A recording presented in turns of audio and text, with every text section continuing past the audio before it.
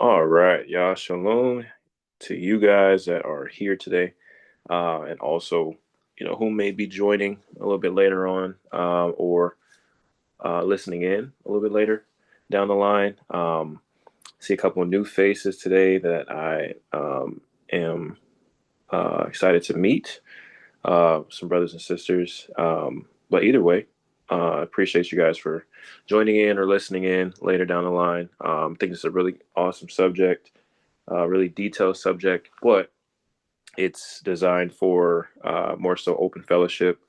So it's not a formal study. It's not going to have an incredible amount of detail, but leaving the study should make you feel like you really want to look into these things and your eyes are open a lot more. And obviously, anything that we can do to get closer to Yahuwah, to the Father and to His Son, and to ultimately just understanding His Word a lot deeper, and being more aware, especially in these times, just will continue to keep us just growing, growing in Him. And that's the things that we want to do. We want to just continue to just sharpen, just be sharpened by Him ultimately. So this is definitely going to be designed for us to discuss. And typically, you know, if there's more people in here, we do breakout rooms. I believe we'll still be able to do breakout rooms based off of who still is supposed to join in. But I'll just keep it flowing the way it's supposed to go, and we'll figure it out from there. But I'll go ahead and pray in, and then I will. Let me get rid of this waiting room real quick. I'm sorry.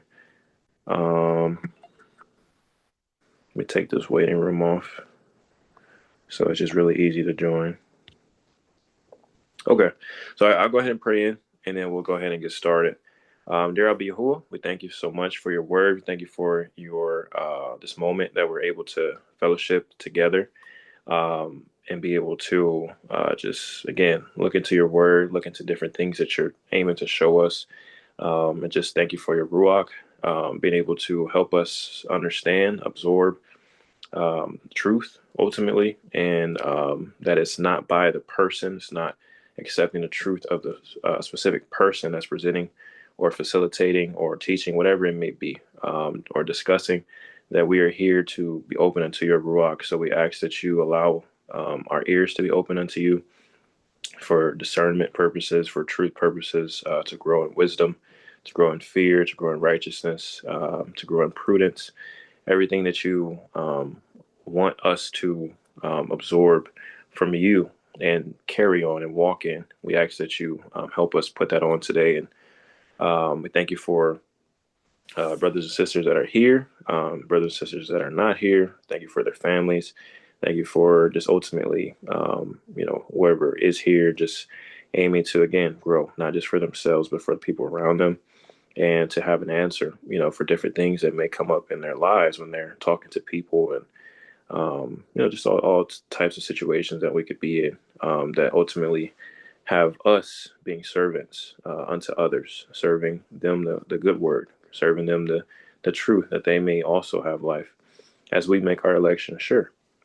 And we thank you so much, Abba Yahuwah, for your son, for him shepherding us along the way, shepherding us constantly, continuously, interceding for us, and not giving up on us. And we thank you ultimately that that's the ultimate plan that you have in store for us, that we have a chance. We have a chance, and we have mercy that you expounding onto us, and clemency, pardoning different things that we fall short on.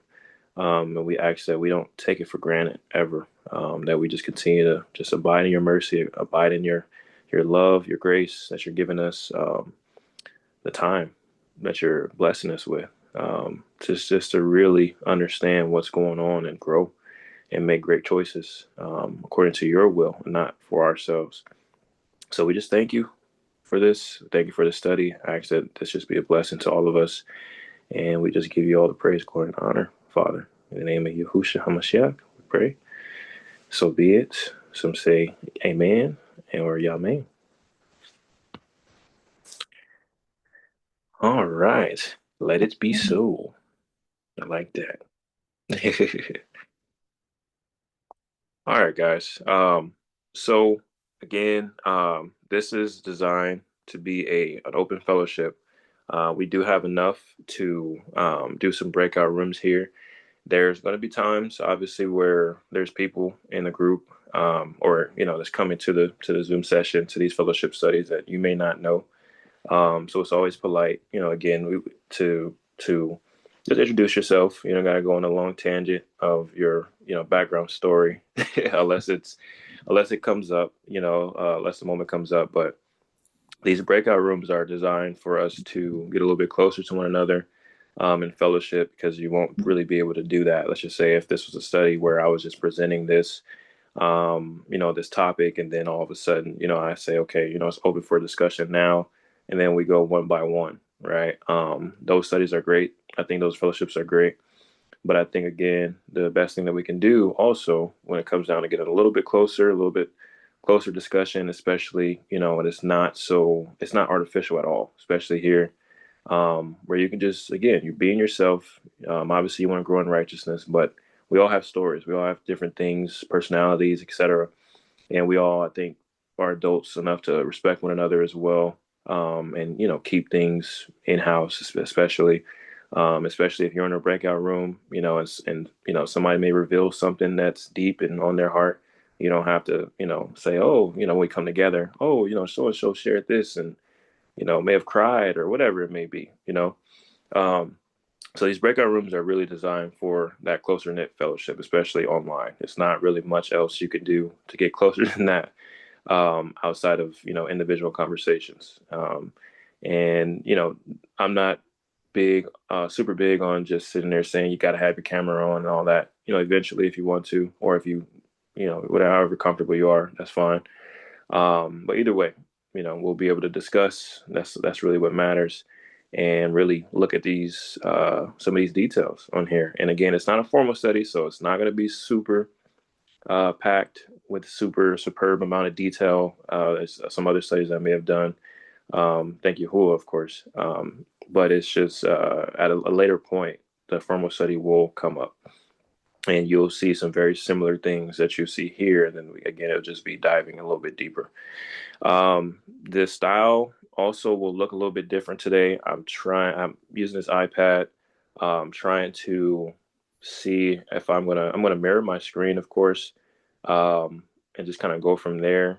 But I'm trying to not use my phone as much to show the images, and that way it's like, kind of a little bit more smoother, but we'll see. So that's why it looks a little bit different here. But with that being said, the topic today is idolatry and simulacra. All right. Really, really, really, really good subject. All right. So, as we usually do, wow.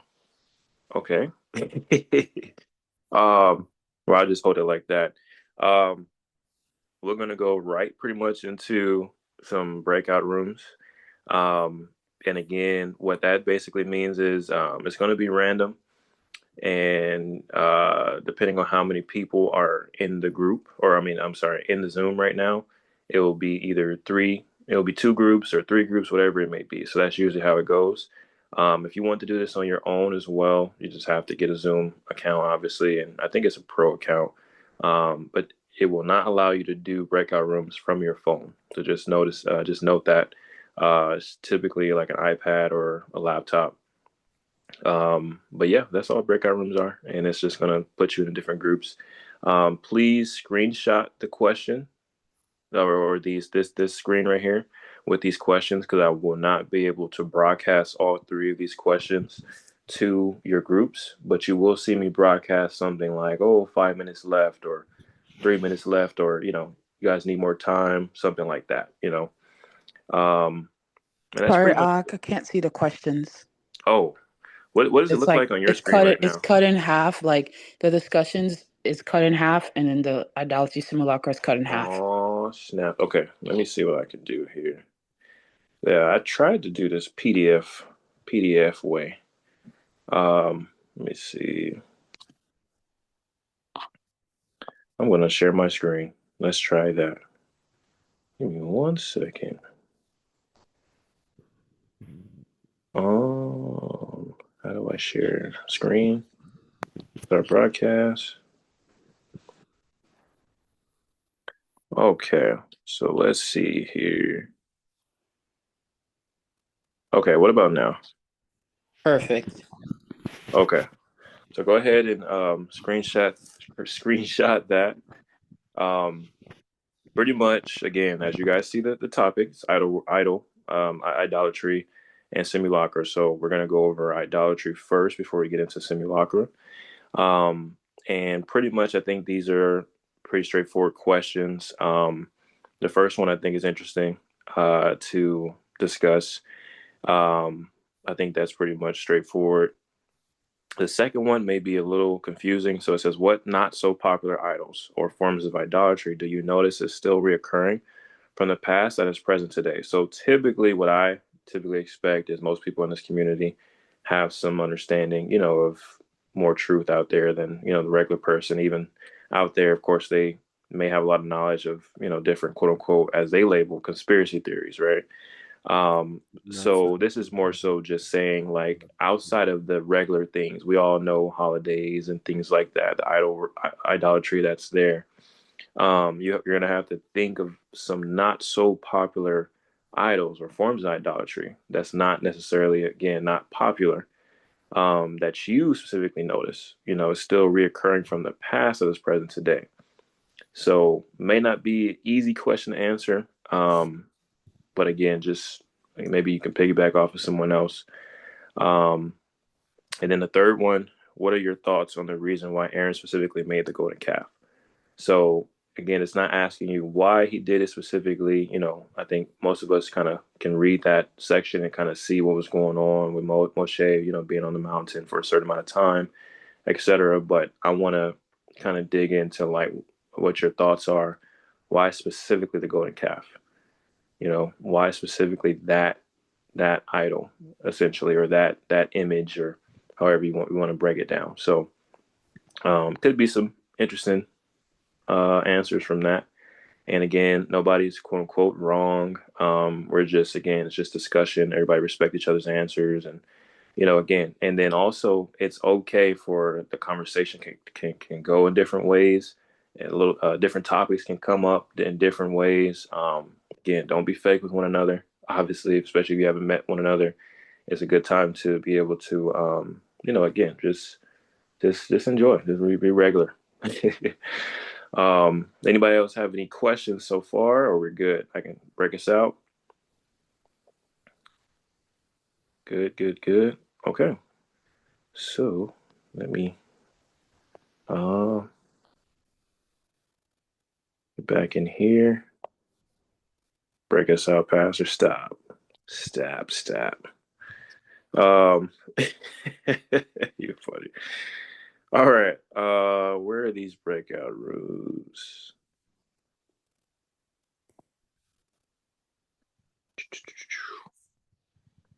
Give me 1 second, guys.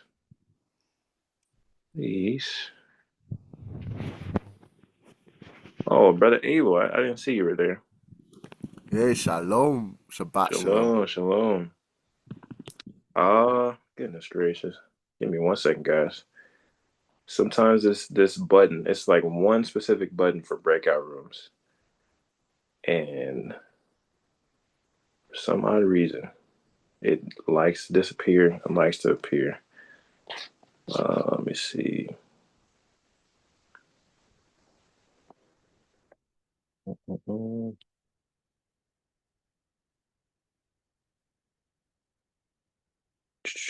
Abel, you're on your phone, right?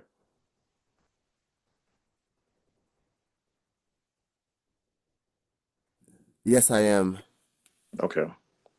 Give me 1 second here. I can get on my laptop if needed. You might need to, because I really don't know why it, because the last time when we met together, I had the button there, and then now it's almost like it just disappeared. It's very odd. All right, it's gonna take a minute. I turned it off. Um, Okay, let me see. That's unfortunate. What in the world?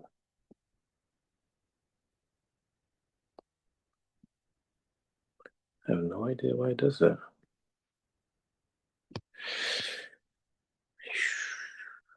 It's the same. Let me see. Sorry for the new people in here.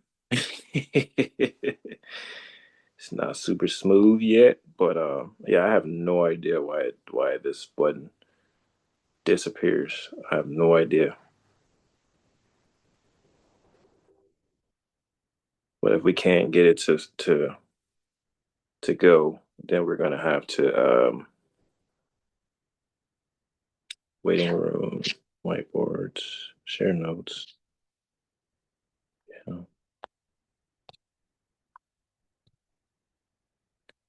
that's messed up.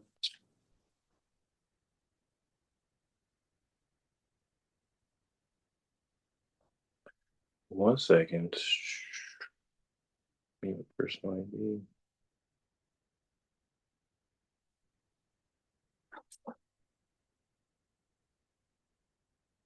Yeah, and I have no restrictions on my account too, so I have no idea, guys. I'm sorry.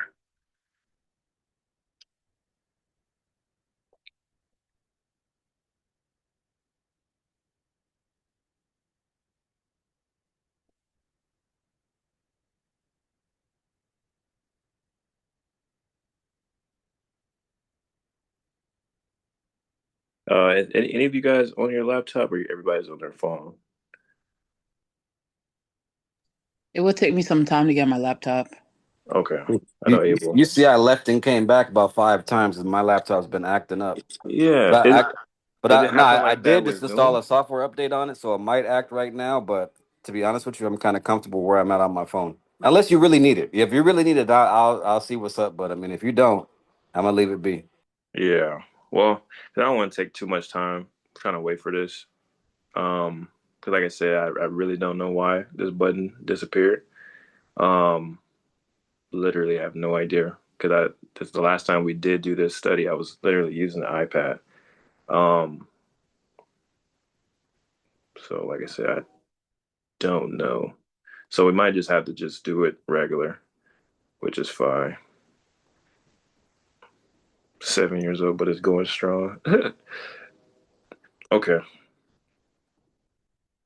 Well, if you guys will still willing to participate and chime in, I'm all it's all good.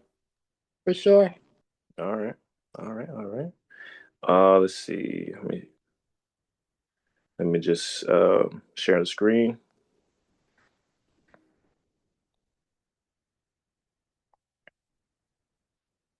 All right. And I cannot when I'm sharing the screen, I can kind of go back and forth.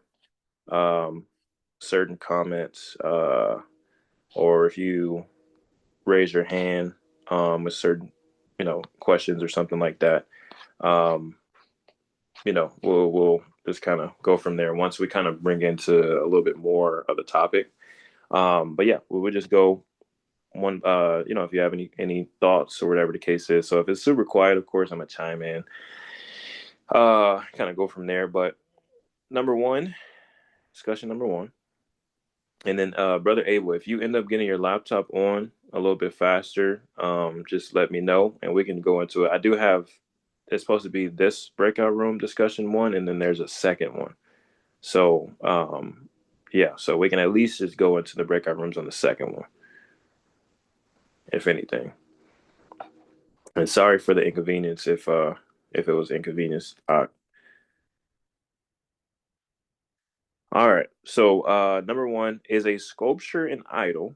Discuss your point of view, why or why not. If you say no, what qualifies a sculpture to be labeled as an idol? Anybody can chime in.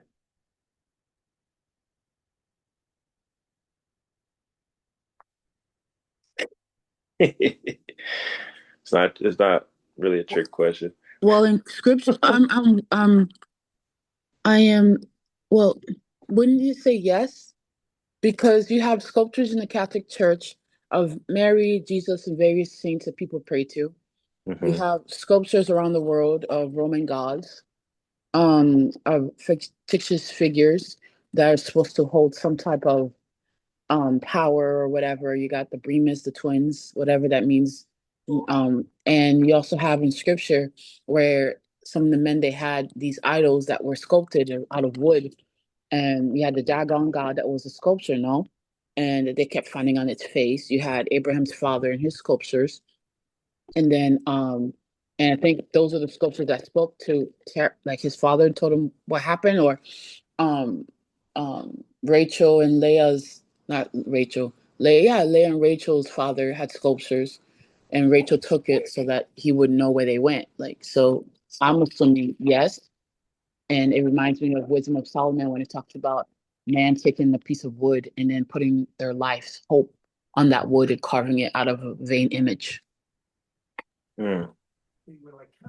Um, I would just say, uh, actually no, because the sculptures aren't idols until we give them that reverence or that worship or look upon them in that light. Because anything, and basically, anything that you put over the Most High, anything that you deem to be more important than your relationship with the Most High becomes an idol. So nothing actually starts out that way. It's how much respect and attention and worship and whatever terms you want to use in that sense that we give to that particular item and where we rank that item in our hierarchy of importance. So the answer to the question from my perspective is no, it's not. A sculpture is not an idol. We create that atmosphere for it to be an idol. Mm.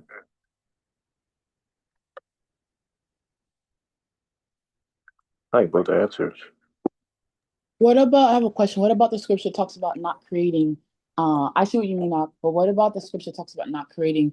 Was it an image, carved image of anything in the heavens above, below? Mm. Maybe I'm misquoting scripture.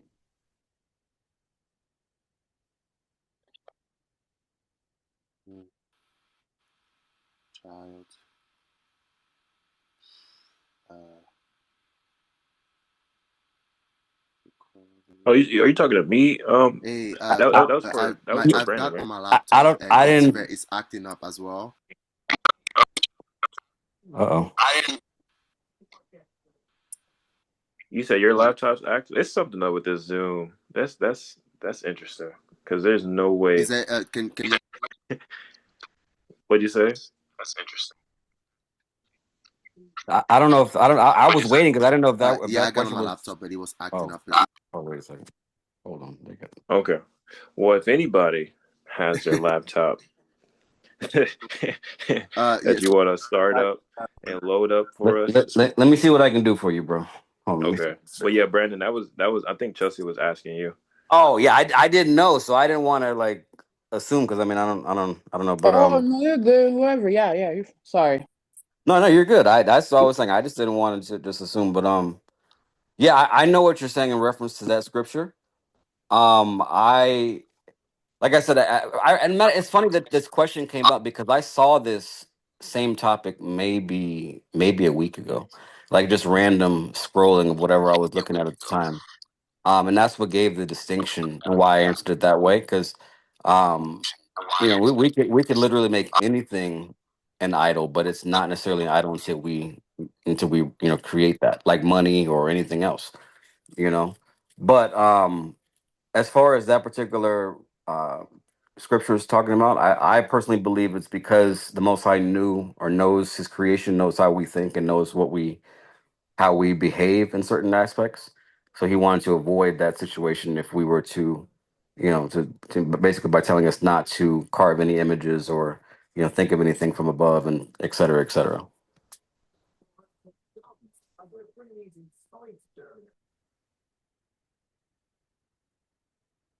Caption. Would you mind if I shared the verse where the father said about the idols? Yeah, no I problem. think it will be important. Connecting with the question. Is it Exodus 20 uh, and verse 3? He said, "You have no mighty ones against my face. You do not make for yourself a carved image or any likeness of that which is in the heavens above, or which is in the earth beneath, or which is in the waters under the earth. You do not bow down to them, nor serve them. For I, Yahweh your Elohim, am a jealous El, visiting the wickedness of the fathers on the children and the third to the third and fourth generation of those who hate me, but showing kindness to thousands, to those who love me and guard my commands. So when it comes to carved images and the question that was posed, it says, "You make, you do not make for yourself a carved image or any likeness of that which is in the heavens above." So to make the carved image, that's one thing. And then he said, or any likeness. So don't make a carved image, and or don't make any likeness of anything that's above, that's in the heavens, or which is on the earth beneath, or which is in the heavens underneath the earth. And what would follow not to do, and do not bow down to them nor serve them. Um, is a sculpture, an idol.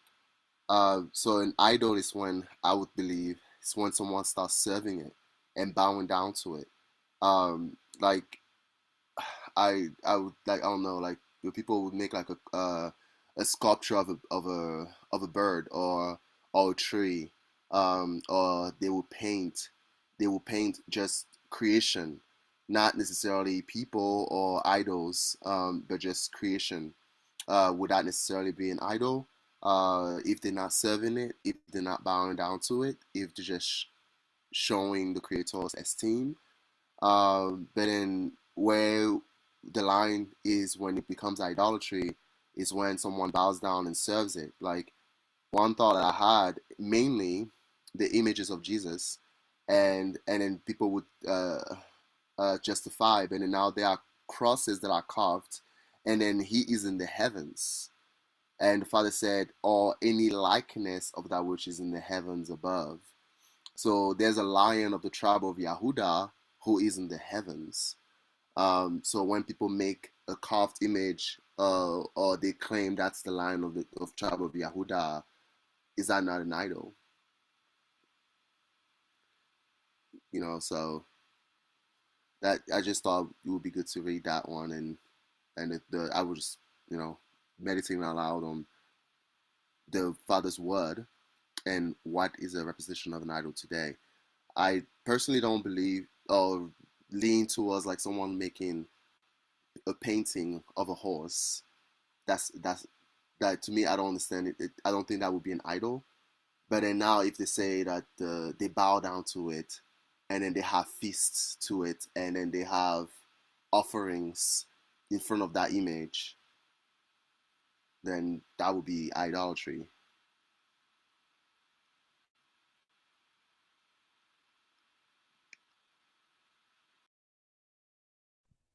Very good, very good. Any other thoughts? Any other thoughts? I'm grabbing my other laptop too, by the way. So, anybody else have any thoughts? All right. So, what about the second question here? What not so popular idols or forms of idolatry do you notice is still reoccurring from the past that is present today?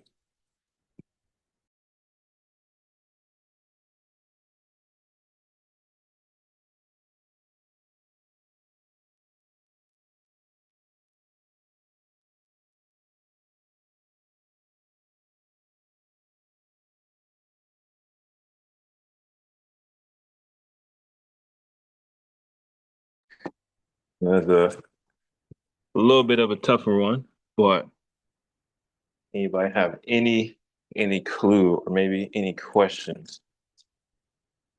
I know. Wouldn't, like, how people um, idolize people? That, I think, is another way as well, when they worship and idolize these people in the world. So I don't know, just something to throw out there. I agree.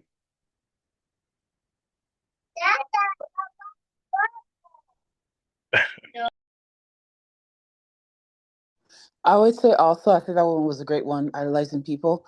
Having altars that people pray to, make sacrifices to, in order to like to their gods, in order to do their bidding and get their wishes. Um, there's still various altars, and they're not all gruesome and bloody anymore. A lot of them are really pretty and very hip and modern.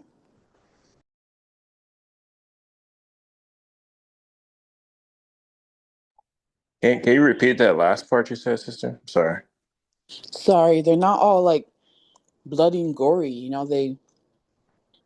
They're modern now as well. Someone can literally have an altar in their kitchen that you wouldn't even realize if you weren't paying attention to symbols, the placement of things, and the form of sacrifices that people can be making now too. It's not just yeah. That's what I mean by that.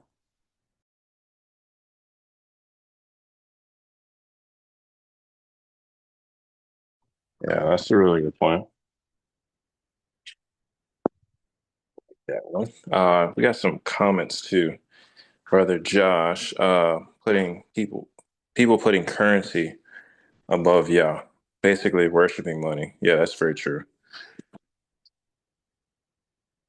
And then you said Moshe's body. What are you saying on that one, sister? When the other sister talked about people were idolizing people, Oh yeah, yeah, yeah. the Most High knowing what they wanted to make Moses when he passed. Mm. Um, I'm gonna speak on um, Jamaicans, the Rastafarians. Basically, they idolize their dreads and just it's becoming popular now, more popular now, and I was gonna say, dang, I lost my train of thought, but right now, I think it's a movement in Jamaica right now what they're having, and it's becoming more popular. I just can't remember. I got to do more research on it. I just lost my train of thought. My bad.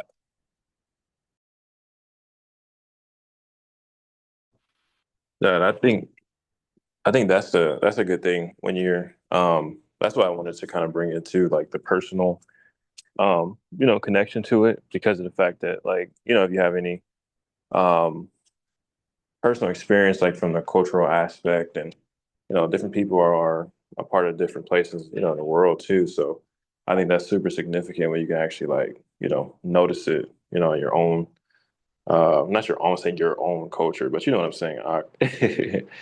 But I think that's a really good point to bring up.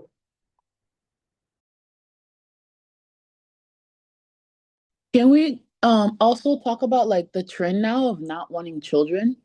Not about people who can't have children, but this like hatred towards people who have them or want them. I've been seeing a lot, and I try to avoid certain things so it doesn't like populate my feed of of the trend of just getting rid of the babies just because they can. And I know that I don't know if that's new, but this idea now that's like all I can say is like a disdain for children and people wanting children.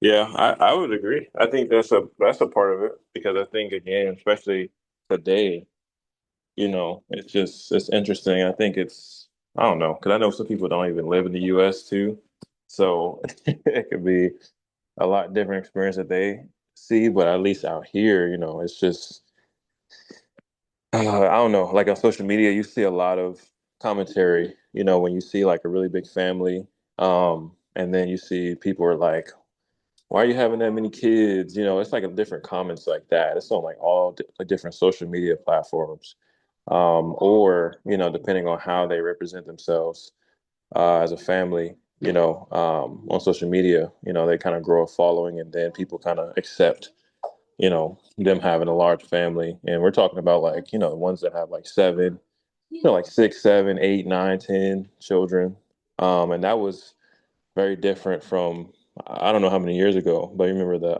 what they used to call her, the Octo Mom or something like that, the Oct Mom or something. Yeah. And Yeah, Kevin and Kate plus 8. yeah. So I'm like, it's interesting how it's a little bit changed, you know. And it's a lot. I mean, I can go into a lot of things, but I think that's a really good point.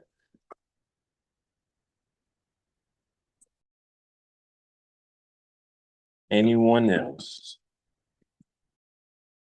Question. So, he says, what not so popular idols or forms of idolatry do you notice is recurring from the past? So it seemed like it's idolatry from the past, but it's not. Do you notice it's still recurring from the past? So it's idolatry that's done today, but that's what the question mean, right? Like people do these practices, but they don't know it happened, like it was idolatry. Yeah, and that it's not one that people, again, like, like I mentioned, like the holiday stuff, like something that we see in our communities that circulated a lot. People can easily just bring up, every, like with Halloween and things like that, right? We typically know Yeah, really yeah, stuff because that's just not as popular, that, like you just said, like it's from in the past. It just looks a little bit different today, but you know, it's not as popular, I guess, from us kind of bringing it up. I guess maybe it's under the table a little bit. yeah, yeah, I did like what the brother mentioned about the Rastafari because it's also the veneration or yeah, it would be the veneration of a man, Haile Selassie, and the second one is of the tree, of a plant, making it sacred. When it's been created by it was created by Yahweh, but in the part of making it like a sacred plate thing is something that it's not it was not commended, so that's added. Um, so and the popular adultery also, I mean, connecting back to the tree is the Christmas tree. Though we did talk about Christmas and we know it for sure that it's it's not Yahweh, it's the way of the hidden. But the thing with the Christmas tree is the counterfeit of Mashiach, who is the tree. And then there's a place where the Father said that I am a cypress tree, from me is your fruit, and so that they when they represent it, it's literally like they bow they I mean people bowed down to before it and because of their gift and so forth, but it's a counterfeit image of, I'd say, the burning bush of Mashiach who shines, Mashiach who has fruits, and the Father is his head. But many people don't know even that the worship, like saying put Jesus next to Yah without obeying Yah, is making an idol. So that's now thinking of the blindness that has come upon the world. uh, so it's not so popular. It's a difficult question, but it's not popular that it's idolatry, and people think that's a lot of people venerate Christianity or think that that's the way. So if they do that to them, it's kind of it's self gratification. Um, yeah, it's self gratification for them to think that they've done something right. And idols, men worshiping idols, like there's people, the celebrities are called stars. Celebrities are called idols. Someone mentioned people, men worship, and somehow there's something connecting with technology and self, and social medias. But today, in the last days, we are dealing with AI. Uh, and so that work of AI, especially in the arena of faith, it starts to be a problem with the voices that are singing through these songs that are not someone who is redeemed, and then now there's a spirit that's at work that it's lifeless, but the instruments, because that's what moves, it make you feel like it gets to your emotion, and then you think, yeah, the song is beautiful, but it's the instruments that do it. And then there's that lurking that's happening. So I would think it's not popular, that's idolatry, but it comes to be idolatry. Yeah, that's the thought that I had just with that question. People don't know it's idolatry, and they are still doing, like they are practicing it in a different light. Um, Sun worship, you know, sun worship is the one well known that is being that's literally Christianity, Easter, like keeping Christmas around the solstice and around the Yule, and so that's still, but they don't know it's idolatry. Crosses, bowing down before crosses, that's idolatry. Yeah, it's the list can go on, really.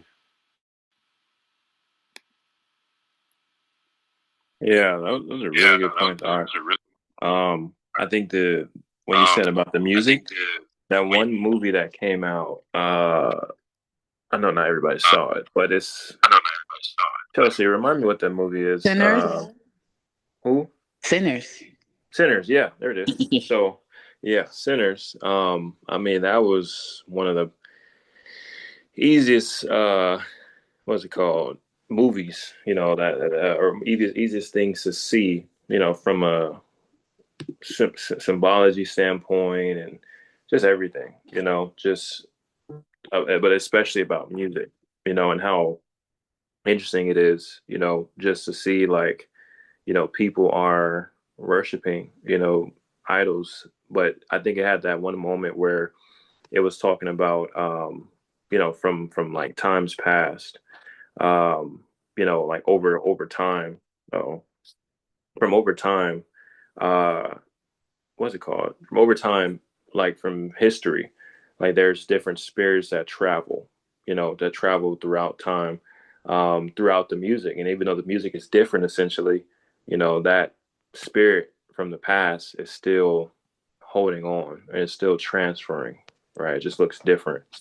And then the way that they dance, in a ritualistic aspect, still transfers over, to that next moment in history. So, it was really interesting. I think that was one of the probably top three most powerful scene in that movie, to be honest with you.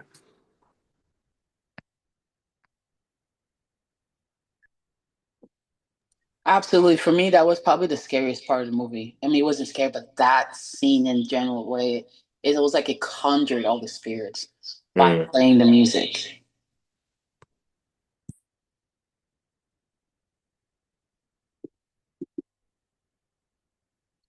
very good, very good. Oops, sorry. Having a lot of issues here. Anyone else have any thoughts on that before we move on? I'm probably gonna have to take a screenshot here. I'm trying to. I Is got my laptop too. considered Oh wait, wait. idol Go or ahead. is that two different things? Pride. What'd you say? Pride. Is that Hmm. different? Like, is idol worship, does it have to be tangible? Like a physical thing you can like hold? Or is it just any God, like L, small e, that you've placed before Yahuwah himself? I believe it's tangible and intangible. So pride in general could be like if you're someone who's just you have to be right. You have to have the last say, so you have to get your way no matter what. Um, then that means it's your will over the Most High, essentially. Is that Hmm. not idol worship? Hmm. It could be of oneself, like you're talking about like a self, like a narcissism type connection there in a sense, like it could be like that. It could have some connections there. It could sometimes also be a cultural thing. It could also be again, someone was raised in that type of setting, and that's where it's learned behavior, and they may not obviously know how to balance it out. Obviously, the way Yahuwah wants roles to be, in marriage or family, whatever it may be. Um, so I think it could have some of that, some type of form when it comes down to idolatry, in some type of way. I think there's a way that you can put it, but I know with pride, yeah, you have to have some type of security in your mind and your heart, to say like, I'm able to keep this either arrogancy or form of self reassurance, to say like I know all of this, or I I'm untouchable. Say someone who is a billionaire or who has a lot of money. Sometimes they believe that they're untouchable from a certain standpoint because they could get anything that they want, and no one would dare touch, try to come at someone as powerful as me or whatever it may be. So there's pride, that could be there in a lot of ways. So, and then obviously from a scripture standpoint, you can even look at Goliath and say, okay, obviously he had a lot of pride. He was super tall, he didn't think anybody was going to come up to him, and then of course David comes and he's like laughing. He's like, man, that's all y'all can sin, so there's a lot of ways that we could tie that into, form of idolatry, with pride. So I think that could definitely pass the test. I'll add. um, Also, idolatry could be self idolatry on yourself. Mm. Like years ago, I knew this person through a person, and they worked out in a gym, and he's got like this. He just wants this body, right? And he's just like arrogant, cruel, toxic, and he thinks he's all that, right? And he looks at himself that and he doesn't miss a day in the gym. He don't miss a day if a year after year. He doesn't miss it. So to me, that's self idolatry. Your thoughts?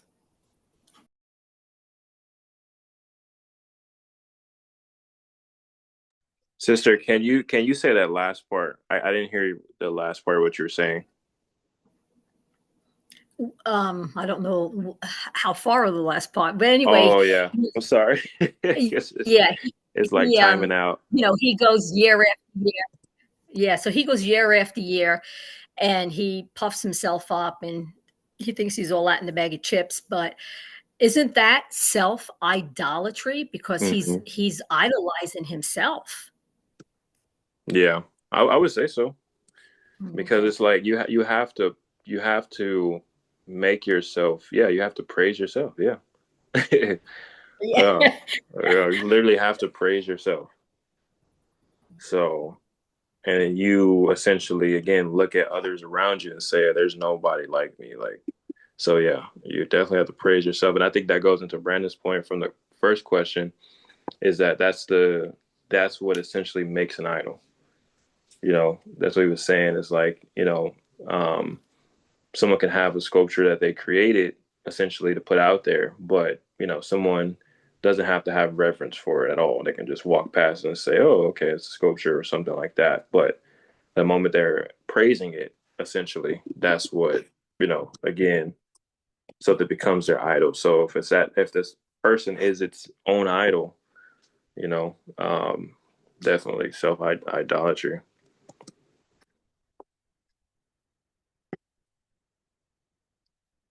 Very good. Okay, let's see. So since you have one last question, if Yep. it's a Thai restaurant or Indian restaurant, and you walk in and it's their god, the Buddha Mm. or some god with 8 arms, Shiva, whatever.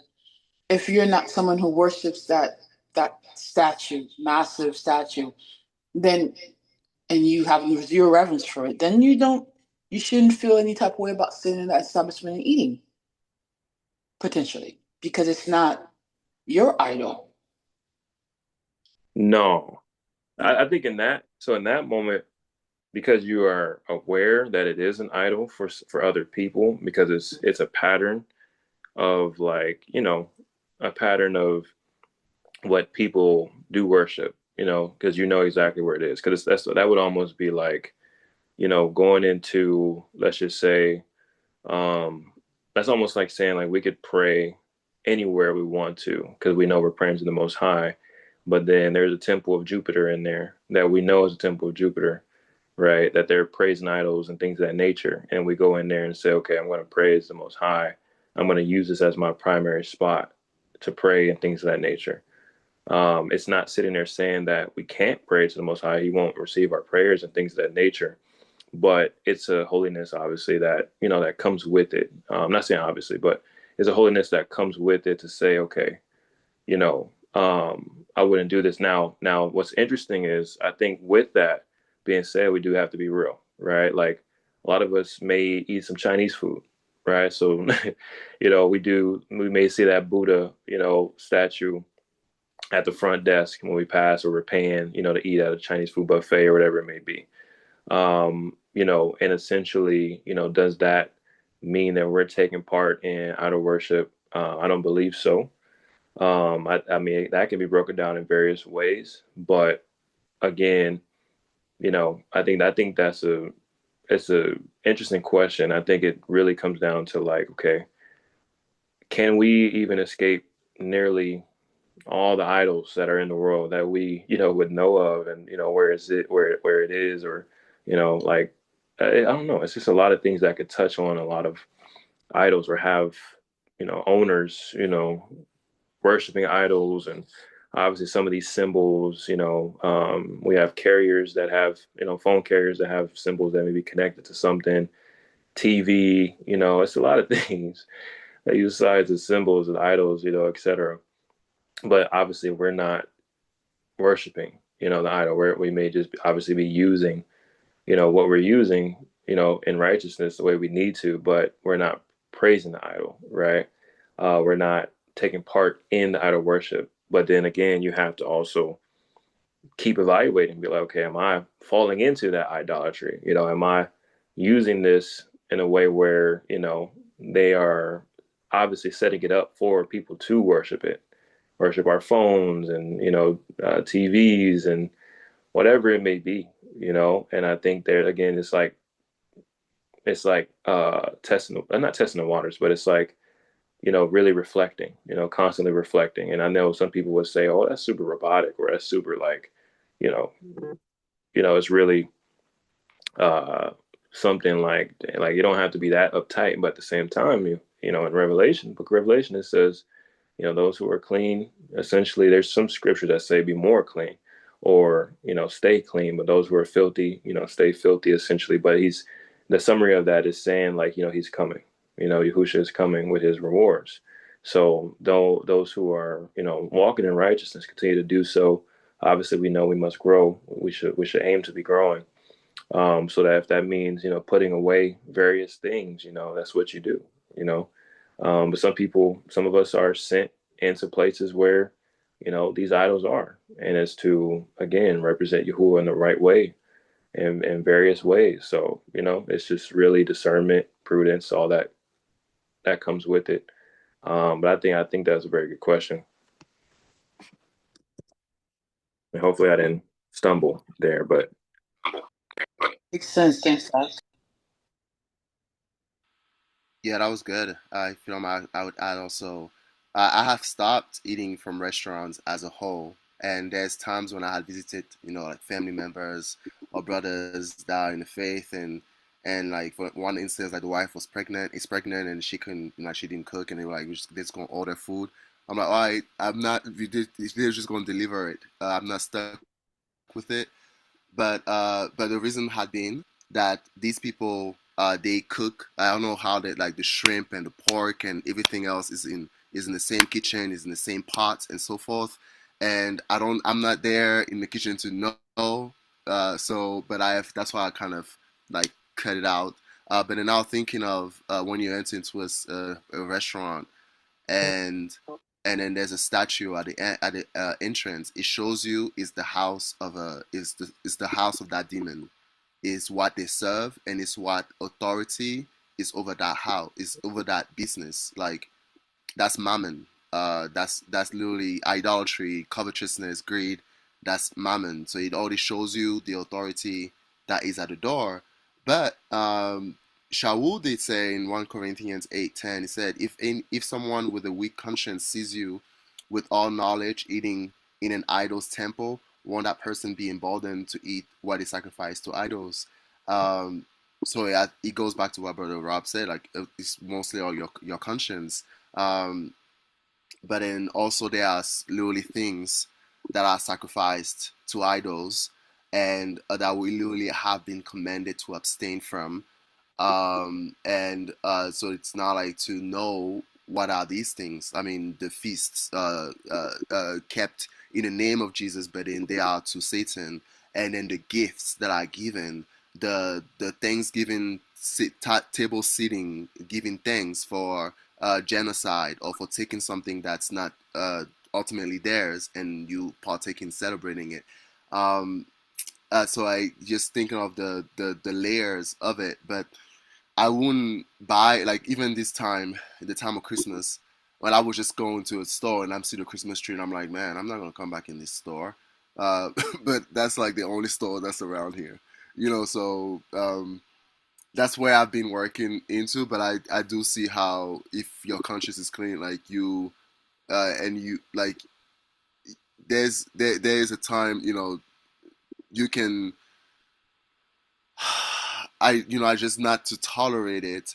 But it also goes back to the person's conscience. For me, I wouldn't eat from there because of just the abomination that is right there at the door, and that makes everything, to me, that's my conscience now. That's just not. I'm not going to eat it. Not thinking of, if these people bow down to idols. If you go to gas stations, they have their idols, and they burn their incense. They're not hiding it. They just show it to you what authority they are under. You go and they, with their own hands, whatever they do, they are already unclean because of the idols that they worship, and then they are the ones making the food. Um, you can buy it and it's yours because you worked for that money, and it's your money, and when you buy it, it's yours. But it's still like, you know, it's something that I wouldn't do, and I wouldn't recommend anybody to do it. But I also see the part of the conscience being more powerful than like my own understanding, and um, or being somewhere, being in that place to reach someone, uh, being in that place to tell them about that, what's at the door. But you may still like eat something just so that you can reach them in that place. But I wouldn't just be quiet when if it comes to that. Yeah, so that's 1 Corinthians 8. Uh, it can weaken someone's conscience, and someone who's weak. And I also think these restaurants are literally houses of idols because they show you who they worship. And these people are very, very devoted. They do specific things in that place because that's the idol. Rather, that's not the idol. That's the demon that gives them their wealth. That's the whatever is behind it. That's how they get wealth. That's why Babylon says like all the kings of the earth and the merchants are mentioned because they worship idols, and then that's how the demons that are empowering them, that's how their wealth is generated. Um, but that's something else we can pray about and see if that's something that Yah would want his people to still continue on doing. Because there's that thought of the restaurants and the feasts, that when people cook and they celebrate this feast, it's a table of Jezebel, it's a table of devils. And uh, yeah, yeah. Starbucks. Someone said Starbucks. This the last time I went to Starbucks. I said, like, my father made coffee, and because I just wanted coffee, but I wouldn't want to go to Starbucks. But I wouldn't want to go to Starbucks now. Like, just considering just the mermaids, and the actually that's Babylon. That's like the image of their mother, and so so yeah, that's the one thing with Starbucks. But there's not just Starbucks now. Thinking there's way more of these companies. It's a tricky one, but it's very important to consider. Especially when the sister mentioned the restaurants, and on top of the restaurants, the gas stations. Um, it's everywhere. Um, the social medias, yeah, it's literally the world at this point.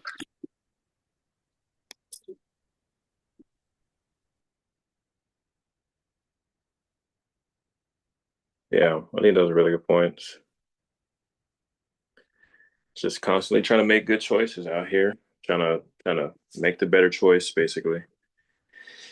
Um, and try to, and I think just really quick, one thing that I see in this community a lot of times is like, again, someone starts demeaning, or not demeaning, starts coming after someone that obviously may not know something, right? So, or like it's like, okay, well, I don't drink at Starbucks, or I don't drink coffee from Starbucks, for example, right? But then someone's like, well, because I know better, but then they see someone, maybe they get on a Zoom live or whatever the case is, and they see them drinking Starbucks, right? And even though they know that person to be of Yahuwah, essentially,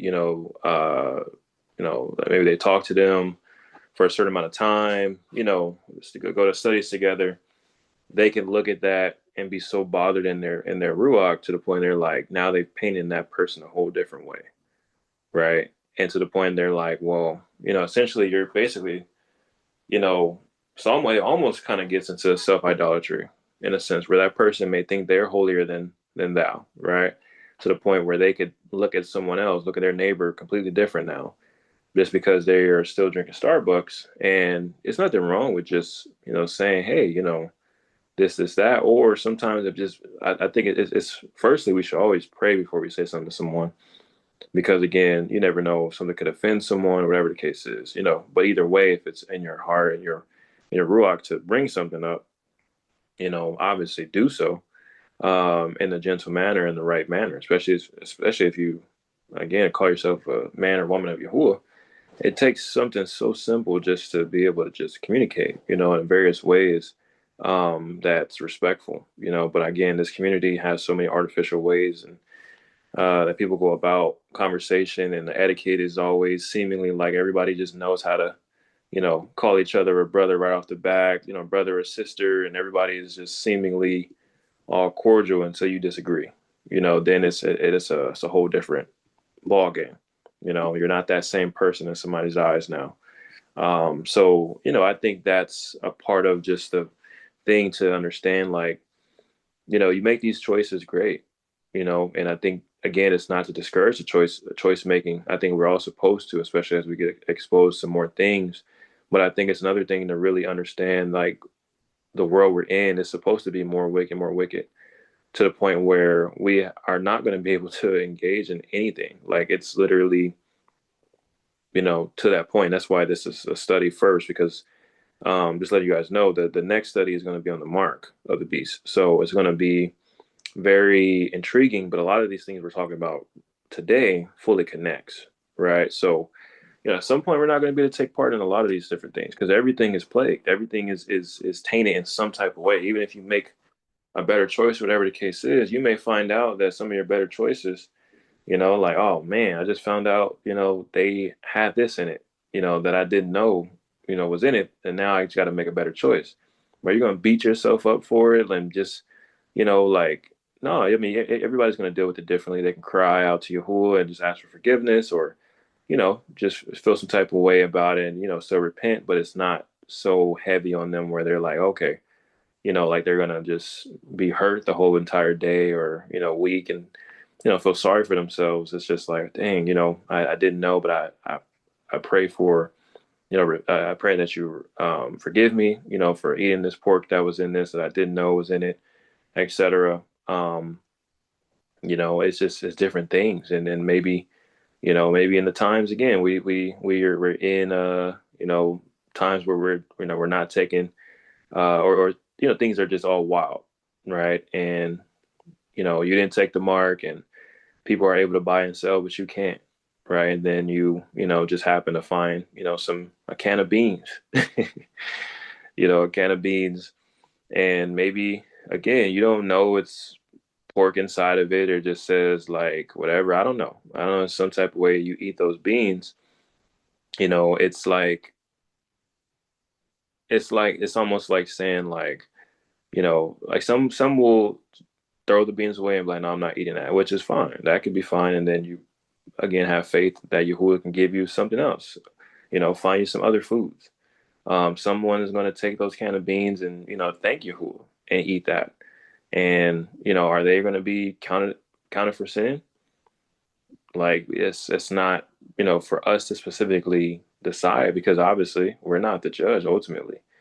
Right. So I think a lot of these scriptures too, when it comes down to the food and things like that, I notice in this community, it's a lot of things that kind of go overlooked, and it's just like, oh, well, that's not talking about food and etc. And but then sometimes when it is, it's still like overlooked, in a way, because it's this aura, it's this, persona, like, well, we follow the food laws, so it's going to be perfect because we made these choices, and my beef now is completely pure. It's not handled wrong at all. Um, you know, like people think that they know exactly how the cow was handled, that specific cow and that specific chicken or whatever it may be, but it's like in their heart they're going to say, no, this is completely pure and I'm following the food laws. And so someone else that's eating, this pork, and they're, you guys know what I'm saying. It's like this very odd like comparison thing constantly. And I think that's why people also go after Christians so heavy in this community, in a way where I don't think it's of Yahuwah. It's not very inviting for people to really understand what truth we've literally settled into, or are growing into, and they can't see it that much. And again, obviously there's a lot of pieces and parts of that too, but I see a lot of comments, and a lot of the comments, the main comments, are sitting there saying that we look like we are always, uptight from a certain standpoint of, like, looking at them and calling them out. And there's no humility. There's no, anything about, just asking Yahuwah to, forgive us if we're making, the wrong choice, just in case. Because it seems like we can do everything so perfect, and I don't, and that's not true. It's not fully true. You guys get what I'm saying? So I think that's another aspect into all of this. And again, this may not be super, super, super connected to idolatry, but I think again we're in one of those questions, and we're just kind of flowing. But I just wanted to bring that up because it is real. It is something that you could notice in this community from an artificial standpoint, and just how people have really taken on these type of etiquettes to carry themselves certain ways and talk about this word. And it's a lot of fear missing. It's a lot of, meekness missing from it. So I just wanted to add that in there too. Can I add to that? Yes, ma'am. I agree 100 spot on, because people are self-righteous. People think they know everything. There's so much hatred, and there's not love and mercy in this community. I've seen it. I've seen it firsthand. It's like, yeah, you're bashing eminent, but how about you?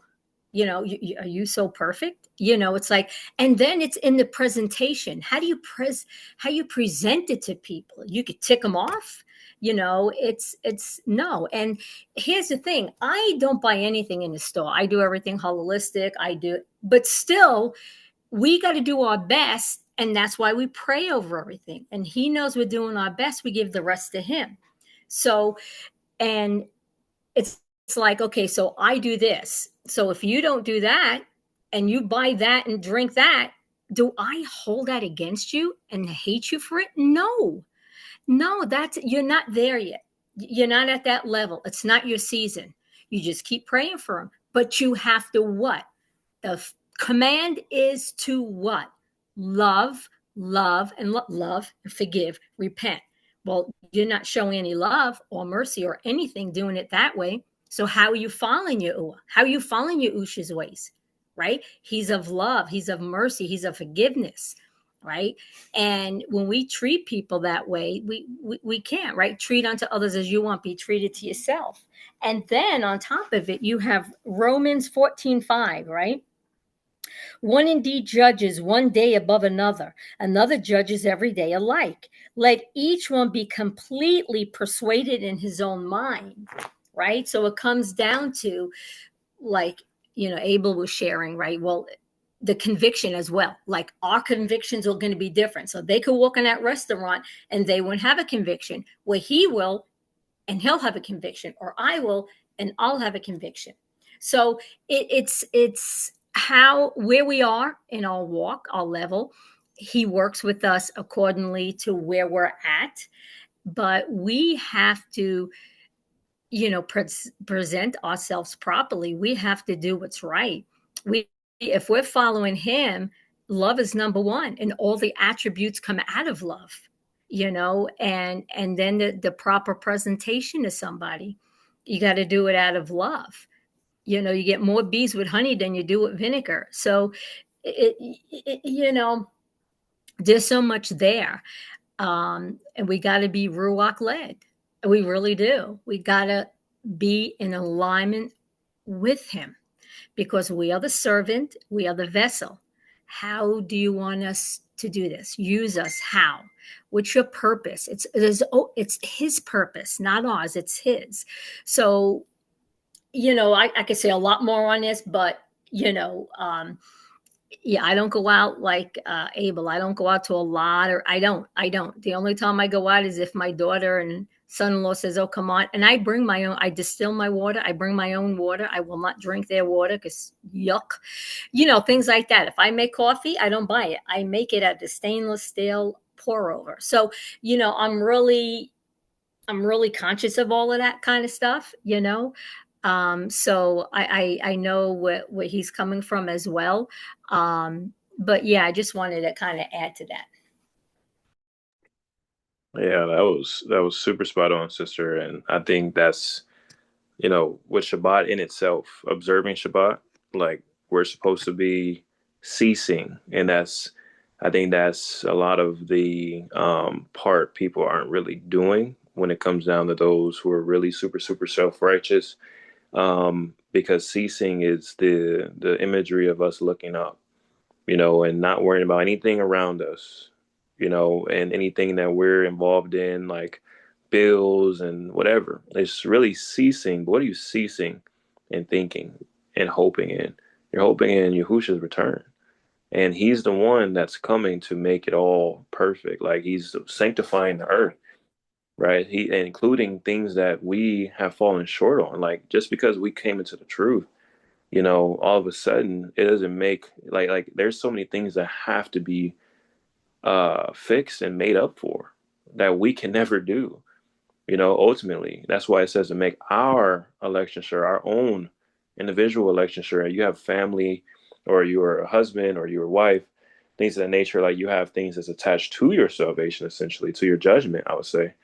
But ultimately, when we're ceasing every Shabbat, like we're supposed to be hoping in Yahushua Hamashiach's return and what's to come, because that's the seventh day. He's going to return on that seventh day, as the scriptures break it down. So it's like if we're not ceasing, if people are not ceasing every Shabbat that they're saying they're observing, and they're always thinking, "Oh, I'm on the correct Shabbat. These other people aren't. I'm on the correct calendar. These other people aren't. I'm doing this. I'm doing that." Again, self idolatry, as you mentioned, right? It's these issues, and again, you won't be able to convince people of that, because they'll say, "Well, that means you can't find the right calendar. That means you can't find the right Shabbat, or that means, it's all these different things." But like you said, the scriptures do say people have to be convinced in their own mind, essentially, and that's where they're like, "Well, if I say that, the Christians are going to sit there and say, well, that means they could do things and celebrate holidays, blah blah." But again, we're using reasoning. We're using reasoning, which reasoning is attached to Torah, to Yahuwah's instructions. And as Yahuwah's instructions say, he knows that we are not going to be completely, completely, completely perfect. There's certain things that we're going to fall short on, things that we have no idea that's in the word that we should be doing every single day, but that we obviously, some of us don't, some of us do. But that's where clemency comes into play, where he's pardoning. He's giving us a chance. Like he knows his creation, he knows his people, he knows all these different things. So he's still giving us a space, and especially if we're going about in the right heart with fear, knowing that, we're not sitting there saying, "Oh, I got mercy. He's going to forgive me. I can just do this. I can do that," whatever it may be. But he's watching us. He's looking at our heart. He's seeing things. He's the Father is observing. He's doing all these different things, as Yahusha also is in the midst, and interceding for us, asking Yahuwah, asking his own Father, can you grant them more mercy? Can you pardon them a little bit more? Can you, do this and do that? Like we have no idea how many conversations they have about us, or what it's like, in that realm between them. So it's just, again, if we're not ceasing, if we're not holding on to that mercy and that clemency, and just, even if you believe it's a certain day today, you should still be asking Yahuwah for mercy and clemency and forgiveness if it's not that specific day. I like, it's nothing to say, oh, I observed this day today, I believe it's this, but I know others don't, and I don't want to come off like, maybe they're like, obviously they're wrong or whatever it may be, but, Yahuwah, I ask that you just accept, this sacrifice, essentially, quote unquote. I ask that you accept this act of righteousness. You know what I'm saying? But we get so comfortable, just like we get comfortable saying Yahuwah's name. It says, don't say his name so often to the point where you could, if you're not evaluating how you even speak and feel, that you could be saying his name in vain, because in one way it's a blessing, another way it's cursing. Right? The scriptures say that, but we get into these communities and we're just saying, Yahuwah, Yahuwah, and Yahusha. How many times we say that, right? With no reverence fully, or we're just talking to someone and, and somebody's out there battling right now, using Yah's name in a environment, whether or not they're using Yahuwah or using Yahawashi or Yahweh, all these different things, like names in different ways. It's the act of like debate and in different environments and heart postures. So, for people that are aware and truly trying to stay in meekness, because in order for you to have true fear, you must have true meekness. Like that's a huge part of it.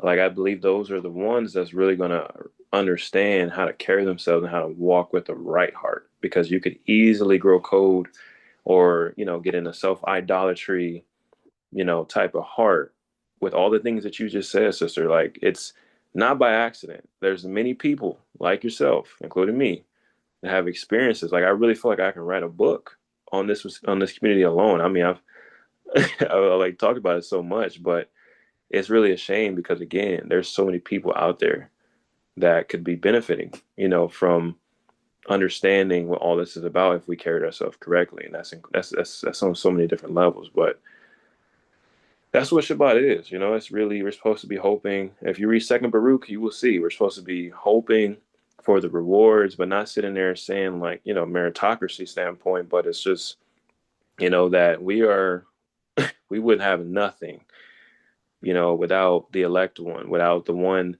that is, the Father's anointed one, and what he's done, not just from the moment he was in our flesh, but just from the times past, just all these things that connect, as Shinnach has detailed and scriptures have detailed.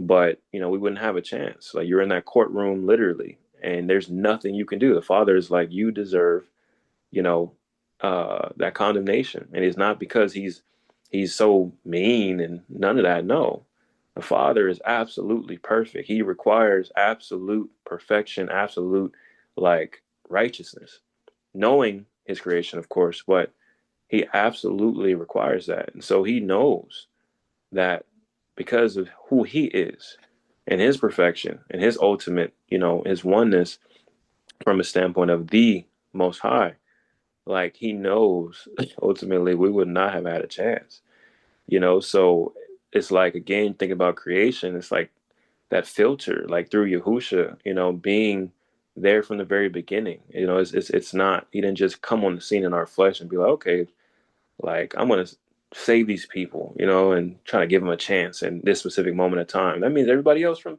before that wouldn't have got it, will receive the covenants and all these things that's connected to it. So it's just like the Father knew, and he brought his son into that court case to give you a chance, to pardon your sins, to give you a chance to walk differently, walk in the Father's ways through his son as that filter, as the one that's given, granting mercy and things of that nature for you to keep going, you know. So how do we sit here and have an ounce of self idolatry? Like how do we sit here just because we know some things, like just because we're reading things that we may not even have the fullness of, like the real full truth, and the things, all these things have been changed and all types of stuff. So we're that's what we hold on to be that arrogant to the point where we sit here and can tell somebody, oh, you drinking Starbucks right now. You're not holy. Like you are like condemned. You unless you change, you're condemned because you're drinking Starbucks. You know, instead of us going about it in a different way. More gentle way, apt to teach, right?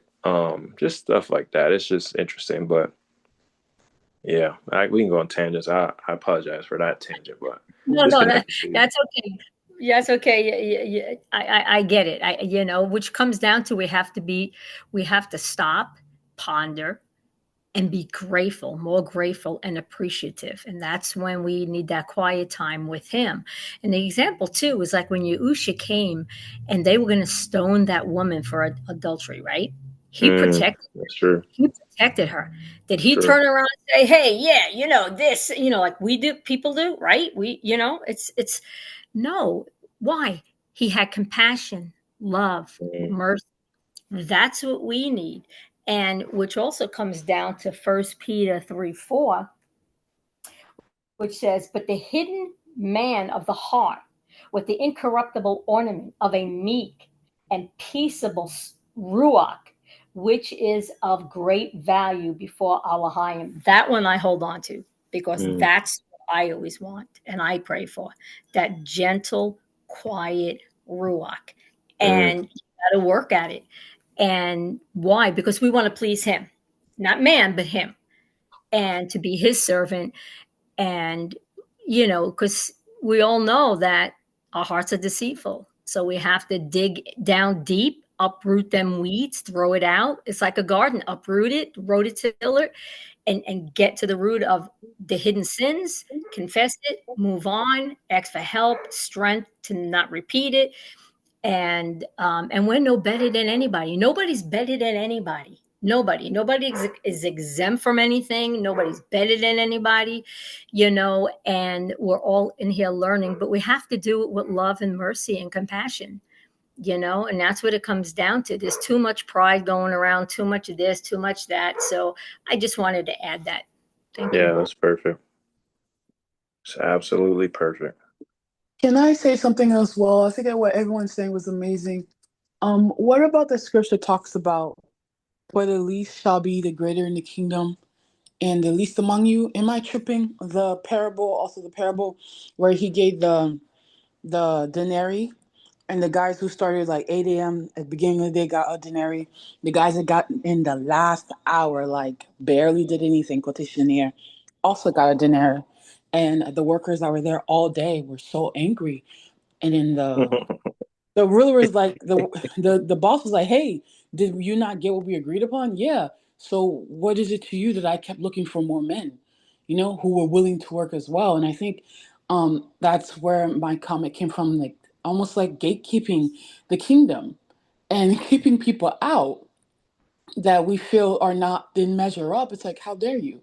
What makes you think in all your righteousness that you have less sin built up than the person that you're judging because they're doing ABCD 1 2 3? I think it's really interesting because so many times in scripture he uses the people that nobody wants. He uses the people that we discounted, like, hey, they're not righteous enough, and he uses them to do amazing things. And it was all about their heart. And it's, I think, for many people, especially in the community I've seen, we've made the kingdom almost impossible. We've made this Elohim that's so amazing and righteous, pure, everything. We've made the Messiah and all that he's done is almost impossible to reach by the make we're so lofty so many times in the way we do things. And it just completely disregards what sister said about the love and the connection. And it's just interesting when you have scriptures talk about the least among you being greater than the ones that aren't least or whatever. It's very, very interesting. I think sometimes the way we think we're serving the Most High, and He must be so proud, pleased with us, isn't it?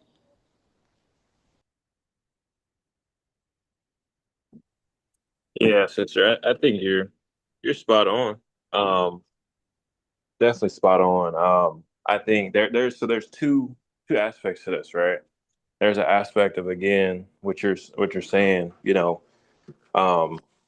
because like there's that like one aspect of it is where that scripture in Corinthians when it was talking about like Yahuwah made the foolish things of this world, that people look at as foolish. They're like he made them, greater than the ones that are, seemingly great. Essentially, like he chose them.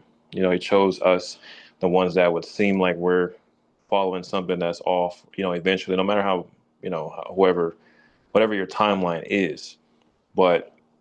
And I'm paraphrasing that scripture. And that's one of my favorite ones. I still have not fully remembered it, especially in this moment. But paraphrasing it, it's just more so also saying like, we can't also treat others that may, that seem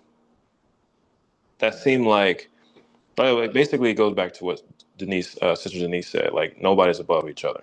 We can't sit here just because we have a certain job, we can't, a certain whatever status and sit here and say we're above anyone just because the world gave us this specific whatever. At the end of the day, Yahuwah gave it, allowed us to have this or allowed us to have that, and ultimately, like, we're still not above one another. If Yahuwah made some rich, he made some poor, as the scriptures say in Shepherd of Hermas, in similitudes, it says that that was supposed to be, especially in righteousness, it was supposed to be, something where, um, something where people are benefiting one another. The rich benefit the poor because they're thanking Yahuwah, for providing them with substance to help the poor, and then the poor are praying for the rich, not in a sense of like, oh, I hope you just bless them so they can keep giving to us, like they can't, eventually fend for themselves in certain ways, but they're truly thanking Yahuwah, for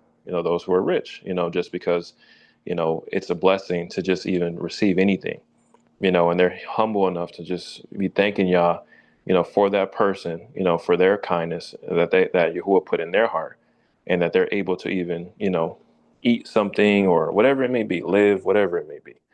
But then the other aspect is something like this, where I'll put on the screen real quick, where I'm going to share something from Second Baruch, and this is chapter 66. Now, this has to do with us, like, for the, let's just say, we believe that we're elect, right? We're on this path of righteousness. There's things that, again, we're all going to receive different rewards, right? So it's not a competition, right? But we, again, like Jubilees 5, I think it talks about, we all have an ordained path. No matter what it looks like compared to somebody else, we all have an ordained path. So if we steer away from it, that's going to be on our judgment. But if we are in our ordained path and we're locking into what we're supposed to be doing, and Yah willing, we accomplish the things that He has set out for us to do, then again, those rewards will be what it will be, however big the crown is or whatever it may be. But nobody in the kingdom, in that crowning process is going to be sitting there hating on each other or nothing like that. We're all going to be celebrating each other, celebrating Yah, like, all these different things, let's just say. So with that being said, in chapter 66, this is about like the tenth waters, like it says, the bright tenth waters which you have seen. This is the purity of the generations of Yoshiyahu, king of Yehuda, who was the only one at that time who submitted himself to Elohim with all his heart and with all his soul. And he cleansed the land from idols and sanctified all the vessels which had been polluted, and restored the offerings to the altar, and raised the horn of the holy, and exalted the righteous, and honored all that were wise and understanding, and brought back the priests to their ministry, and destroyed and removed the magicians and enchanters and necromancers from the land. Not only did he slay the impious that were living, but they also took from the sepulchres the bones of the dead and burned them with fire. And the feasts and the Shabbats he established in their sanctity, and their polluted ones he burnt in the fire, and the lying prophets which deceived the people, these also he burnt in the fire, and the people who listened to them, when they were living, he cast them into the brook Kedron, and he heaped stones upon them. And he was zealous with a zeal for Elohim with all his soul. And he alone was firm in the Torah at that time, so that he left none that was uncircumcised, or that wrought impiety in all the land all the days of his life. Therefore, he shall receive an eternal reward, and he shall be glorified with I would just say, yeah, with Elohim beyond many at a later time. For on his account and on account of those who are like him were the honorable glories of which you were told before, created and prepared. So you see very clearly there, this man will receive a reward that is beyond many, right? So that's not for us to sit here and be like, man, like that's messed up. I can't even reach that. No, like we're supposed to honor those who came before us, especially who are in righteousness, and aim to, follow the design or follow the template that they followed, which is what we're learning. What Yahusha really laid out plainly, even through the disciples, even more plainly. But obviously, even in the Torah, and obviously, is all of it is a Torah. All of it is instructions of Yahuwah. But through all these different scriptures that we have that we're able to read, we're aiming to unlock the understanding of like what the template is, not just sitting here saying, okay, follow the commandments, right? Like, what does that fully mean? And that comes with the character, like with the fruits, right, of the Ruach and all these different things, right? So we're looking at this and seeing like, okay, he did this, he did that. We may not be able to obviously replicate exactly what he did in the way that he did it, but in our time, what can we do, right? And it's interesting. It's about idols right here. How many idols he destroyed and things of that nature, right? So in our lives, we can reflect and say, what can we do? Because we have a heart to want to do the righteous works of Yahuwah, right? So again, our reward may not be nearly as much as his or whatever, that is, because remember, Yahuwah doesn't show partiality when it's all said and done. So it's not for us as on our earthly mindset to think quantity or quality or whatever it may be. But, again, Yah knows who he's going to reward in this way or in that way, or whatever it is. We can still find comfort, obviously, in John 14. There's many mansions, in Yahushua says many mansions in his kingdom, many rooms and etc. Like, and then eyes have not seen, ears have not heard, the things that's waiting for us when it's all said and done, so you get what I'm saying, sister? It's like it's two sides to this portion, I think, that I'm just trying to present. And again, we just want to make our election sure and just do the righteous works, lock into our ordained path so we can receive the reward he has for us. We don't want to get any less than that, right? Because I don't know, I don't find many scriptures to sit there and say that we would be able to receive the kingdom if we did anything less than what he has designed, especially if the accuser has overcame us. Like that's obviously not that doesn't allow you to get through. Like he wants you to pass over, like the Passover, like he wants you to pass over. He wants you to go into, like defeat the enemy through him, unto the Father. He wants you to get past the accusations that the accuser has waiting for us. He wants to condemn us. That's why he keeps gathering all these accusations, right? So, that's what we're focused on, making it to the end of the race, to really, present ourselves, and we're in that judgment. Like there's nothing else we can do but just, Father, like, what, let him judge us and the works, that we do have. It ain't gonna save us, quote unquote, right? But it's a part of the salvation. It's a part of the overall, did we do these things in righteousness? Did we truly know the Father through the Son? Did we truly walk in his paths? And then he's going to say, okay, well done, my good and faithful servant, and then, reward you accordingly. And I guess, like I said, none of us will be sitting there complaining about a single thing, no matter how it looks. But I think it's a beautiful thing to really see somebody like this man is getting honored the way he is, the way he, the way he will be, and that we can, follow suit and just be inspired when it's all said and done. So that's the two halves of it that I'm just presenting to you, sister.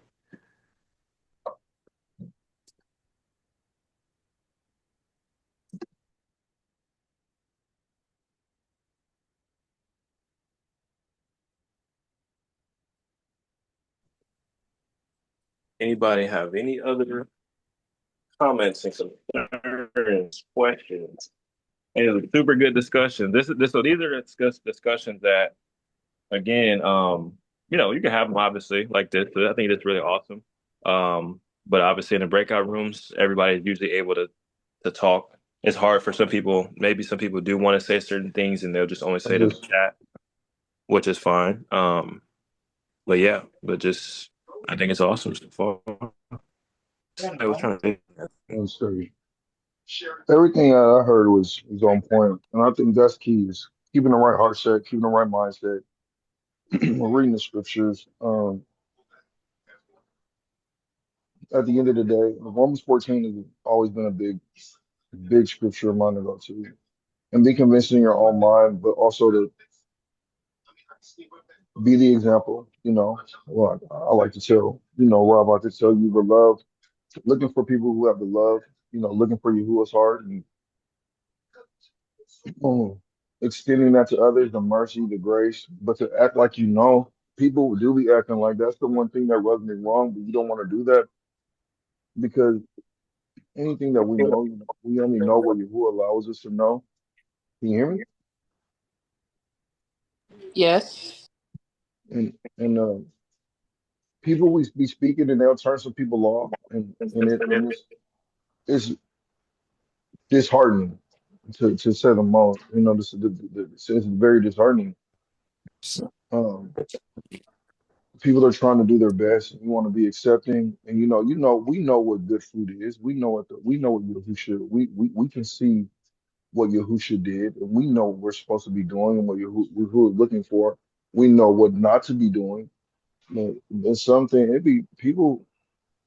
Some of the stuff, man, it be sad. It's such a turn off the way that they carry themselves, puffed up with pride, right? Like so,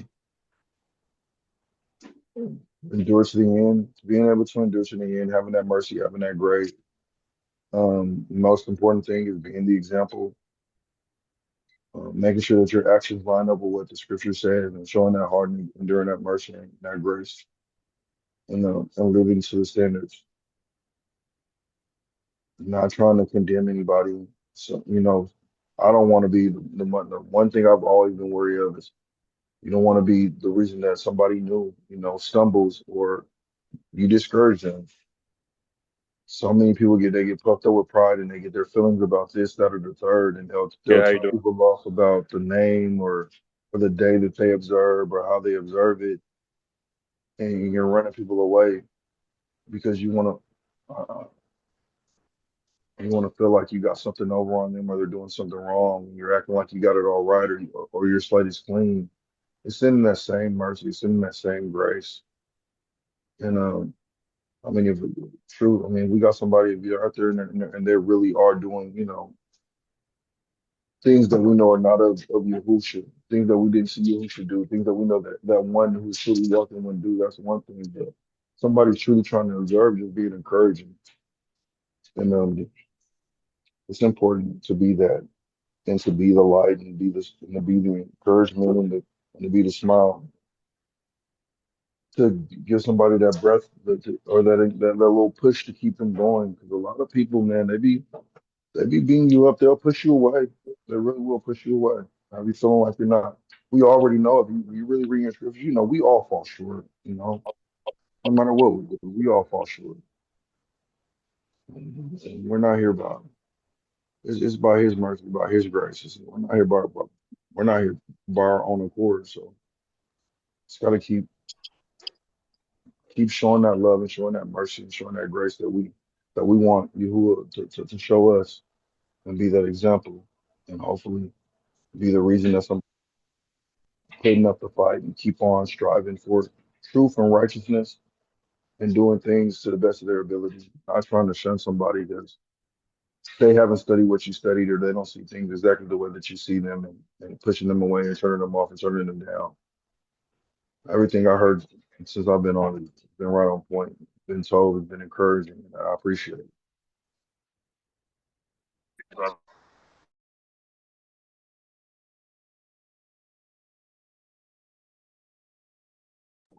Really good word, Ak.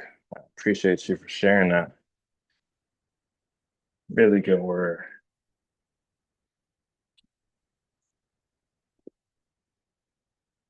All right, yo.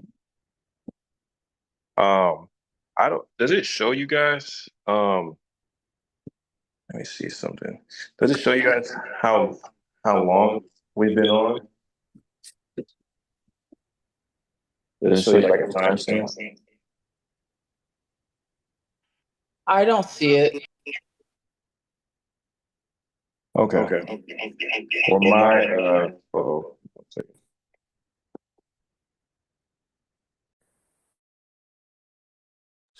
Yes, I do see it. On the phone, it says 1 hour, 38 minutes, and 48 seconds. Okay, Like perfect. my Zoom, I can see it through the phone too, the audio, and it's, yeah. Yeah. Okay. Well, we will continue here. I did put 2 hours or 2 hours, 30 minutes. So again, if you have to leave, all good. Um, but we'll be in the next portion of what we're gonna learn. And then again, I do apologize. The breakout rooms are not working. I have no idea why, but I will find out after we finish. But typically, again, if you've experienced the breakout rooms, it's really cool. But I think we're doing really good today anyway. So and just remember, whoever just hopped on as well, it's not a super formal study. So again, it's a lot for discussion. In this next portion, I'm going to present. It's a lot of things, not a lot, but it's some things I'm going to present through research and then, comment on. And then I'll kind of open it up for, again, discussion. Anybody want to say certain things, anything want to chime in on, questions, all that good stuff. And then there will be some other questions that do come up for discussion. So, yeah. So then in the chat also, you want to put some things in the chat. No problem at all. All right. Give me 1 second here. Let me pull up the screen.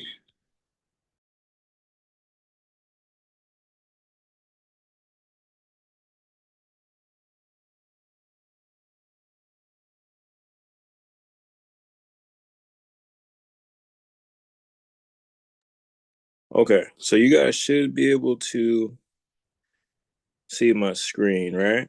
Everybody sees it? Somebody say yeah. Yes, idolatry overview and survey. Yeah, perfect. Okay. So idolatry overview and survey.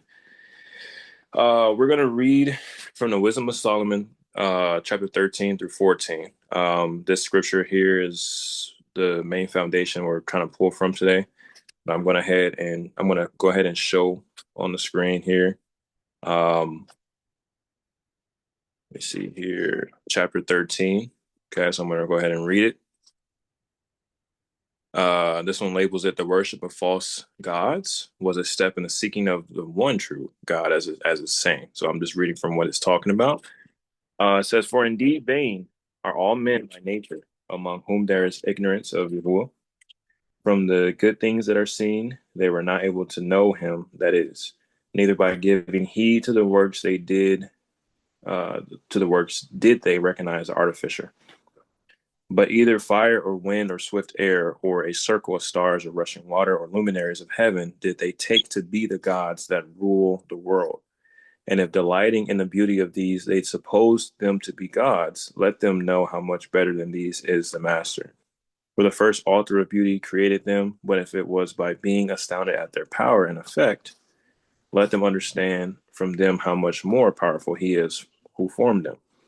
For from the greatness of the beauty even of created things correspondingly is their first maker regarded. Nevertheless, for these there is small blame, for they in truth peradventure err while seeking Yahuwah, or I'll say seeking Yahuwah and desiring, or Elohim and desiring to find him. For being occupied with his works, they make diligent search and are persuaded by the appearance of them.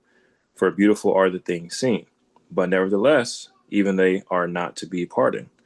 For if they had the power to know so much that they were able to make conjectures regarding the world, how was it they that found not sooner the master of these things?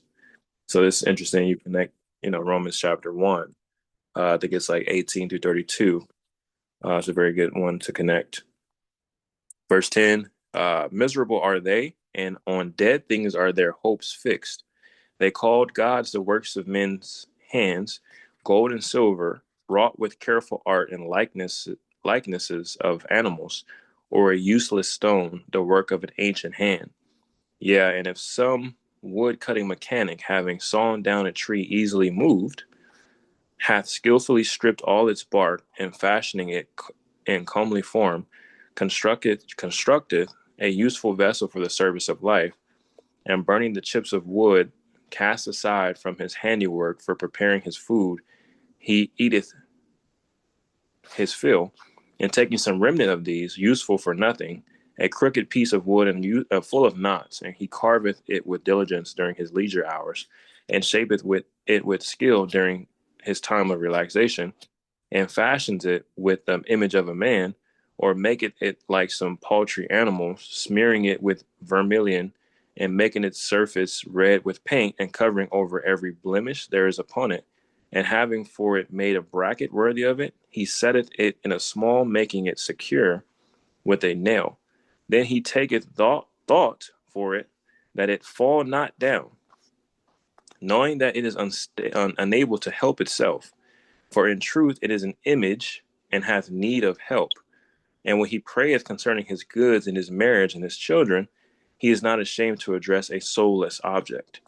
Yeah, for health he calleth upon that which is weak, and for life he beseecheth a dead thing. For aid he supplicateth a thing wholly without experience, and for a journey a thing which cannot move a step, and for gain and for trade and success for the work of his hands he asketh capacity of a thing which with its hands is wholly incapable. Chapter 14. And again, one preparing to sail and about to journey upon the raging waves calleth upon a piece of wood more rotten than the vessel that carrieth him. For that vessel the lust for gains devised, and an artificer, even wisdom, built it, and thy providence, O Father, guided it. For even in the sea thou gavest a way, and in the waves a safe path, showing that thou canst save out of every danger. So that even without art a man may put to sea. And thou willest that the works of thy wisdom should not be idle. Therefore, even to the smallest piece of wood do men entrust their lives, and passing through the surge on a raft they come through safely. For in the beginning, also when the proud giants were perishing, the hope of the world, taking refuge on a raft, left behind to the world a seed of generation, thy hand guiding the helm. For blessed is the wood by means of which came righteousness. But that which is made with hands is a curse, both it and he that made it, the one because he made it, the other the corruptible thing because it was named a god. For equally hateful to Yahuwah are both the ungodly man and his ungodliness. For both that which is made together with him that made shall be punished. Wherefore also upon the idols of the Gentiles shall there be a visitation, for belonging to God's creation, or Yahuwah's creation, they became an abomination, and stumbling blocks to the souls of men, and a snare to the feet of the foolish. For the devising of idols is the beginning of fornication, and the invention of them the corruption of life. For neither were they from the beginning, nor shall they continue forever. For by the empty imagining of men entered they into the world, and therefore was a speedy end devised for them. For a father afflicted with untimely grief, having made an image of a child quickly taken away, now honored him as a God that once was a dead human being, and delivered to those that were under him mysteries and solemn rites. Then, in process of time, the ungodly custom, having grown strong, was observed as a law, and by the commands of rulers, graven images were worshipped, the which men did not, being able to honor in their presence, because they dwelt far off, imagining the likeness from afar. They made a visible image of the king they honored, that by their zeal they might flatter the absent as though present. This is so key. But until a yet higher pitch of worship did the ambition of the artificer urge the ignorant. For he, desiring peradventure to please one in authority, forced by his art the likeness to greater beauty. And the multitude, allured by the grace of his handiwork, now regarded as an object of worship him that a little before was honored as a man. How much more is this? Let me see. Well, I'm supposed to read because they thought he believed God and gave heed to idols. Okay, let me see. Yeah, let me just go ahead and knock it out. And this became a snare unto the life of man, for men in bondage, either to calamity or tyranny, invested stones and stocks with the incommunicable names. Interesting. So then it was not enough that men should go astray regarding the knowledge of Yahuwah, but living in a great conflict caused by ignorance. All those great evils they call peace. For either slaughtering children in solemn rites, or celebrating secret mysteries, or holding frantic revels of strange ordinances, they keep neither their lives nor their marriages pure, but one either lying in wait for another, slayeth him or grieveth him by committing adultery. And all things are filled with blood and murder, robbery and fraud, corruption, faithlessness, tumult, perjury, confusion of the good, forgetfulness of favor, defiling of souls, mixing up of sexes, disorder in marriage, and adultery and debauchery. For the worship of those nameless idols is a beginning and cause and end of every evil. There it is. The worship of those nameless idols is a beginning and cause and end of every evil. For either they make merry unto madness, or prophesy false things, or else they live unrighteously, or easily forswear themselves. For putting their trust in lifeless idols, though swearing wickedly, they anticipate no punishment. But on both accounts shall just doom pursue them, because they thought evilly of Yahuwah and gave heed to idols, and because they swore deceitfully, showing contempt for holiness. For not the power of them that were sworn by, but the justice upon those that sin, ever pursueth the transgression of the wicked. My goodness. So that was a lot there, right? And so just going back to the main scriptures here, the keys 12 through 14 in Wisdom of Solomon, uh, for the devising of idols was the beginning of spiritual fornication. So in the Sefer, it just puts spiritual fornication, but as you guys saw in that one, it's an older copy of the Wisdom of Solomon, it just says fornication. And essentially that fornication in its general sense, based off of the Hebraic etymology of it and its general sense of understanding, it's uncleanness as a whole. Obviously, there's sexual, uncleanness or impurity that's connected to the fornication and goes into adultery and things of that nature. But when you do read it, even in the Book of Jubilees, and fornication is brought up a lot. It always, or it's typically has like a comma next to fornication, and then it says uncleanness, comma. So they're directly connected to each other. So with a spiritual fornication, as you guys saw, we just read, people are, that person that is even building the idol in itself, right? It's spiritually like just it's something going through their mind and their heart that puts them in this whole mode to make them believe that such an idol exists, in this lifeless form or whatever they created. And then you got an example in the chapter two chapters we read. Somebody also is from a far away, that may, adore a king, for example, and they make an idol, print out a picture in today's time and put it on their wall and be like, I love that guy. Like I worship him. And hopefully, he'll feel my praise and worship from afar, but all of it is essentially spiritual uncleanness because of, again, the vulnerability that somebody has opened themselves up to this type of worship, this type of pattern of, giving themselves over to such idol, worshiping in vain, worshiping in general, just something that is truly not of Yahuwah. And then, like it says here, the invention of them, the corruption of life. So, again, as this person or people continue to engage in this idol or idols or in idolatry or in this spiritual fornication, it's crumbling their life little by little. And a lot of times, again, the problem is a lot of times people don't see that their life is crumbling or that their life is, essentially like things around them, is corrupted because all they see is the blessings. That's what the enemy, that's over them now. That's what they're putting around them, for them to see only, right? Is that imagery of success and etc., fame, vanity, right? All of it is vanity. Um, but again, it's a whole corruption of life. There is a passage in the vision of Paul where this person, had already died. An angel had brought the soul to Yahuwah, and Yahuwah asked this person to give an account on what he did.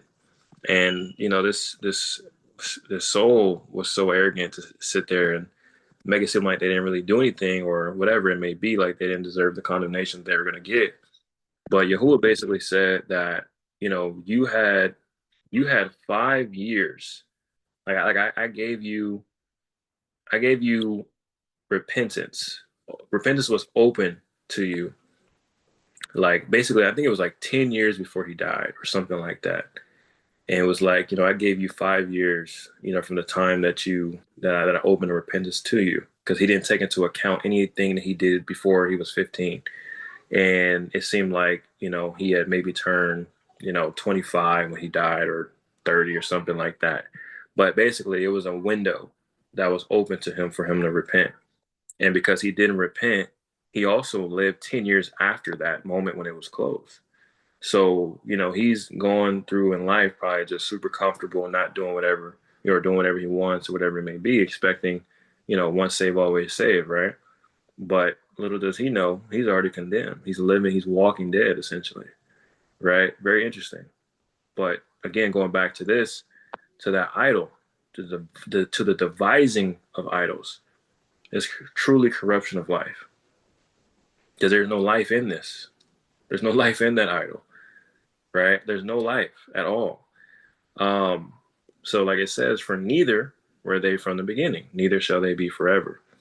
For by the vain glory of men they entered into the world, and therefore shall they come shortly to an end. So that was really, really key. Those chapters are really awesome. And I wanted to show you guys too, right here.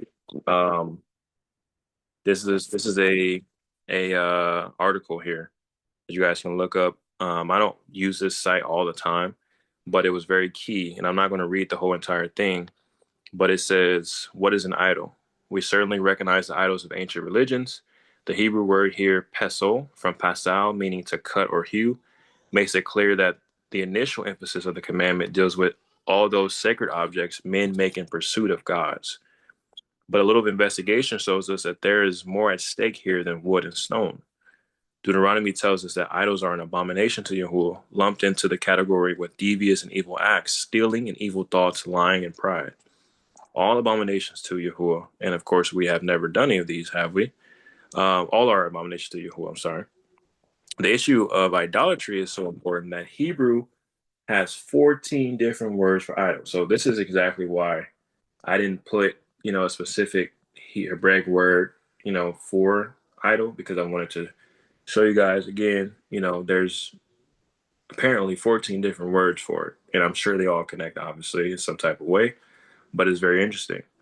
It says some apply to external objects of worship, some apply to internal objects of worship. So again, intangible or tangible, all fit the same prohibition.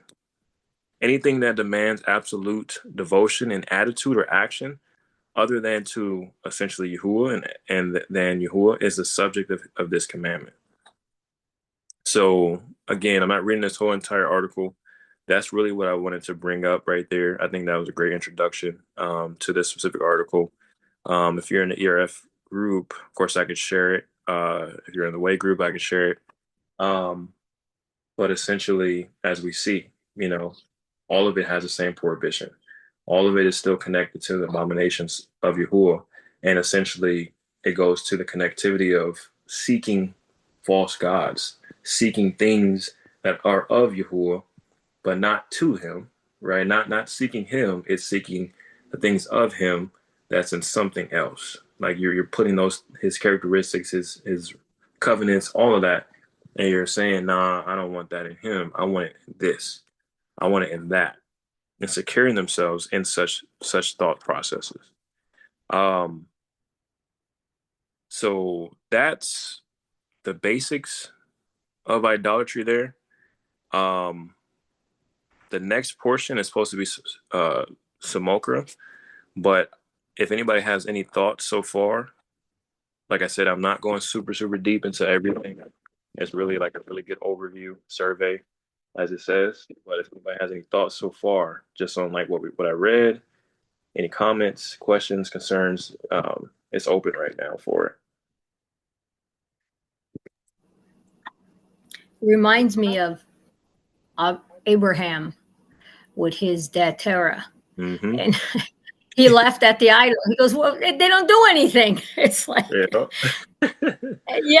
So when you were reading that, boom, that's what popped up into my head was Same. Abraham, and like, okay, yeah. I just wanted to add that little bit. Thanks.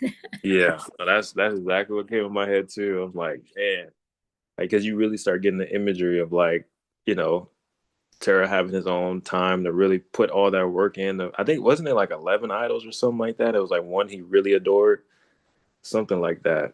For each month, I think. What'd you say, Ak? For each month, they had something like that with each month. Yeah. Wow, go figure, right? I had a dream once where I saw people just flocking into this big, like, theater room for entertainment. Mm, And I've been reading some books with my kids because we do homeschool, and just reading about like older times when there weren't televisions and these other things that can entertain and distract you. It just talked about kind of what they would do. mm, And I think because we grew up in it, we don't even realize how much our flesh is seeking entertainment. Just mm, like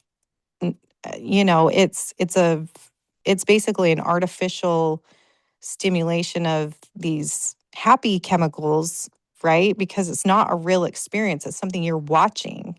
So you're oh not snap! actually experiencing it. Hmm. And we're like really addicted to it. And just even looking at other cultures where they don't have access to any sort of entertainment or things like that to distract their mind. What just the difference in their demeanor, their amount of self-control, their amount of thoughtfulness. Like, I think we would think more deeply if we would have time to just sit and be quiet. And it's like something you have to really fight for, to just tune out the constant seeking of entertainment. And I mean, just seeing things like, the constant, just people really obsessing over sports and Mm, following people's lives, movie stars, whatever. I mean, it's not even just movie stars now. I mean, it's influencers and YouTubers and just all these things. I think we just have to be really careful about how we're attaching to those kinds of mm, things. yeah, perfect thoughts. Make sure you keep those same thoughts because everything you're saying ties into simulacra. So literally, like you hit on a lot of points, and it's interesting because I'm in Alabama, so like I'm from Cali originally. So hearing people, say like they live and breathe football here because they don't have nothing else or something like that is just wild to me still. And I work, in a physical therapy clinic right now, and it's, that's all they really talk about is football and things like that. I have zero care about any of that stuff, but I've had to educate myself in some type of way just to keep small talk going. And they know, obviously, I'm not into it or whatever the case is, but their brain, obviously still wants to talk, still wants to, engage, things like that. So I just do my best. I don't really know none of the players and all that stuff, whatever. But it's just, just be kind, just be small. I have small talk with people, um, just ultimately, just I really just let them talk, because that's really what they want to do and share, their feelings about it, whatever. But people take it to the extremes, of course, you know. Um, and it's interesting. So it's interesting you brought up the sports part because it's really wild. Like I get to see it in person. It's so much different than what it was in Cali. But either way, it's all over the place in different forms and fashions. And there's media to blame, of course. And like you said, we're not getting away from none of it unless you really put yourself apart, you know. Super interesting. Um, yes, I'm looking forward to the Simulacra. That's a very new word for me. So I'm looking forward to it, as you know, like what Sarah was speaking, and I thought of the medias because the Father said, "Stand ye in a way, and ask for the ancient path, for the good way, and walk in it." Um, and then so I'm considering Shabbat and keeping it set apart, and this social medias and the social medias and technology and having to you get on like I don't turn on my phone until like noon on Shabbat. But then there had been time like just because we have the group and we greet one another and we share and so forth. um but I see how it could be creeping, try to creep back in to make us tied to the phone or make us tied to technology, which is something that I struggle with because we are commanded together. And so there's a time when I turned off everything, but then I found myself alone. I was not gathering with people on the Shabbat because the only option that I have so far is technology. It's just getting on Zoom. But it's a commandment to have a set apart convocation, um, because I've seen how the like technology and how it comes in, but it's not resting. It's just rushing. Like I'm talking about, like it's just rushing, rushing, and there's the part of we're talking about like be not uh, authentic. So like calling each other brothers when you don't know like each other, but in this I understand the where it comes from the desire to be brothers and be brothers and sisters. Like I get it, but uh, there's the artificial part that could just be religious of just calling people brother this and sister that, and not truly have that love that they are your brother and that they are your sister. Um, so I also saw that in desiring for authenticity, and in that desire for authenticity, that's when it comes to also keep on asking the Father and entreating for a physical gathering of like minded. It's like don't take too far, so I with watching out for technology, not wanting to be like on the phone or on the computer, even turning off my Wi-Fi on. I've done it, but now I'm not on land. It's somebody else's land, so they want the Wi-Fi on. So that's going to be on, and that also would allow me to get to gather online.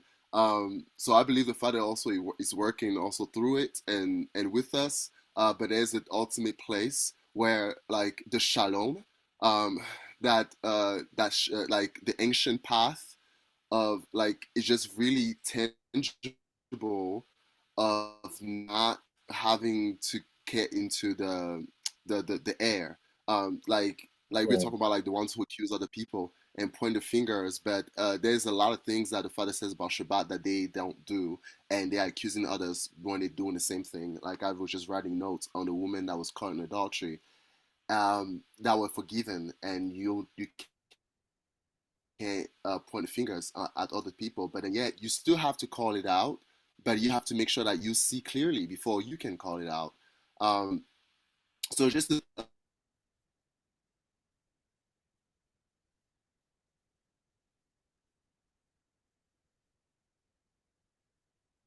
I think we did we lose you, deal Ak? with Oh, ads. there you go. There you go. Yeah, we still deal with ads. We deal with like when you get on Facebook or like on my page, there's like probably like 5% of the people that are actually my friends. I see their post. There's like 95%. of people I don't know, ads, like reels. There's just stuff, and that's just it's just that's not what I want, for Shabbat.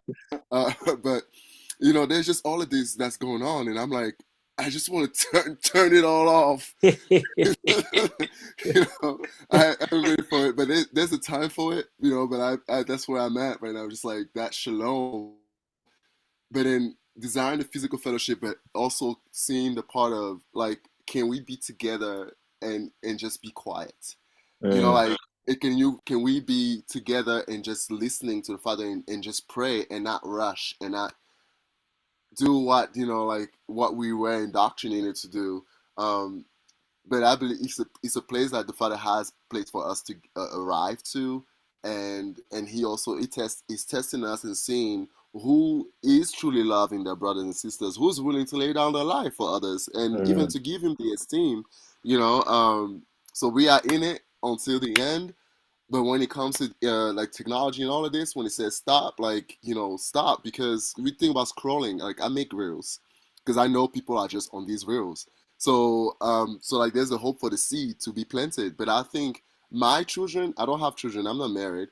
But if I had a wife and I had children, I would not want none of my children to be on the phone. Like I wouldn't want my children to know technology or technology is okay, like phone, laptop and making studies and taking notes and so forth. But like the internet and the social medias, the way that it's doing in the brain, what it's doing in the brain and the mind, it's like I wouldn't want to entertain that. They want to mix us all together in the same place, and we are called to be a set apart people. Yeah, it's just all of that. But I'm coming close to it. To like, I mean, I'm thinking maybe social medias is gonna be the first thing, to and go. yeah, because I do hold this very important, like our group and our Zoom meetings, especially on Shabbat. I do hold that very important. So it's not something like we don't do it in vain. Um, but also take into account the device made by men is vain. The device made by men is vain, but what we're doing in Yah through Yahusha is not vain. You know, Right. so that's what somewhat also had kept me going. But I'm in the place of like coming close to it. I wouldn't want to entertain it, or encourage other people to be addicted literally on the social medias and the scrolling and never actually taking in the information, and then the seed doesn't go in. You just scroll through, and so there's yeah, so like come out of her layers, Yeah. the layers of coming out. Yep. You spot on. I mean, we're all going to have to make that decision when to Hmm. really get off. I used to really be on Instagram a lot, stories, things of that nature. I had to get off because it was just people were just, I knew when it was my time because y'all was put it in my ruach like, okay, you gotta get off. And here and there, I may put something, but I'm pretty much off of it because it's just, I've got a real good experience with this community and how people are. And I mean, I've seen a lot. I've seen a lot, interacted a lot, so it's not gonna be hard for me to at least, to delete Instagram app, and it's really, again, it's just we're gonna make these decisions, as time progresses, and that's why we're kind of going over. That's what we're going over this too, because all this does is really help us understand the scope of like what we're in right now, like really what's going on. We see a lot of news articles and just but I think sometimes it's hard for people to piece together what really is going on, and really understand the fullness of it. And overall, I think, again, fellowshipping like this, and just hearing you're making those efforts to be set apart, and just like other brothers and sisters are aiming to do so. But again, some may be working in IT, and some may be working in different fields where you need technology and this and that. And it's, again, how do we use Yahuwah's wisdom, right? How do we allow Yahuwah to guide us, to understand, like, making good decisions? How do we use something in righteousness? How do we set ourselves apart in every way and shape and form? And that really takes wisdom. And a part of that wisdom is prudence. You have to be cautious. You have to know, maybe you didn't know before, right? But now you know. And so when it comes up again, you're like, oh, I remember this, right? Because the Ruach is showing you, hey, be careful of this, be careful of that, be careful of this. You're using discernment, making decisions. How do I use this? And then again, somebody mentioned AI, which we're going to discuss a little bit, but gotta be careful of that too, because again, yeah, we're gonna go over it with Simulacra. Like, it's just a lot. There's a lot of layers. There's a lot of layers. So, but again, all of it is connected still to idolatry. We just saw it. So it's at least the first part of it. And a lot of you guys are touching on a lot of areas right now that Simulacra is getting ready to touch on. So just wanted to make sure we got our comments in there and connections. Let me look over real quick to Zoom. Yep. Okay. All right. Okay. So let's get into the Simulacra. So I'm going to show you guys in Jubilees chapter 11. Okay. I'm going to read from verse 1. It says, in the 35th Jubilee, in the third week, in the first year thereof, Roy took to himself a wife, and her name was Orah, and the daughter of the son of Chesed, and she bare him a son, and he called his name Sarah, in the 7th year of this week in this Jubilee. And the sons of Noah began to war on each other, and to take captive, and to slay each other, and to shed the blood of men on the earth, and to eat blood, and to build strong cities, and walls, and towers, and individuals began to exalt themselves above the nation, and to found the beginnings of kingdoms, and to go to war people against people, and nation against nation, and city against city, and all began to do evil, and to acquire arms, and to teach their sons wars, and they began to capture cities, and to sell male and female slaves. Interesting. And the son of Chesed built the city of Arah of the Chaldees, and called its name after his own name and the name of his father. And they made for themselves molten images, and they worshipped each the idol, the molten image which they made for themselves, and they began to make graven images and unclean simulacra, and malignant spirits, demons, assisted and seduced them into committing transgression and uncleanness. And the prince Matsima, who is aka Gadarel, if you ever read it in Shinnach chapter 69, he is one of the 5 Satans, as quote unquote the scholars put it. But there were chiefs. Okay, so there were chiefs that were above the other generals or chiefs that, remember, in the book of Shinnach, they made a pact on Mount Sherman, and they said, yes, let's go mate with these women and make our own children and things like that. But that's, again, when they came from heaven. Essentially, they got on that mountain and they made that pact. These 5 Satans, who were the chiefs over those people, those fallen angels, some of them were ones that actually gave advice and manipulated the fallen angels to do what they did. But they essentially provoked them also, and gave them advice to go do that abomination, essentially. But some of these 5 Hasatans, Satans, didn't engage in that. They had their own duties against man. And Gadarel stands out very clearly because it does say he's the fallen angel, that essentially seduced Eve. It says it verbatim. So with that being said, it reveals his specific name that he had before, before any other names, which is one of his names in Jubilees is Matstima. And the meaning of Matstima is essentially accuser, adversary, so anything that he has names for essentially would carry on, his function essentially. There's another name, I think, in the Dead Sea Scrolls. I don't know if it was Melkira, something like that. You have in other passages or other books, Satanel. Um, some say Lucifer, and I would just look into that. I don't have to go into that too much, but I would look into that. There's connections in a sense, but his name specifically wasn't Lucifer. It's connections to it.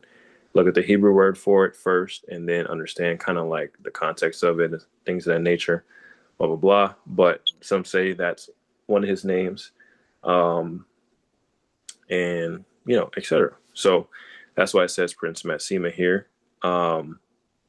And chapter 10, before this chapter here in Book of Jubilees, he also asked Yahuwah to be the prince over 1/10 of the demons. So the nine out of 10 demons that were there were cast down into Sheol, and Prince Matsima was I'm sorry I said Prince, but that's what it says. But Matsima was the one that asked for to be chief over 1/10 of those malignant spirits, right? Because out of the 5 Satans, right, from the book of Shanach, chapter 69, he's the only one that has not gotten his full consequence, his full condemnation, his full judgment. So he's awaiting judgment. So his function, as it says in Shanach chapter 69, he literally presents weapons of death to man. Weapons of death to man so they can essentially kill themselves. That way he can accuse them and say, this person accepted this weapon of death. All I did was kind of, throw into some temptation, throw in a little this and that. But this person decided not to follow your instructions. And to essentially take this weapon of death and kill themselves, hurt themselves, put themselves in a situation, injured themselves, right? Perform spiritual fornication, all that, right? So that's why it says here in verse 4, the Prince Matsima exerted himself to do all this stuff that you're seeing in verse 3, and he sent forth other spirits, those which were put under his hand, to do all manner of wrong and sin and all manner of transgression, and to corrupt and destroy and to shed blood upon the earth. For this reason he called the name Sarug, where everyone turned to do all manner of sin and transgression. So there's something in verse 5 we don't have to get into today, but essentially we're focused on, again, that word simulacra is connected to the word unclean and to graven images. And also, again, just like we read in 14 and 15 in Wisdom of Solomon, we did see they did not have life, essentially, right? Those idols did not have life. Those things that they were putting, the graven images, the carved things or whatever, obviously did not have life, right? But we see here in verse 3 in Jubilees chapter 11, there's malignant spirits that are assisting, seducing people to commit transgression and uncleanness. So there's malignant spirits behind these idols, these images that are seducing people to commit transgression and uncleanness. Okay. So everything that we're going to read when it comes down to here, we're going to read some research. And again, a lot of this is going to be a lot, but we got a video too. So it's going to be really, really, really, really, really, really good. Okay. So let me go back to, we're going to look at the definition of simulacra or simulacrum. So here, very simple way you can find the definition of Wikipedia. Obviously, Wikipedia is not super, super on point, but at the same time, we got a lot of good stuff, and you just use your due diligence to to Maybe I can give $2.75 another time. Let's try to put maybe later. But anyway, you do your due diligence to research different things that it pulls up. Okay, so a simulacrum or simulacra, from Latin simulacrum, meaning likeness, semblance, is a representation or imitation of a person or thing. The word was first recorded in the English language in the late 16th century, used to describe a representation, such as a statue or a painting, especially of a god. By the late 19th century, it had gathered a secondary association or of inferiority, an image without the substance or qualities of the original. All right. Um, so let's see. Later critic Frederick Jameson, blah blah blah. So we don't have to really read that, but again, simulacrum is a representation or imitation of a person or thing. So I want to go kind of back to Matsima, right? And these evil spirits that he was over. If you know or you don't know, I'm putting it in the recording here just so that we can have that connection. Those spirits are the dead souls of the giants, which were the children of the fallen angels and the women that they mated with. And those giants had three different classes, according to Jubilees somewhere, and also in Enoch somewhere. Three different classes. I think it will say Nephilim with the A, Nephilim, and it'll say Nephilim with the E, Nephilim, and then it'll say Eliod or Elio or something like that. Right. So it's three different classes. They all fought each other in some type of way, but obviously one was stronger than the other in different ways. So when you're thinking about the people, it also said that the people were being taught by not only just by the fallen angels, but also by the giants in some type of way. And the giants were causing massive amounts of issues. And because at some point the fallen angels were locked up, except obviously Matsima was the only one that was given, the time he's been given to do what he's going to do. But those giants have been, in their different forms and all the things that they were doing in their power, men have idolized them, have made them idols in some type of way or shape or form. So you think about Norse gods or Greek gods or Roman gods and all these different things, that had to come from somewhere, some shape or form, right? Not just through vain imagination. I mean, through vain imagination, it's looked different over time. They've changed certain images, changed certain aspects to it. When you look up Zeus, right? You look up Zeus. He had horns before, and I can bring that up real quick. Let me see. Zeus, horns. I'll just put ancient. I don't know, just trying to see if it'll come up.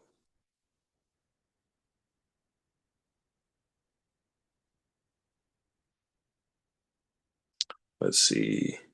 I'm just gonna go to images. So right there, this one right here.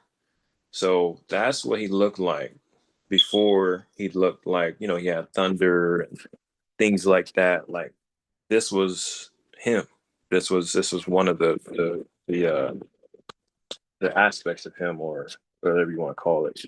But again, this could have been what someone saw from a long time ago, right? When the giants were out there, or fallen angels. Because again, some men were able to see these fallen angels, obviously, and be in their presence because they're being taught all these different things. That's chapter 7, I believe. But again, people also had images and thoughts and, see what they saw with these giants, and they carried on, they built them in sculptures and all types of stuff like that. So this could have well be what this fallen angel or this giant looked like, right? Right here. And that's what they used and carved, and then later on it becomes Zeus, at a later point. So going back to the simulacrum, we're thinking again, the likeness is a representation or imitation of a person or thing, right?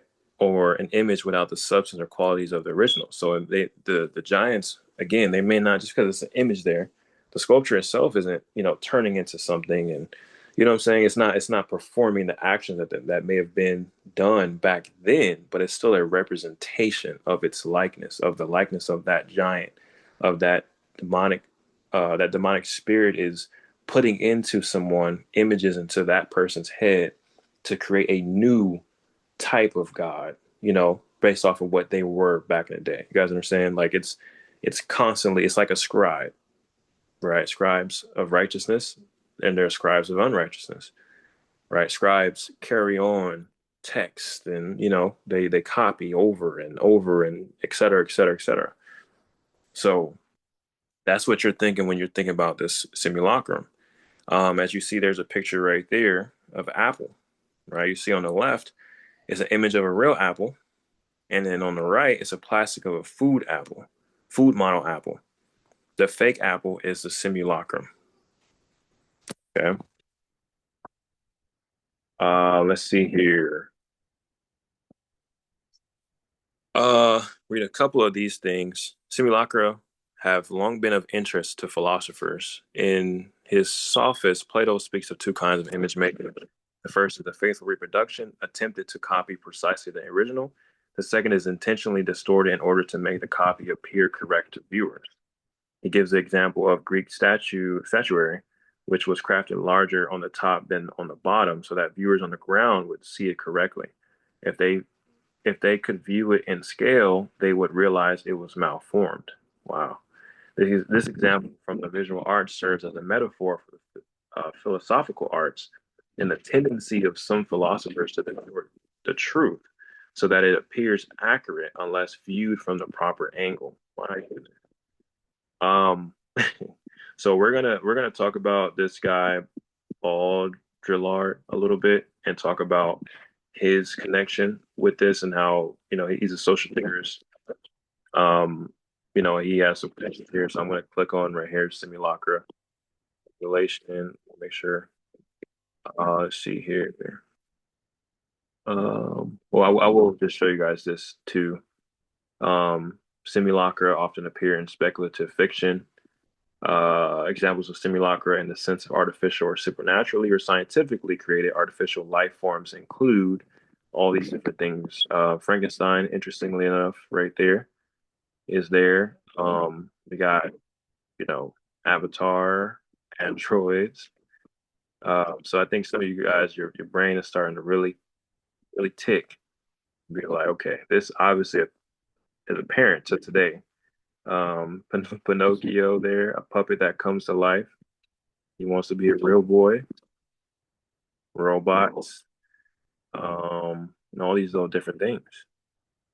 Okay, so let's go ahead and just go click on Simulacra. Okay, so here we have, so by this theorist, he's basically, it says, in which he seeks to examine the relationships between reality, symbols, and society, in particular, the significations and symbolism of culture and media involved in constructing an understanding of shared experience. All right, so simulacra are copies that depict things that either had no original or that no longer have an original. So we saw there was another definition with that as well, but this is an interesting one too. Simulation is the imitation of the operation of a real world process or system over time. Okay, so I think some people will probably think Matrix, the movie Matrix, very interesting, and other things. I know some of you guys may have watched X-Men growing up. The cartoon. They would go into this training room, and it would give them a simulation of the enemies that they would fight, right? And so that way they can learn how to teamwork with each other and fight against the enemy essentially in practice. So that's another example there. Simulacra and simulation is most known for its discussion of symbols, signs, and how they relate to contemporaneity. Oh, I messed that one up. Who knows how to say that? Contemporary. Somebody help me. Who knows how to say that? Contemporaneity. I like it. We're gonna go with that. All right, man. Contemporaneity.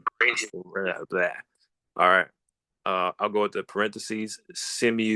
Simultaneous extenses. Oh my God, existences. Now I'm messing up.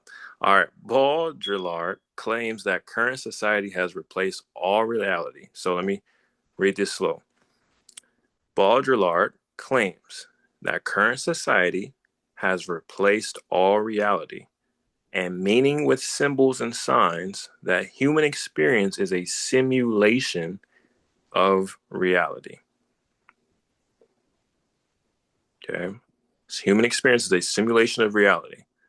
Moreover, these simulacra are not merely mediations of reality, nor even deceptive mediations of reality.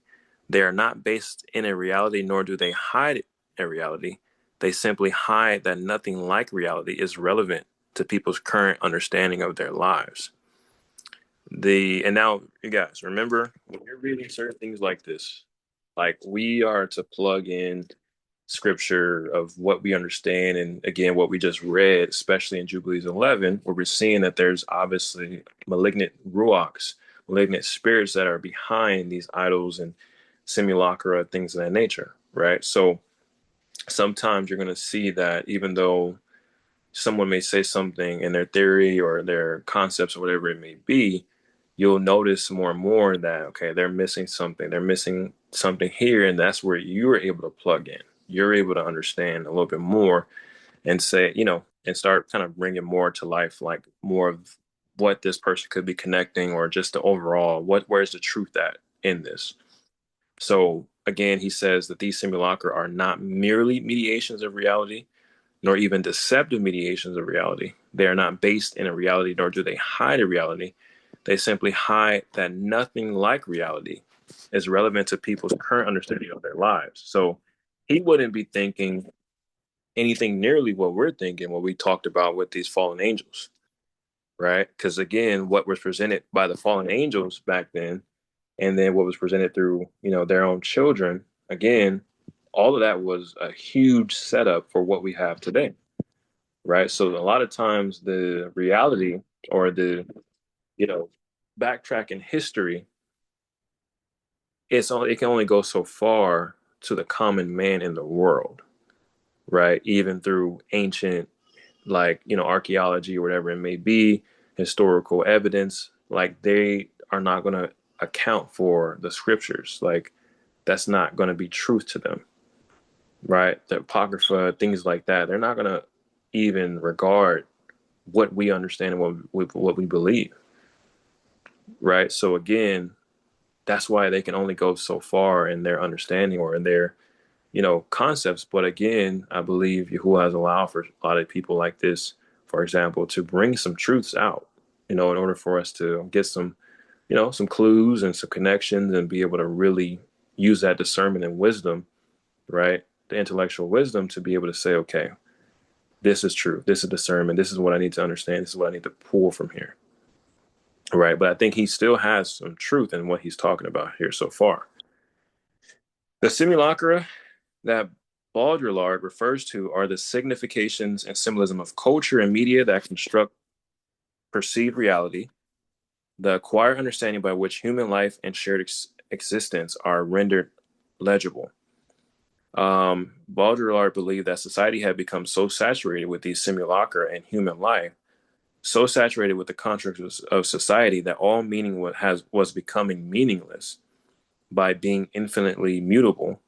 He called the phenomenon the precision of simulacra. So that has a lot of validity there too, right? People are signing themselves up for lives and meanings of lives these days based off of what they, are connected to with whatever simulacra or whatever, idol, idol style of life that they've seen on someone else, or concept like hedonism, pleasure seeking, whatever they sign themselves up for, right? Like they could essentially be like we know that that's all meaningless. Like all that life is meaningless. That whole aspect. They're not on the path of righteousness, on the meaningful life that we have, the only life that we should have in Yahusha unto the Father, right? Knowing that this is what we're pursuing, his instructions, to follow his instructions in all the ways that he's asked us to do it in with the Ruach, right? Through Yahusha, giving us mercy, clemency, direction for him to perfect our fruits unto his Father, right? They're not on that path. A lot of people are not on that path, right? So essentially their lives, without being mean, saying it what it is, but just again, just saying what it is, it's like it's really meaningless. It's like, again, Walking Dead, right? It's like it seemed like they're alive, but it's like we're not pursuing that or what's true. Like it's really one way or the other. It's either you're cold or you're hot. It's either you choose life or you don't. You know, that's what how the scripture says it. Um, this is the last thing I'll read here before I show you guys this video. Okay, so then this is going to go into the more formal study where we'll break a lot of these things down. He says there's 4 stages. Okay, so the first stage is a faithful image / copy where people believe, and may even be correct to believe, that a sign is a reflection of a profound reality. This is a good appearance in what Baudrillard called the sacramental order. The second stage is perversion of reality, where people come to believe that the sign is an unfaithful copy, which masks and denatures reality as an evil appearance. It is of the order of maleficence. Here, signs and images do not faithfully reveal reality to us, but can hint at the existence of an obscure reality which the sign itself is incapable of encapsulating. I know it's a lot. So if you guys ever want, I mean, I don't want to break it down too much, but it's going to connect to this video that we're going to watch really soon. But I think so far it's pretty solid. Um, the third stage, masks the absence of a profound reality, where the sign pretends to be a faithful copy, but it is a copy with no original. Signs and images claim to represent something real, but no representation is taking place, and arbitrary images are merely suggested as things which they have no relation to. Baudrillard calls this the order of sorcery, a regimen of semantic algebra where all human meaning is conjured artificially to appear as a reference to the increasingly hermetic truth. The fourth stage is pure simulacrum, in which the simulacrum has no relationship to any reality whatsoever. Here, signs merely reflect other signs, and claim to reality on the part of images or signs is only of the order of such claims. This is a regimen of total equivalency, where cultural products need no longer even pretend to be real in a naive sense, because the experiences of consumers' lives are so predominantly artificial that even claims to reality are expected to be phrased in artificial, hyper real terms. Any naive pretension to reality as such as perceived as bereft of critical self-awareness, and thus as over sentimental. So it's a lot of these concepts he's broken down. I think it's really, really awesome the way that he goes into it. So I think, again, like I said, a formal study, we'll go over this at some other point, but I think so far we're all understanding, like, it's a lot of signs, symbols, hyper reality, things that are not real, things that are real representation of what was in the past or has some type of, stage that it's been in over time, and now it's here, and people are signing themselves up to lifeless things. And, I think we're all getting that summary, right, of it so far. Um, does anybody have any questions so far? I want to just throw that out there really quick. Any questions so far?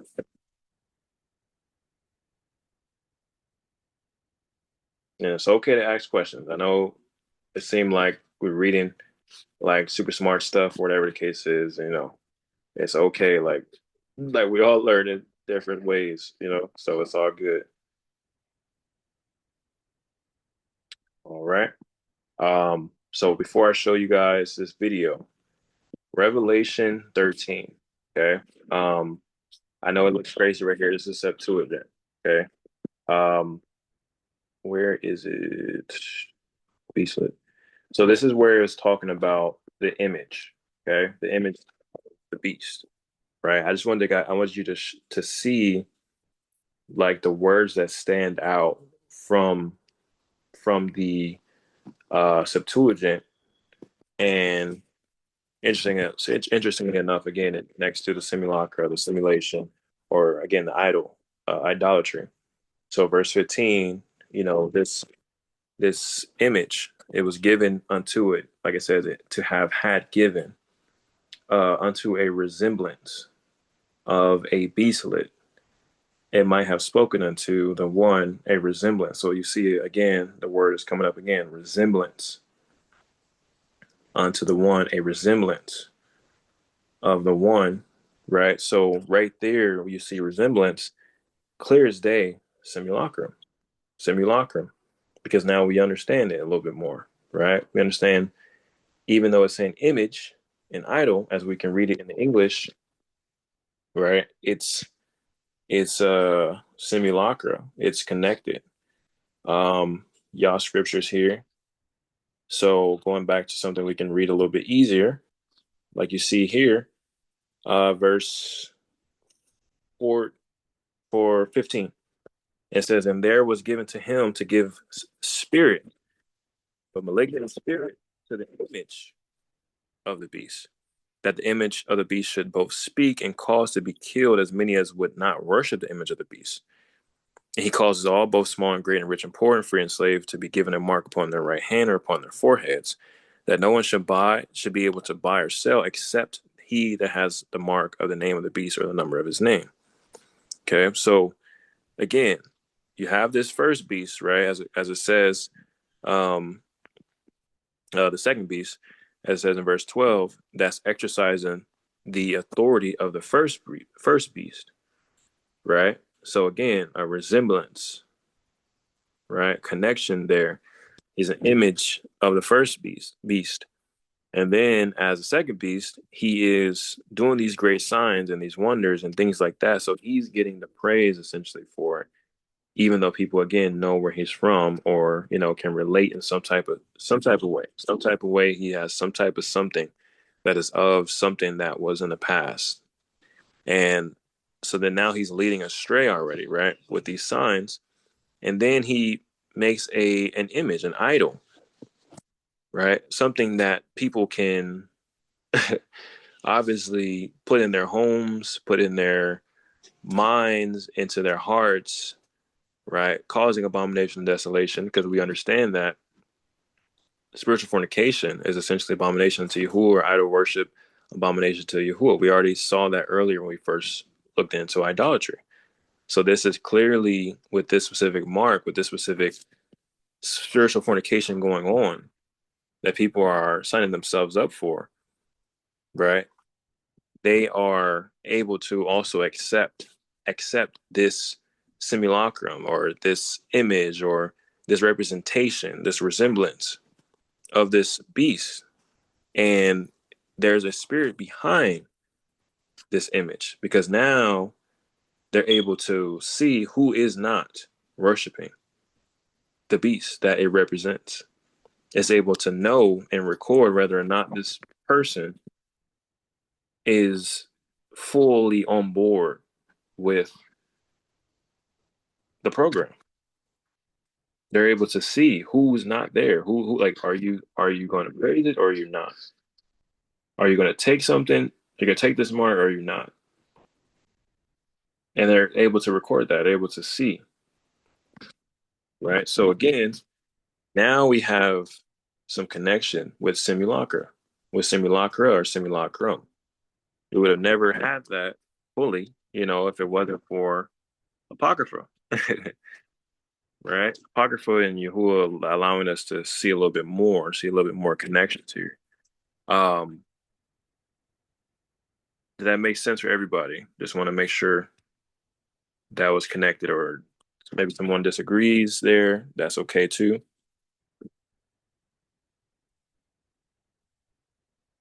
So I go to the comments in case. Okay. Yeah, I do see a good connection with Simulacrum and what's going on. But I am following the notes. Perfect. Okay. All right. We got about like Okay. 15, 20 minutes, I think. About 15. 15. Want to say something? No, okay. All right. So this is a really good video. Okay. Hope you guys enjoy it. It's gonna connect it together.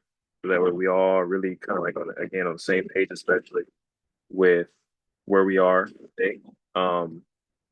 In our reality.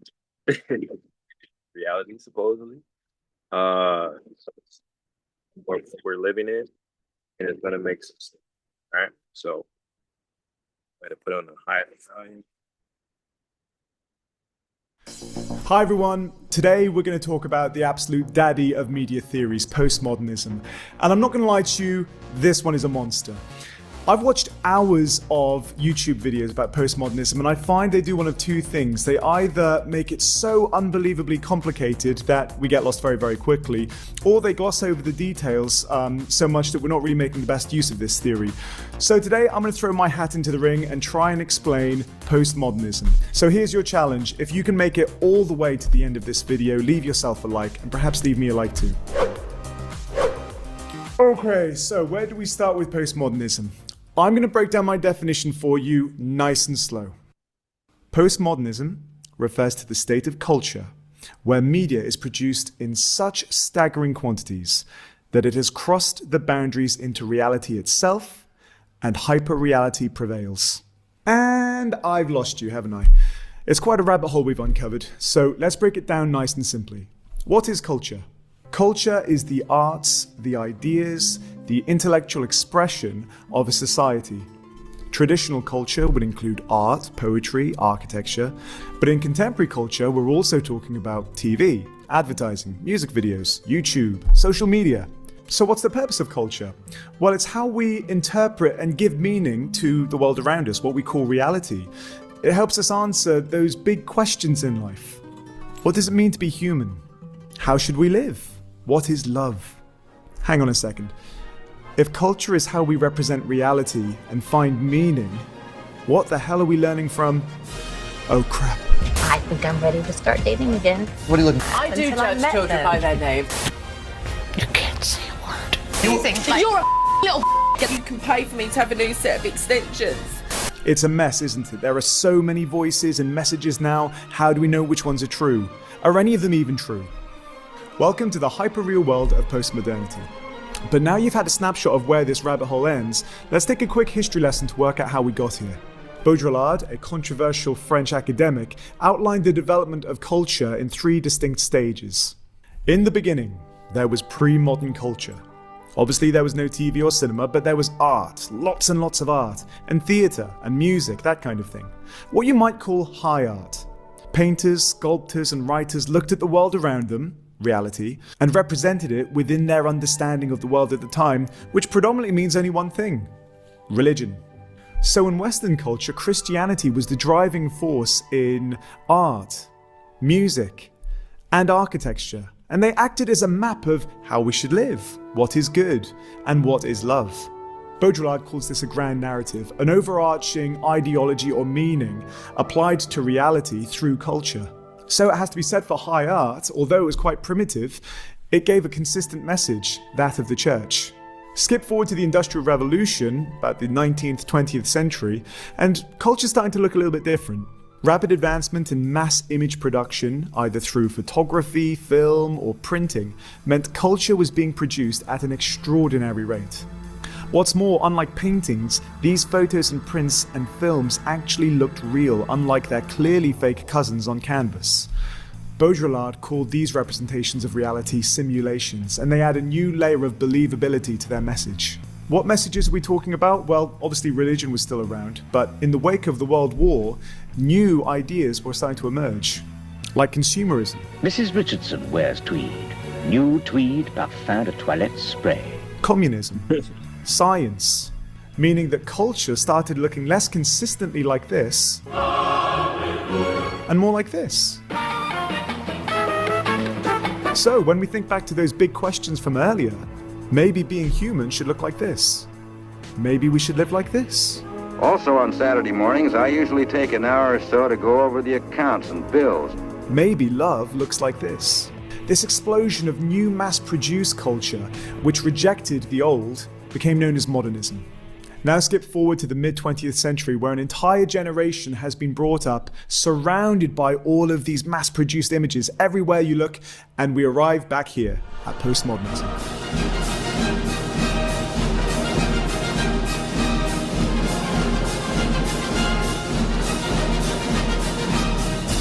Baudrillard said that we are so surrounded, bombarded by culture that it's now part of our daily lives, our reality. In other words, all these videos you watch on YouTube, the adverts that precede them, and those that you drive past on your way to work, the magazines you read, every meme, Instagram post, all of them are just as much part of your reality as the trees and the cars that you see outside the window.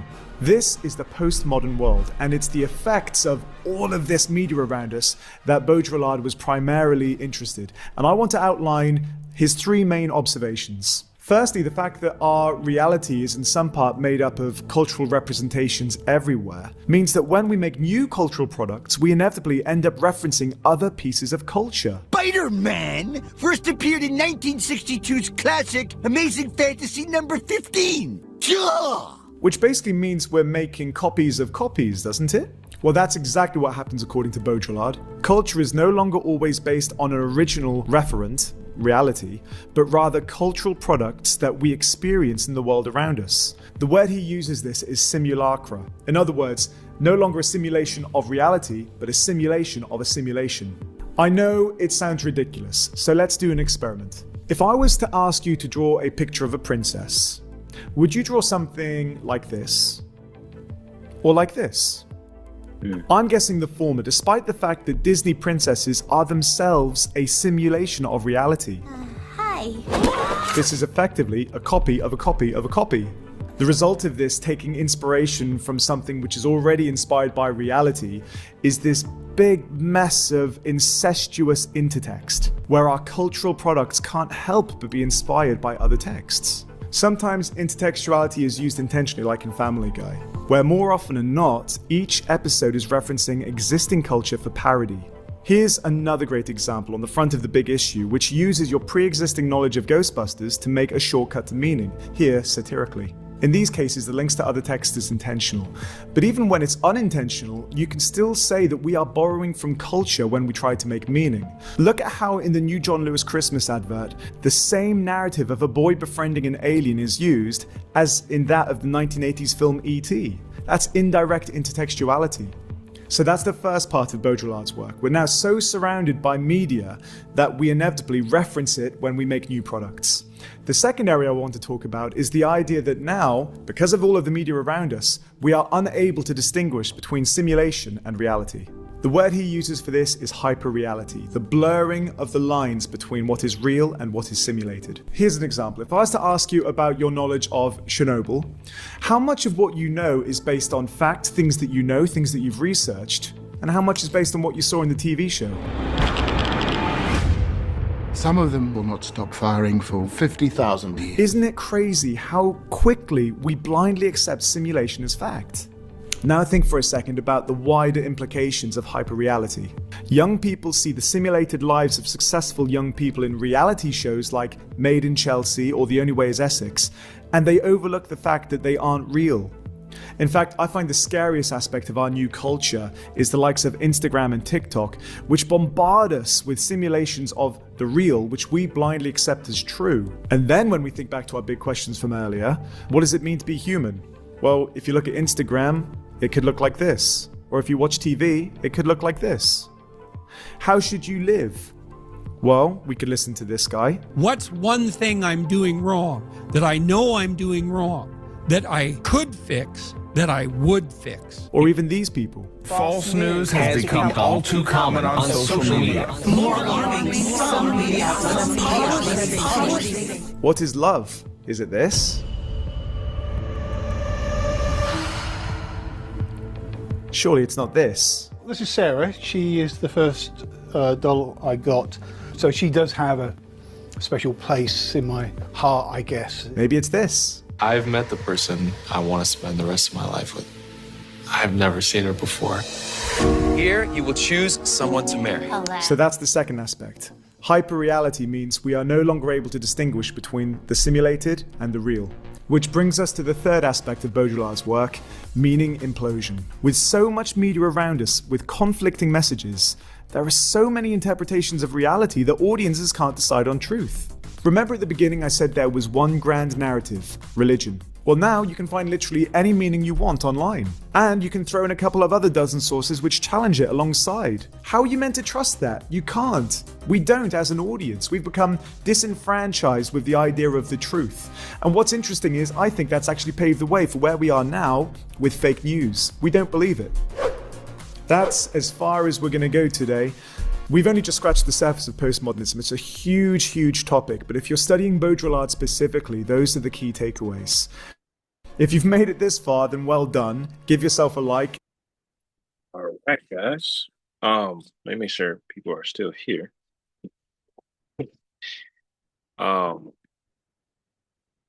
Yes, I will definitely share this video. Very, very, very, very, very good video. Very good video. I've been holding on that for putting on to that. Wow. Specifically for this study. Because it really just tied in so much, a lot. You know, and let me see here. We already read this portion. This can come a little bit later. Let's see, 1 second. What is next? Okay. So based off of that video, so we'll have a little bit more discussion here. And then we'll pretty much end.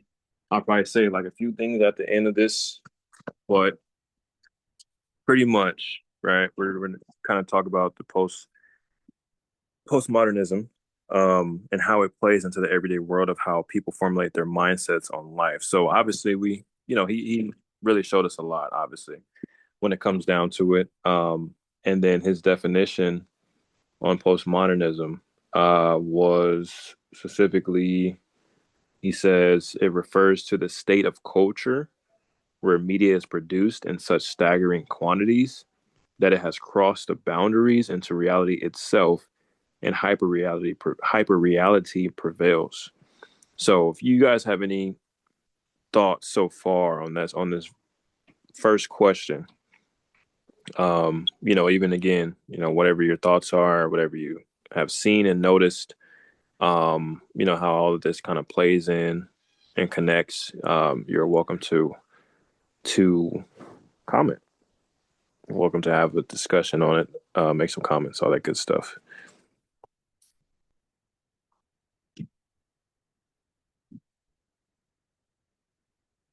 If not, I'll chime in. I had a thought, something that came to mind. Just like something I noticed going to church when I still was. So many people referencing movies in their talks as a way to relate, or almost like parables instead of using scriptures. Interesting. And it was really bothersome, but it's even having conversations with people, just with family and whatever. So many people reference back to a movie they saw or a song they listened to, but it makes sense. It's what the mind is being filled with. So it's not like any kind of being judgmental or anything, but it's like, it's just kind of the result of consuming this much media. This is what is being brought to mind most of the time. Yeah. Because even earlier, I used that X-Men example, right? Just because it's the imagery of like, even if you haven't seen X-Men, I'm like, I had to still break it down to say, they're using a simulation, of fighting in reality, in their reality, just to prepare for, battle. So that way they know how to be on one accord. Right. But it's like it helps because again, if someone else has seen that, they're like, oh, okay, cool. And I mean, I work with a lot of youth, so I could use, especially for this generation, I have to use more examples that they probably will relate to. But then I'm also starting to really not connect there either, there too, because there's so much other stuff that they're seeing that I'm not even really seeing. And now I'm going to be the old head. They're like, oh, Oh, you don't, totally. right? I But do the same thing. I am mhm. always relating things to something I feel like they could relate with, but I had never really thought about how bizarre it is that all these things they relate with are not actually things they relate with. They just draw it from something they saw, which is not what they actually experienced.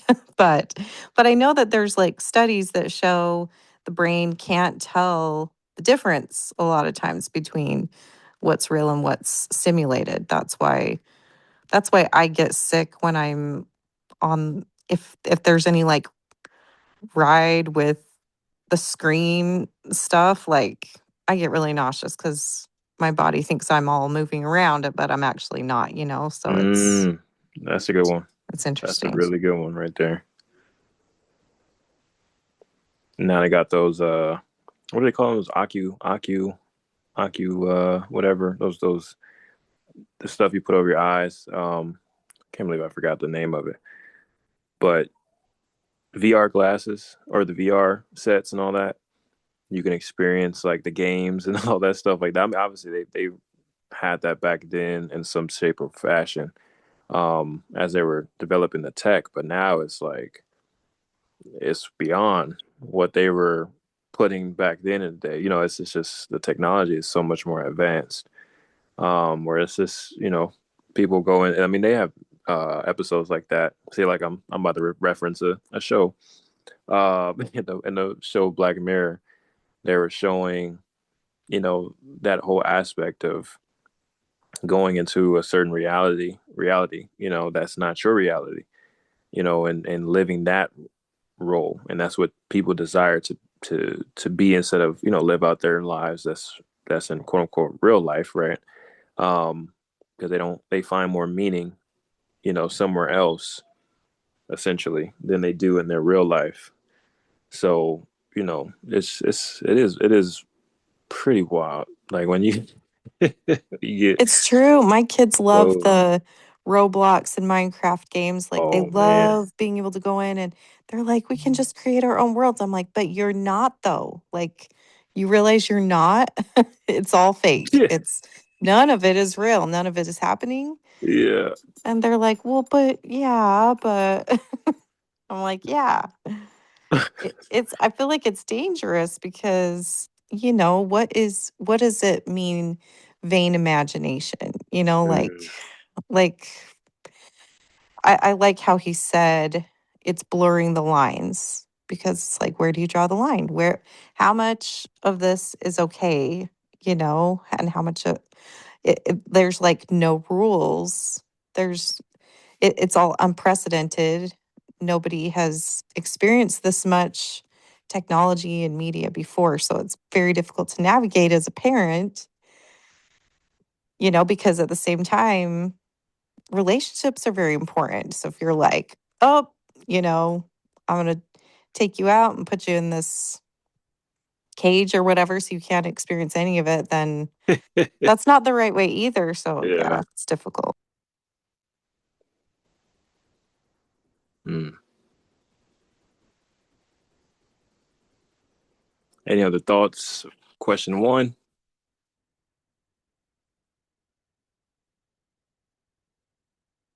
Mm-mm-mm. All right. Question number two. What role has social media played in the reality of people's everyday lives? What direction are we headed in as time progresses and social media continues to develop?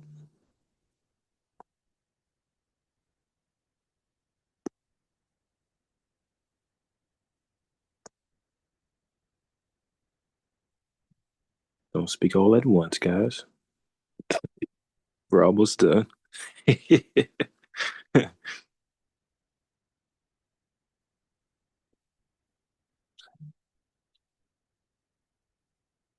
But I'll go ahead. I can speak on it. What role? So obviously, people like social media. Just like we talked about, like it is there a lot of people's reality. I think with the men's group, and a lot of times when I'm talking to Brandon as well, we I would say, like, let's say on the whole race war and all that, people can easily go on social media, and comment, about us, about our people, and, say we're the usual suspects. And, there's literally a certain etiquette that's people can easily, like, if you don't like black people or whatever, you can easily find, like, what people say, what gifts they use, you know, how they say certain stuff, because again, the whole point is to also to trigger trigger people, right? And again, obviously, just even saying that alone, there is spirits, evil spirits behind that, right? So it's like people take on that role when they enter into social media and they speak the way that they speak, but then in real life, more than likely, they're not going to carry themselves the same way or speak the same way, right? Because they have jobs they want to keep. They're not going to enter into a Chick-fil-A, and they see a black man, like, you know, taking their order. They're not going to just full head of steam start saying the same stuff they probably may have used the night before. Let's just say if it was that type of person, they're not going to say that. They're going to say, "Oh, hello, I would like a number one, this, whatever, blah, blah," right? Because people are usually going to respond, especially like in the environment that they are in. They're not going to show themselves for who they are, who they really are, especially if they're people like that. They're not going to do that until they go online, right? So you're creating, you know, creating different people. You have two different sides of yourself, and then on top of that, it could be multiple. It could be, different facets, different people that they have, or different personas, I'm sorry, that they're creating. One for at work, one for at home, one on social media, one for when they're out by themselves, one with their boys or, the girls, whatever it may be, And so social media just enhances that because you can find accounts that could contribute to all different personas that someone is has created for themselves. If you're a mother, again, my wife stays at home, stay at home wife, and homeschools just like you, sister. And, you guys have businesses as well. You can easily go online and go find, women who do the same and relate to all types of stuff that they relate to. Parenting, we all can find parenting videos that, and you see those comments. Oh, we're all living the same lives, right? And you're like reading the comments, you're laughing, it is just like that's social media, it's like we send each other videos, funny videos, whatever, looking for reactions. Then our algorithm, right, it just keeps us going, connects what we want to connect, then throws something else in there. So I mean, social media has really just become a lot of our just for in general sense, part of our everyday life. Like a lot of people can't live without it. And I think some of us have made, certain choices to exit out a lot of the activity we were used to being on for. Um, and obviously, like I said earlier, we're gonna have to really make some choices to really get rid of it because again, what you're saying also is monitored, obviously, and even more now. And you have to really be careful because they're gonna, like, this whole file is being built on us. Like, hey, this is a person that says these type of things and this and that. Obviously, we're gonna stand for Yahuwah no matter what, right? If that's what they're coming after us for, that's what we're gonna stand on regardless. But again, the whole politics involved. This is in any country too, right? So it's a lot of it's really becoming, or it has already become. I think that word meta. I forgot what exactly it means. But it's the meta. It's life. It's like this whole reality. It has become people's reality, and it's hard for people to remove themselves from that social media. And it's crazy now too. Now I can find, if I like I'm 30, 32, I believe. Yeah, 32.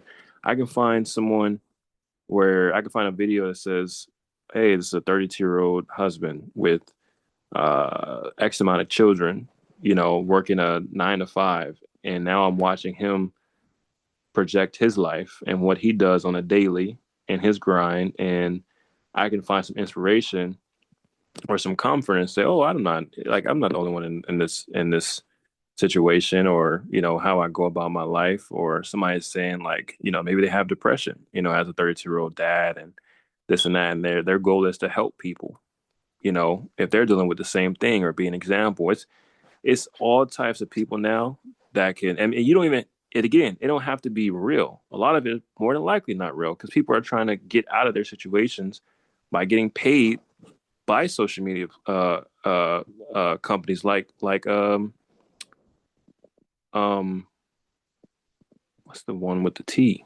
How am I forgetting that? What's the one with the T, guys? That they be doing a bunch of TikTok. There it is. So TikTok, you know, like pays people, that have a good following and things like that. And people know, it's not easy to get paid on Instagram. So they post on TikTok, but they got to make sure they amass different people to themselves and various people so they can get views and things like that, etc. Like, this whole game is wild. And then now with AI involved, you can just use AI if you want to, and get those same views or whatever. It's just, like, people don't have to truly be poor, but they can sit there and say, hey, come with me on this journey as I build up, from being homeless, and show you guys how I'm sleeping in my car.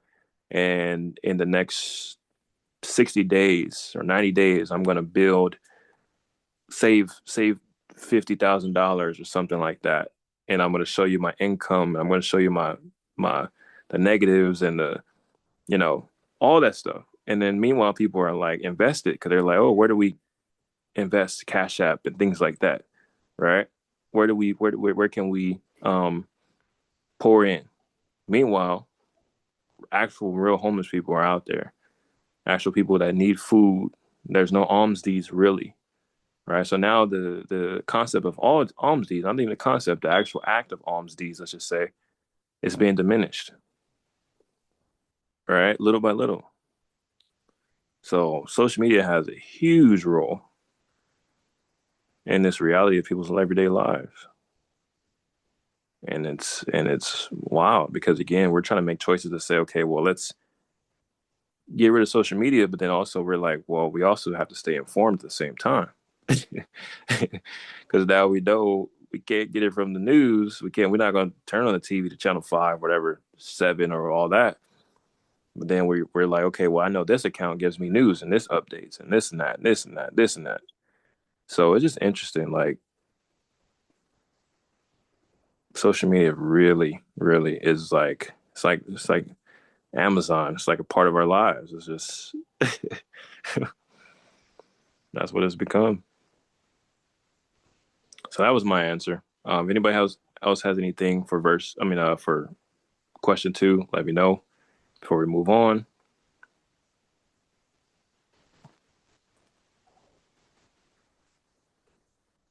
Very good, very good. One quick thing. Just wanted to comment on the echo chambers, like the dangers of that, and what you were talking about with the algorithm.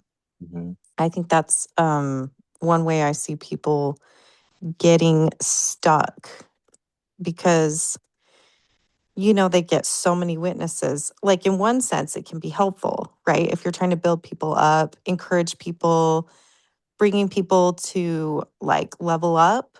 But there's some that are like just kind of validating you or, feeding your ego or feeding your false belief system, basically, to help you like make your belief system stronger because you have all these other people who believe like you do that keep you in this false belief system. So that's another reason, like, you just have to be so discerning because I especially people who don't know how to navigate social media very well, like the older generation specifically, Mm. you listen to them talk and you're like, oh, I know exactly where you're getting this. And it's not based on truth, but like they don't know how to discern the difference. It's like, how can someone, it's hard for me to like believe someone can be like this diehard Trump supporter. I'm like, how can you think that way? Like how Mm. did you get there? But you listen to them talk and it's like, and I had this conversation with my husband. It's like, well, yeah, if you're in an echo chamber that's showing you all the positive things that are touching on your value system, right? That are good things, then and you're not getting exposed to the whole picture, then it's easy to be like, oh yeah, that's good and that's right. And he's Mm. doing good things and stuff. And it's like, well, you're not seeing the other side of it too. You're not Yeah. seeing the full picture. And so that's why it's interesting to me that people aren't like doing their due diligence, because every time I hear something, I just go look into it, and it's not hard to find some sort of root source, right? For the information. And Mm. but like some people don't know how to navigate that. And anyway, I think that is what could potentially breed a big, war type mindset. If you're feeding this one side all this stuff that's, sounding good, and then you're feeding the other side like the opposite that sounds good, and painting the other side to look bad. And then of course, that dividing is just divisive. So anyway, that's kind of where I'm seeing things heading. As I see people being polarized. I mean, we've talked about it a lot before, but I definitely think social media is a huge part of that. Stuck in a simulation. Yeah. Yeah, that's man. That's really wild. I mean, you just hit everything on the nail on the head, and just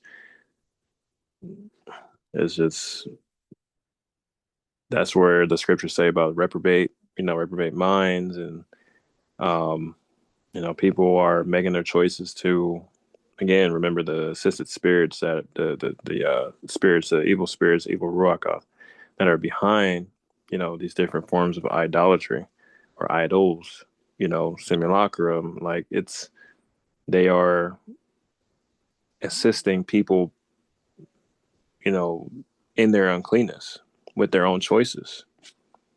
So people don't want to choose, to be righteous or find out what righteousness even looks like. And of course, if it has anything to do with Yahuwah's word, even more so, because we're in the times that we're in, they're not going to choose that. And that's why this is the consummation of the end, or consummation of the times, because it's supposed to be like this. This is like the separating, right? Not just in our communities, wheat and chaff, and wheat and tares, right? It's also in the world, because people, not everybody that comes to the truth are in these communities, but it's just a lot of separation going on, a lot of just, it's so much, and people are stuck in so many different types of simulations. That's what the enemy does. It's like, as we saw, like you get people stuck in one idol and another idol that's connected to that idol, and then you put them in social media. Like this is like technology, like it's a whole web, as it says, right? So it's a lot. It's an incredible time right now to see what we're seeing, to be out of that simulation, to be on the outside looking in. because we could have been stuck in there too. Yahuwah in his will, has allowed us to see, to see. And that's why the scriptures say many are called but few are chosen.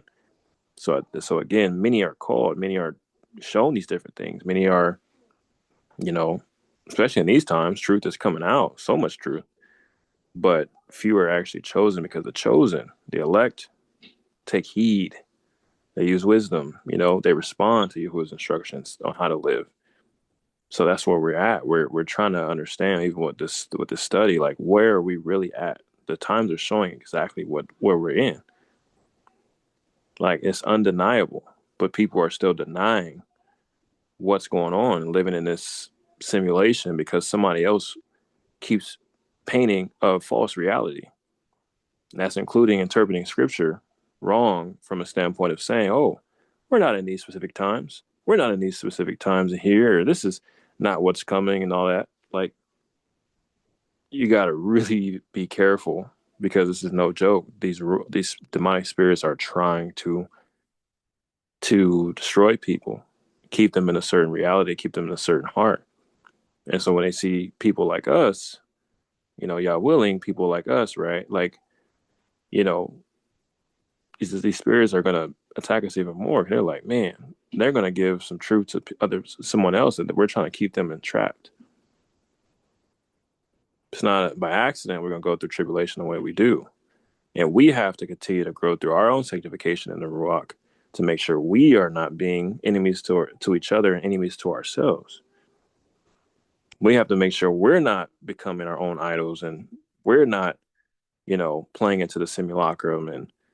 And so, again, we have to make sure we're not taking a part in these heavy emotionally triggered campaigns. Like, and you said divisive. Like, we call them devices. Like, play on words. Devices, like devising. Like, it's so much set up for us to try to fail and stay in this confusion, right? And Yahuwah has called us out of confusion, out of Babylon, out of confusion, out of Babel. He's called us out of that.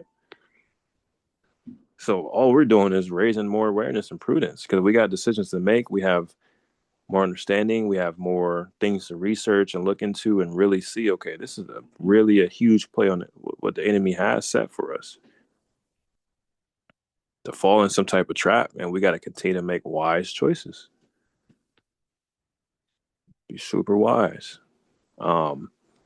So number three, question three, why do people in the world not believe demonic spirits are behind simulacra? Do people in this community also marginalize what's going on spiritually in the world, especially with this specific topic? Loaded question. You may want to answer the first one or the second one or the whole. Floor is open for this question here.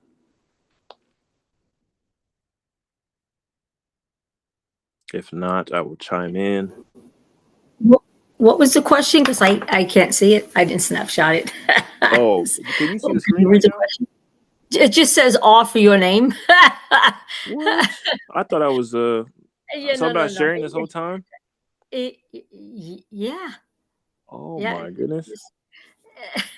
I thought it was wow. This thing, it just turned off on its own. There it is. Okay, it says, why do people in the world not believe that? They normalize everything, because it's kind of like a frog. If you get boiling water and throw a frog in it, they jump out. Mm-hmm. If you get water, cold water, put the frog in and put the flame on it, it gradually gets warm. It cooks the frog without him even knowing it and jumping out. That's the same thing what they're doing with us minds. Yeah. Like that.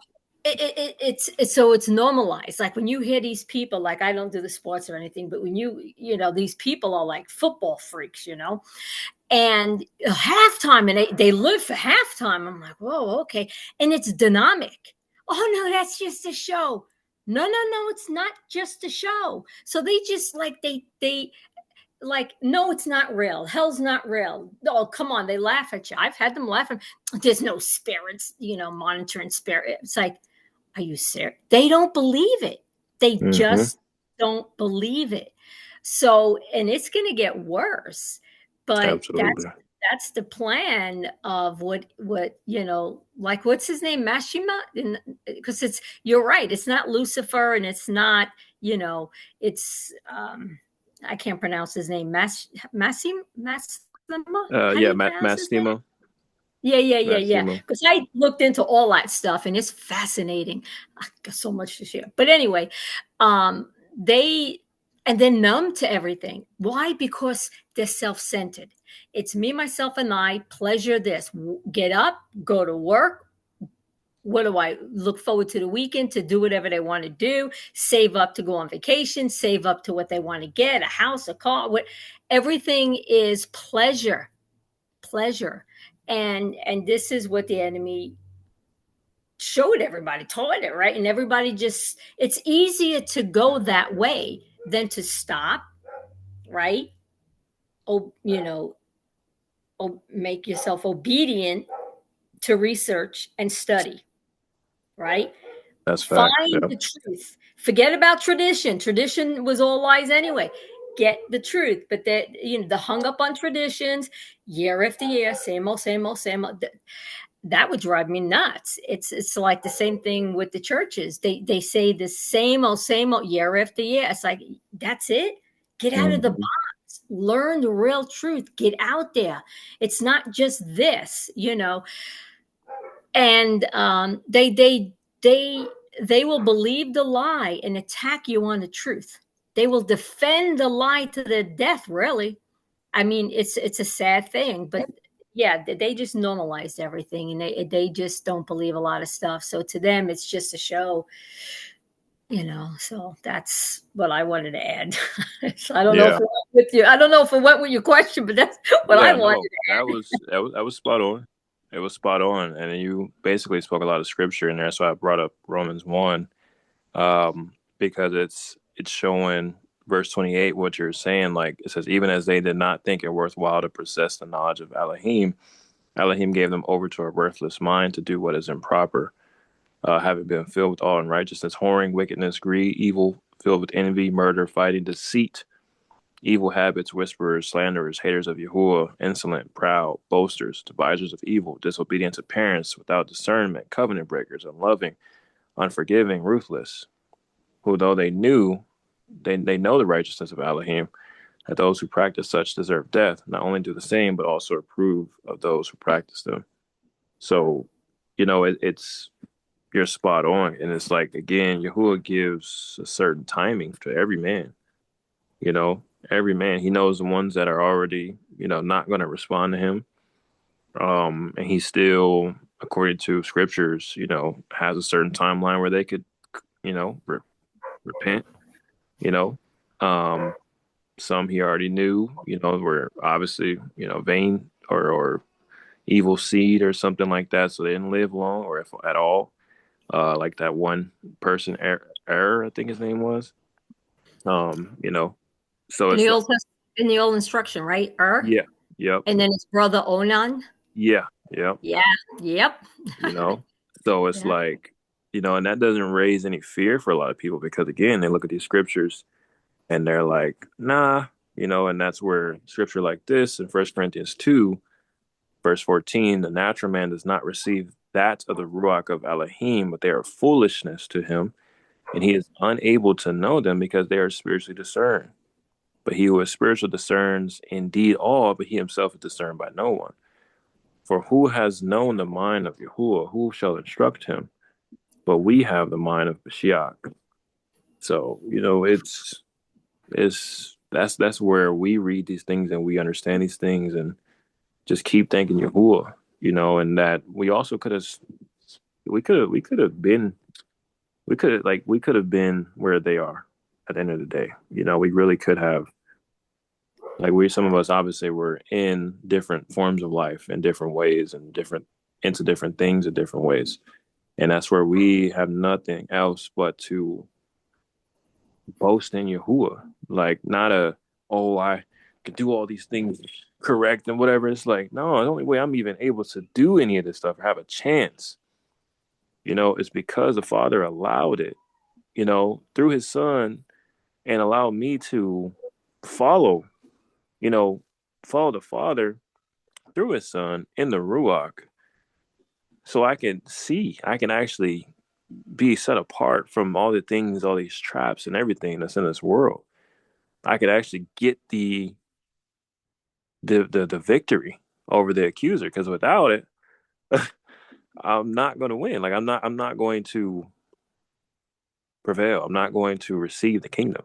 And there's only one other place that I can go. No middle place that I can go and just sit there and just be like, no, it's either you in hellfire or you are in the heavens with Yahuwah, and et cetera, et cetera, et cetera. So it's just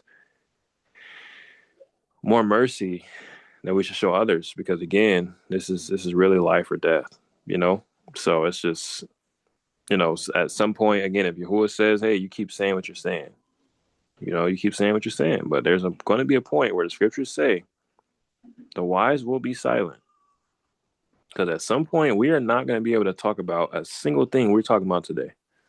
A single thing. It's either going to be fined, or again, Yahuwah is just saying, be quiet. Like, and that also means, again, where we're at right now, social media. Some of us are sharing different things, maybe, or whatever it may be, or something. Like, the wise will know we ain't gonna be able to stay on that social media for long, if at all. Like, it's about that time. It's getting to that time. But follow Yahuwah first and foremost, so that way you are doing what he's asking you to do ultimately, right? But we are really coming to some, we're already in the times, but we are coming to some really, really hard times, to where, again, they're going to prevent us from speaking on a lot of things, and that's going to be okay in some aspects. And then when we're in person with others, we're going to need to speak up where we're supposed to speak. Scriptures like where I think Matthew 25 or something like that, it says, like, don't speak like just on your own mind or what you think you should speak. Speak what the Ruach will bring to your mind. When you're in the assembly, or you're in the certain situation, being interrogated, whatever it may be. That's what we're trying to do. We want to be super locked into the Ruach, to where we want to move, obviously, in fullness of the Ruach. In the Ruach, that means, if in times you got to pray for others when they say you can't pray, just like Daniel.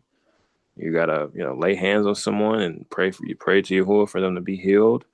All types of things. Baptize someone that they're not supposed to be baptized over here in this water, or whatever. Like, however people however they're going to get really strict with all types of stuff. Can't use Yahuwah's name, and they got to say this God's name and all that. Like, this is all preparation for that, if we're alive in that specific time when it really comes up. But there are people all over the world that may be in Yahuwah that's already experiencing that in their own places.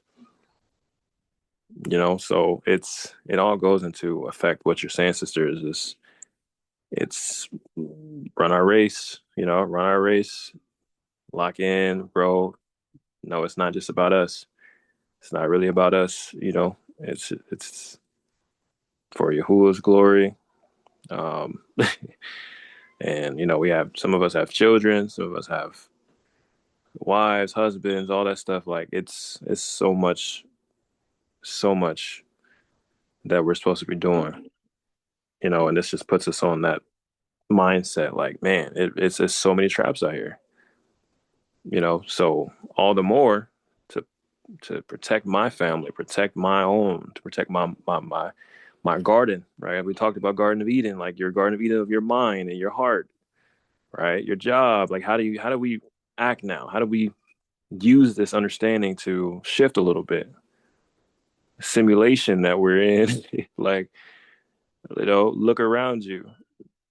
Notice people are in a simulation, like they're living, So is it worth really speaking to someone if Yah is telling you, hey, don't speak to that one right there?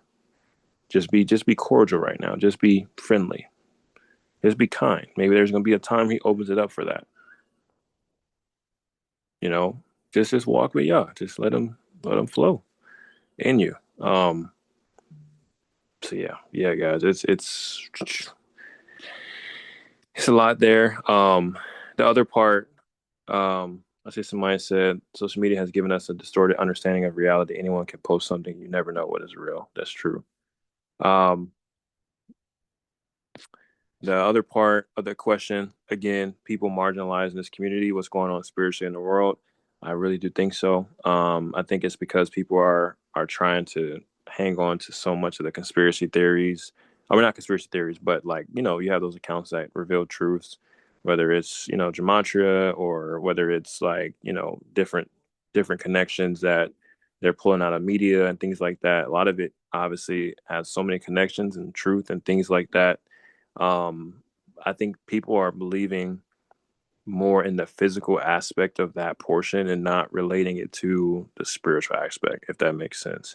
Like they're not really saying, okay, demonic spirits are involved, or um, just saying it in that way. Like if they're looking at idols and they're saying, oh, there's idols going on, or idolatry, they're not saying, hey, there's unclean, uh, like malignant ruachs, evil spirits behind these simulacra. You get what I'm saying? And I think people think that's nothing, or people don't think that's bad, but we're putting also we're removing the things that Yahuwah has said, what is going on, and putting our own thoughts and feelings into something and making it and marginalizing it, putting it in a box to say, oh, well, it's just this. Yes, it's this. It's a circus out here for sure. Yes, we're using words like simulation and simulacra, and we know people are you know like they're walking dead essentially. But again, it's spiritual fornication. It's spiritual uncleanness. It's a whole. You cannot remove the spiritual aspect of it. And the reason why that's so important is because when we fight, warfare, it's spiritual warfare. You cannot fight in a fleshly mindset. So when we're going against these different things out here, like if it's not working on your end or it's not working as strongly, evaluate whether or not you are actually, marginalizing what spiritual aspect is going on, like what the spiritual like aspect of all of this, that you're experiencing, like what it has to do with demonic spirits and etc. And then say, okay, well, how do I fight against that even more so? Because apparently, as I'm learning and I'm growing, I can't I can't fight against these same situations the same way. I can't keep my mind in the same way when I used to say that scripture. You know what I'm saying? Like there's more that I apparently need to be doing and growing in. There's more spiritual weapons of warfare I need to find, not just, I know the word, but have I fasted in a long time? Right? Have I praised in a long time? Like, have I really got that space to praise and worship? Like, have I really done these things? That is a part of spiritual weapons of warfare. It's not going to matter in the long run when things hit the fan and, there's no internet, there's none of that stuff, whatever it is. Like, we're going to be able to know, Freemason this and all this and all that, could help us understand the symbols of whatever we were seeing and saying, like, oh, we don't need to go in that building. I think that would be cool. But a lot of you guys, I won't say none, but a lot of you guys have never encountered actual witches, actual sorcerers, or actual, like, people who are, like, being led by actual demon. Like, there's levels to it. So when the highest level comes into your way, the goal would be to know how to deal with it, not how the movies set it up, right? That's not always the way. They know a little bit of something, but at the same time, it's like how do we deal with different levels of all of this stuff that's going on? Because you got to remember, in the book of Jasher, I know that's a lot. It's a lot of things in there that's, added or whatever it may be, but it's still a lot of connections in there you can take. So remember when Abraham, he was on his way to sacrifice Isaac, essentially, because Yah told him to do so, right? We know that was a test. Remember in the book of Jasher, Abraham was passing through this brook that had no water in it, right? And all of a sudden, water started filling up, and Isaac got afraid. He was afraid. He was scared. He really believed, like, he was like, "What's going on?" And he was like, "Should we go back?" Abraham is like, "It wasn't water here before. Like, I know it wasn't." And he's like, "This is the enemy trying to hinder us from continuing onto our path, doing what Yahuwah asked me to do." And he bind and rebuked this enemy, and the enemy ran away from him. Now you got to think about it. It was actual water that was filling up in this brook. But the enemy, through apparition also, because you have to think about another thing just throwing out there, people think that the fallen angels just had actual sexual intercourse with these women, and that wasn't true. There's scriptures that say they didn't even have genitals.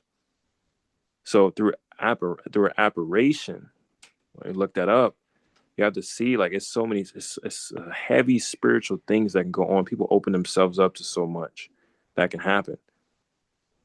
Right. So through that apparition, or through that, whatever the enemy is able to do through the spiritual realm that contribute that goes into the physical, he was able to make it seem like it was real water or actual water and that they experience. But Abraham had a mindset that was on Yahuwah with spiritual eyes, spiritual understanding, a mind of Mashiach, right?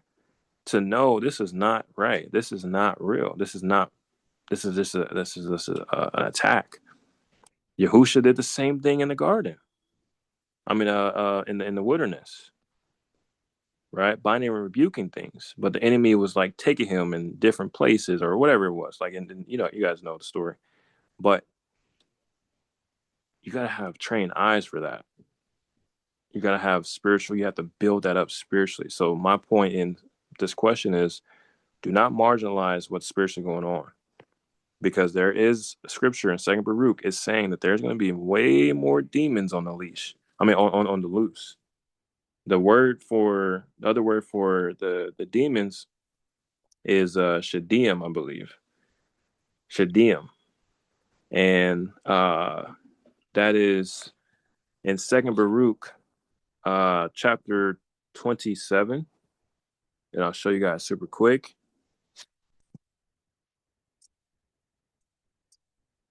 Second Baruch, where are you? I see First Baruch here. What's this fading out? That probably passed it. Nope. I'm blind. Let's see here. I got First Baruch. Maybe they don't have Second Baruch in Yah scriptures. I forgot. They don't respect that one. But yeah, Second Baruch, chapter 27.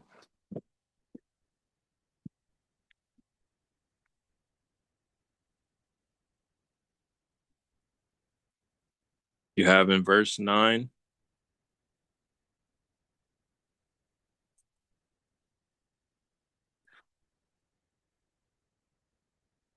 It says, so it's telling you these 12 parts that's divided.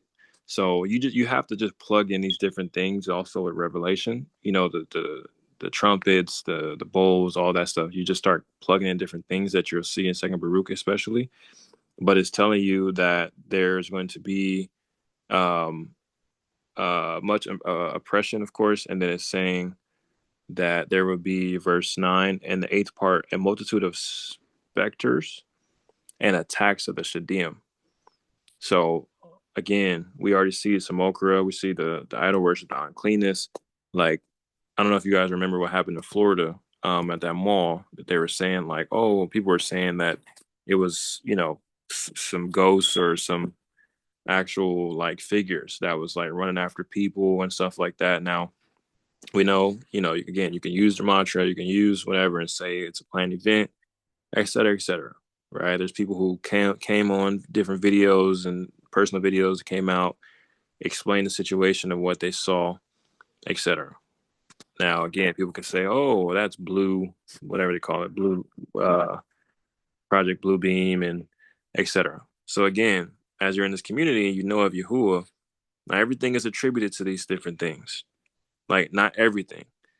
We have to have discernment again, not to put Yahuwah in a box, and not to understand that there's demons that are actually going to show themselves, because this is more wicked. This is a more wicked time. They're going to actually show themselves in various forms, but they're going to show themselves. They're going to attack because they can be out here at this point. It's going to get so bad. They just be walking on the streets. You're going to see them.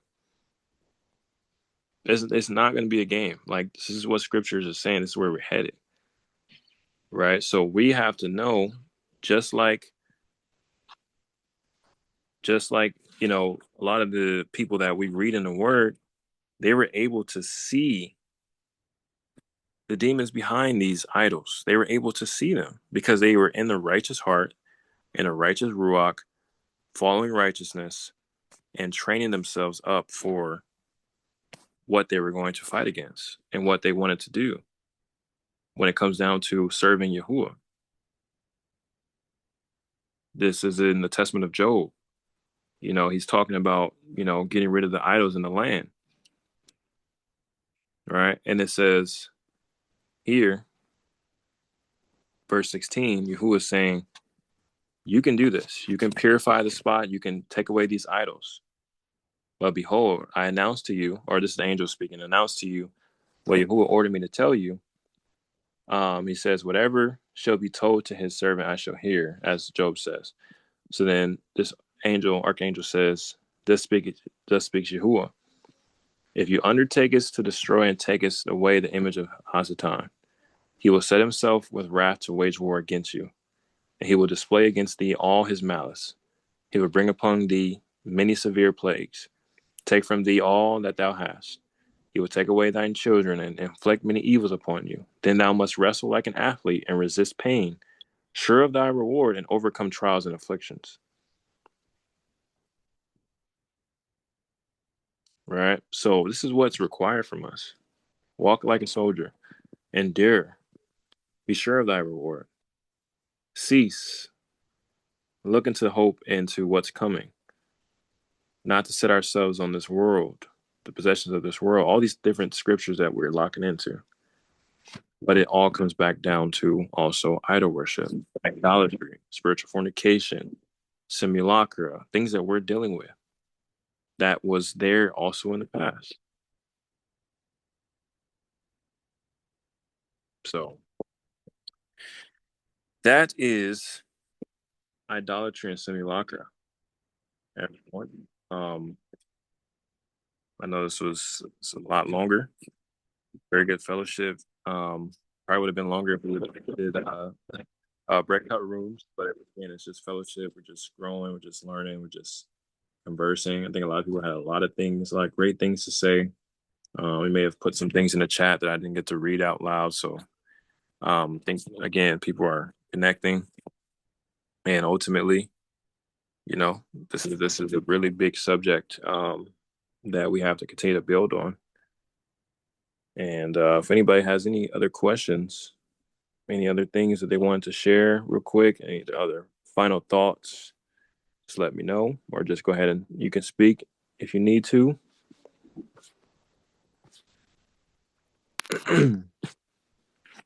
Yeah, with the social media and the route that it's taking, I thought when we were reading the questions how Satan blinded the minds of the unbelievers.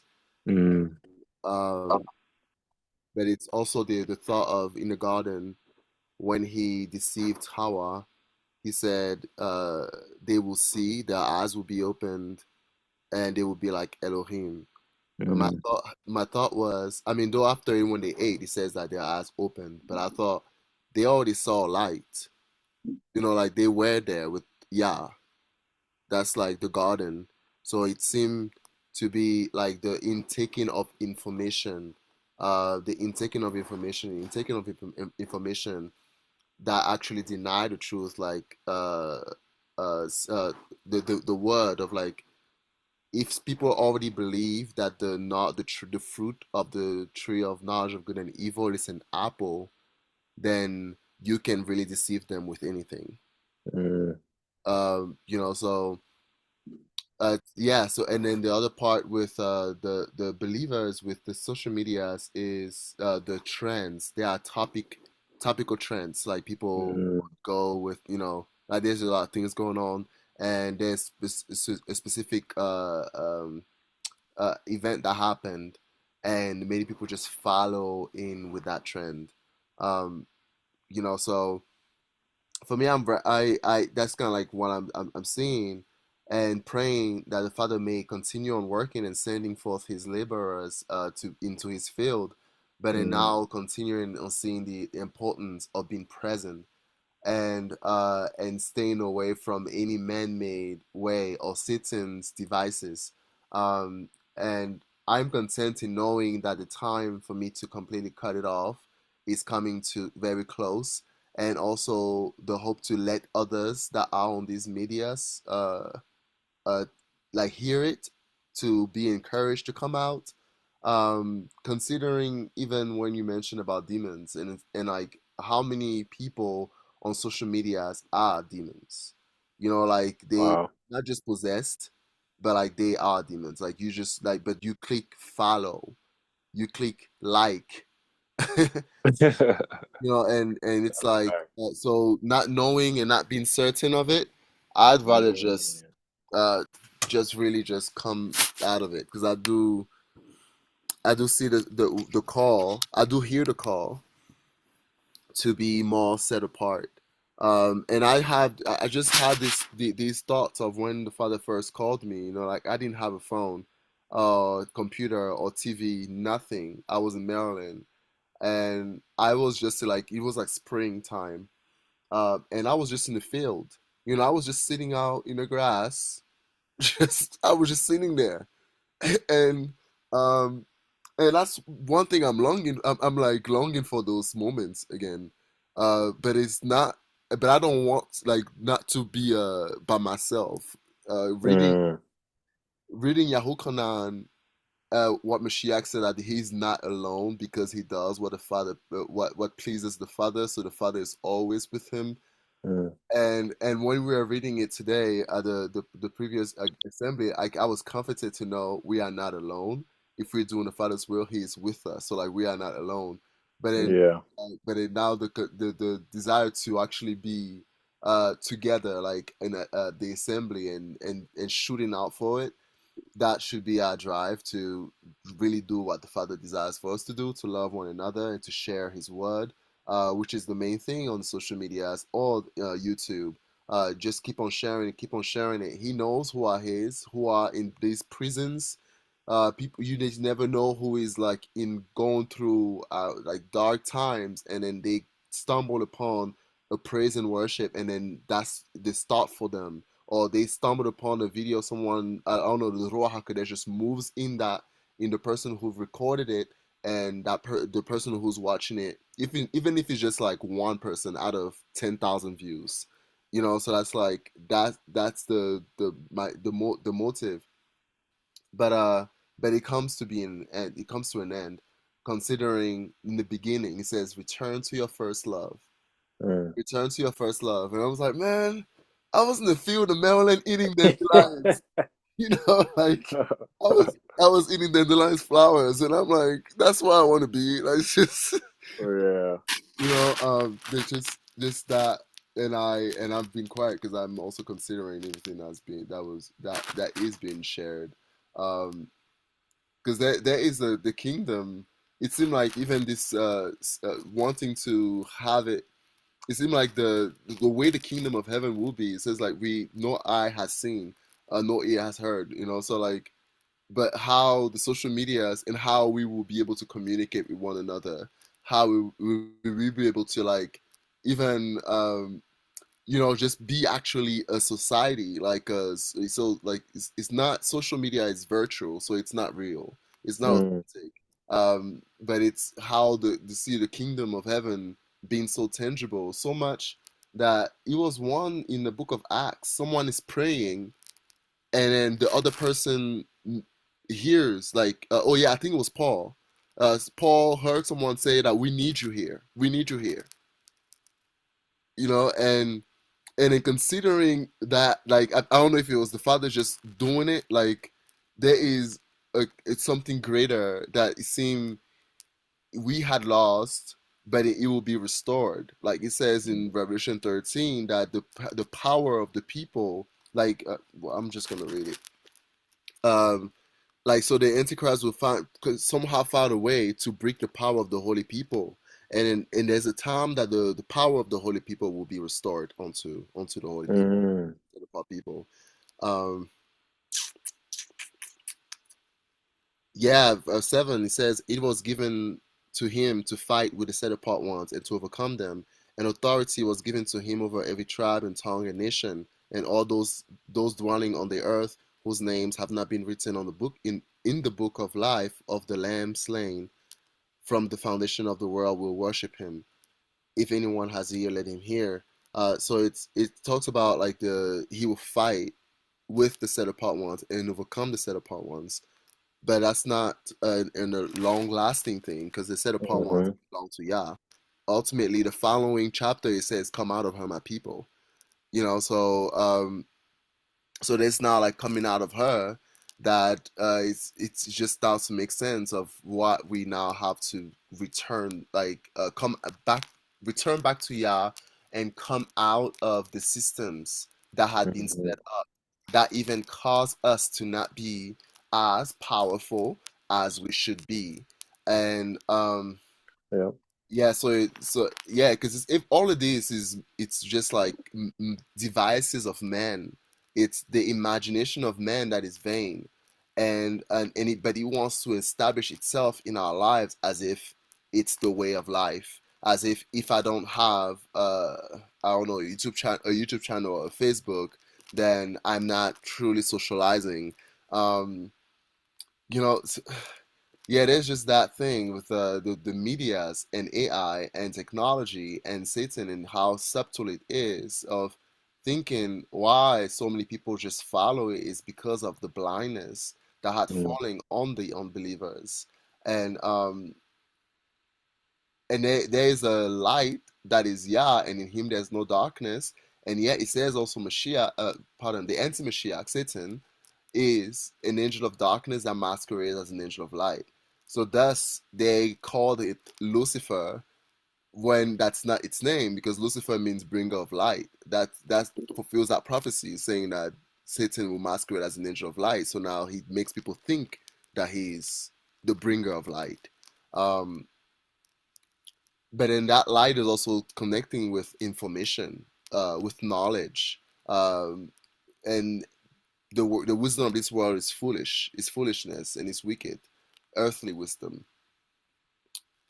My encouragement, I think, is more to come out of the system and pinpoint everything that I am to do to draw closer to the Father, and to not fall into the trap of the enemy, because yeah, it's just bringing us out of the snares and the traps of the enemy. So it's like slowly walking out, but in this confidence is that when the father asked Cain, "Where is your brother?"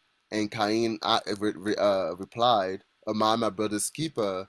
is that we are our brother's keepers. So we're not coming mm. out alone. We're coming out together. All of us, we're coming out. So Yeah. that's just now, that's the hope, and then stay until the father said, "All right, that's it."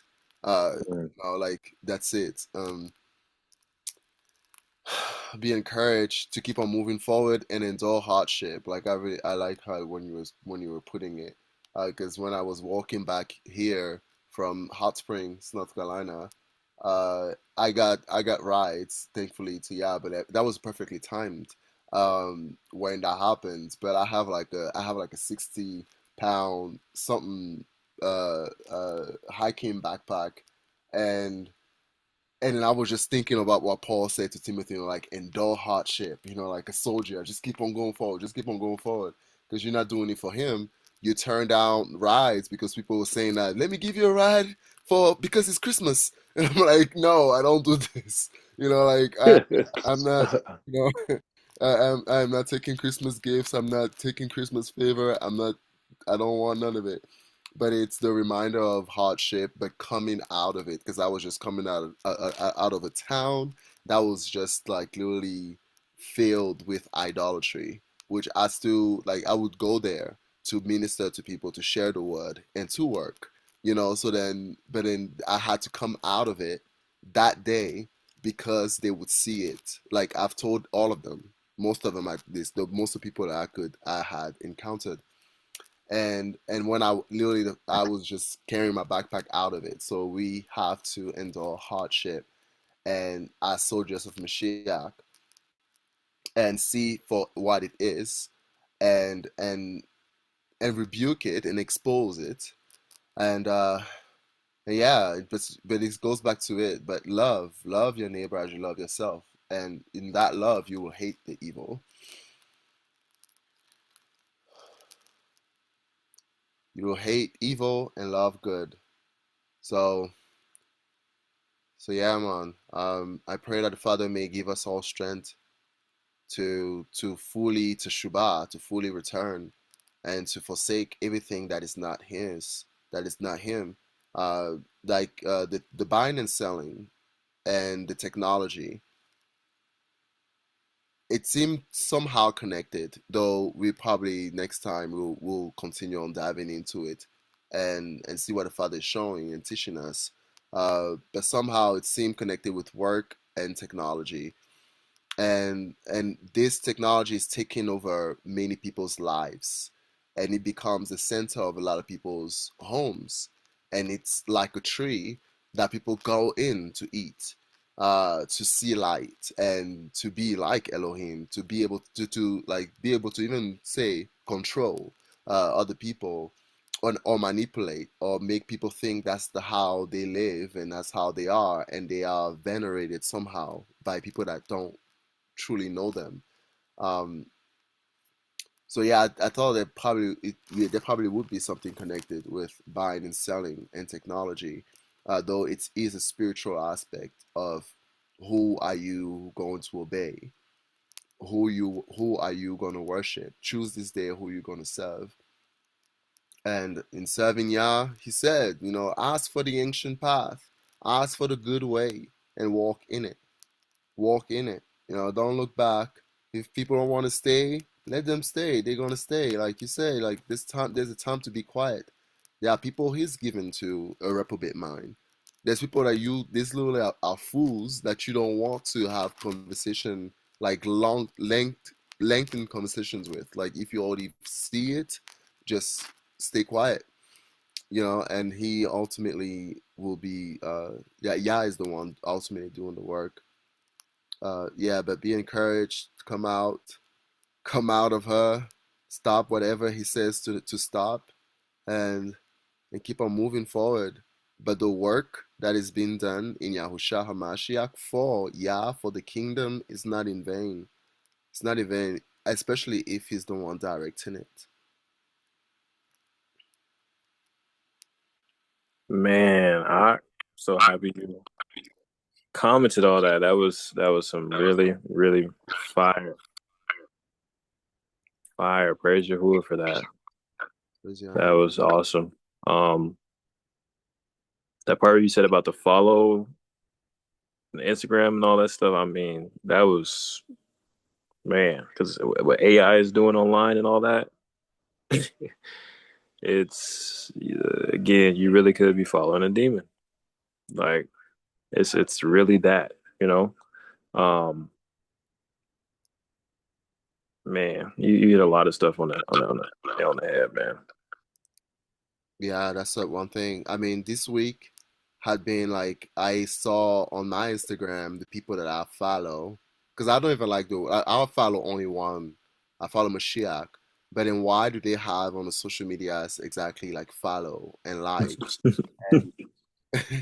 And so I started seeing the people I had on my following list that I followed that I just started to unfollow everyone who claimed like I followed them because they said something about the scripture about Yah that is scriptural, but then afterwards the fruit had been they leading people back to Babylon, and then Uh, this age and in the time that we're living in, it seems like there are people that are like sealed for what they do. They're not gonna move from it. So when I start to see, oh, okay, he's promoting Christmas. Okay, there's a Christmas tree behind it. Okay, I'm on following this because I can't follow it. I can't yeah. because that's the word even following that I also take very seriously. I take it serious rather, and then so that's one thing I started to see this week. Okay, that was just the conviction I had this week. I'm just like, okay, I take him off, take him off, take him off, take him off, and that's just layers after layers. Whatever else, I'm gonna keep on going. And one thing I'm thinking now is having like a time of bringing out that message to come out and then come out, especially with the portions we are entering soon in like in a week or so, in 2 weeks, we are entering into Exodus, and then the Exodus will end right before the year begins, and that's like perfect. That's why I just love the Torah because it's like Yeah. perfect. Um, so I see how like I'm coming out. Hmm. We're coming out, yeah. That reminds me of Deuteronomy 12. It says, "These are the commandments and judgments which ye shall guard to do in the land which Yahuwah Elohai of your fathers gives you to possess it all the days that you live upon the earth." So, I mean, we just remember we talked about the Garden of Eden, the how to cover our gardens of Eden and all his instructions and things of that nature. Um, Verse 2, it says, "Ye shall utterly destroy all the places wherein the nations which ye shall possess serve their Elohim upon the high mountains and upon the hills and under every green tree, and you shall overthrow their altars and break their pillars and burn their Asherah poles with fire. And you shall hew down graven images of their Elohim and destroy names of them out of that place." So it goes directly what you said, coming out, right? Coming out, and this is a form. What we're talking about today is literally forms of that. Verse 4, "You shall not do so unto Yahuwah Elohim, but unto the place which Yahuwah Elohim shall choose out of all your tribes, to put his name there, even unto his habitation shall ye seek, and thither you shall come." So even if we're not in the land specifically, like it says in scripture, we were bought with a price, and we are essentially the fathers through Mashiach, especially of those who truly follow him. And essentially, again, these are our tabernacles, which in John 14 it says, the It Father and the says, Son and the Father Ruach, and not Son. in a Trinity, quote unquote, doctrine type of way, but they make their abode in us, and that allows us obviously to pursue the path of righteousness, do the things that He's asking us to do, which, in the tabernacle, it must be holy, it must be set apart, it must be pure unto Him, which we're learning how to do, consistently over time. So then it's saying, these different sacrifices, different things, etc. You can look at Sirach chapter 35 and see like praise is a sacrifice, and your righteousness, all these different things. And then it says in verse 7, "And there you shall eat before Yahuwah Elohim, and ye shall rejoice in all that you put your hand unto, you and your households, wherein Yahuwah Elohim has blessed you. And you shall not do after all the things that we do here this day, every man whatsoever is right in his own eyes. For ye are not as yet come to the rest and to the inheritance which Yahuwah Elohim gives you." When you go over the Yarden, when you pass over and dwell in the land which Yahuwah Elohim gives you to inherit, when he gives you rest from all your enemies round about, so that ye will dwell in safety. Um, then there shall be a place which Yahuwah shall choose to cause his name to dwell there, and etc. So it's like, again, it's this, to me, it's again, it's like this journey, it's this process.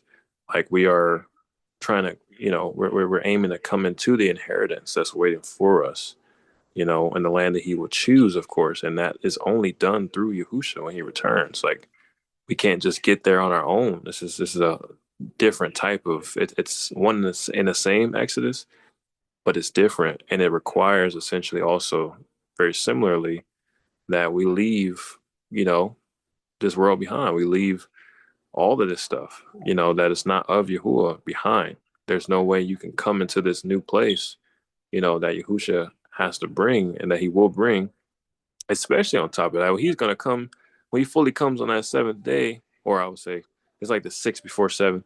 Like when he gets here, he's literally going to be burning everything. So it's like, why hold on to anything? Why hold on to anything of this world? But the things that he's put in our ordained path to preserve and to take care of and to guard and to, like that's the ultimate, that's where our heart should be at, so it's beautiful to really hear what you said and then read that chapter and just, I mean, everything really just starts coming to light to like what all this is. And, it's just another call that Yahuwah is telling us, like, keep going, keep, you know, uh, severing ties to things that are idols, that are simulacra, that are essentially malignant spirits that are not of him, and it's a lot, man. It's just everything you said was awesome. Uh-oh. Uh-oh. Yeah, your battery, I think. That was my baby son crying.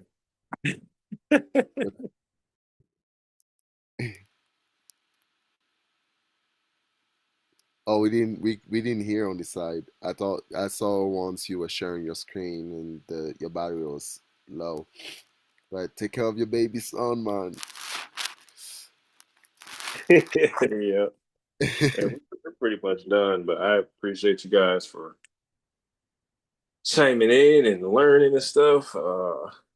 Even though it wasn't a formal study, she basically was. A lot that came out of this. So, a lot of beautiful things. The next study, well, for sure, I think it should be two.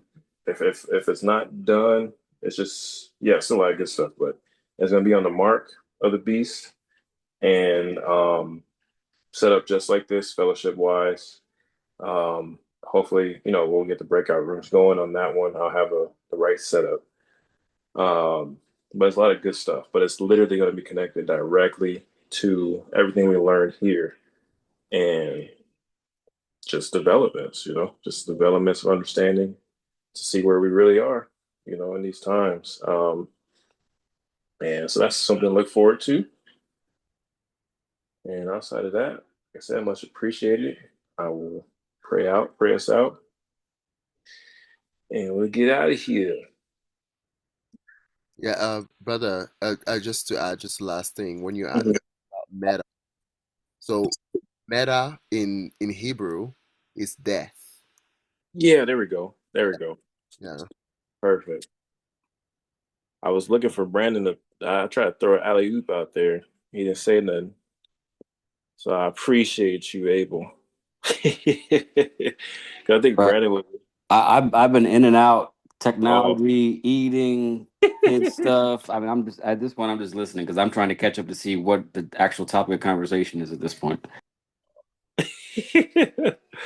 well, yeah, I had forgot what meta was. I was like, man, what was the definition again? But yeah, that was perfect. Yeah, like you said, just I mean, another alley oop that the Most High giving up, huh? Showing the enemy what it is. Well, yeah, I'll go ahead and pray out, plow out. I don't want to pray on you guys, PREY, but I will go ahead and plow, plow us out. Dear Abihua, we thank you so much for this word. Thank you for your truth. Thank you for this understanding.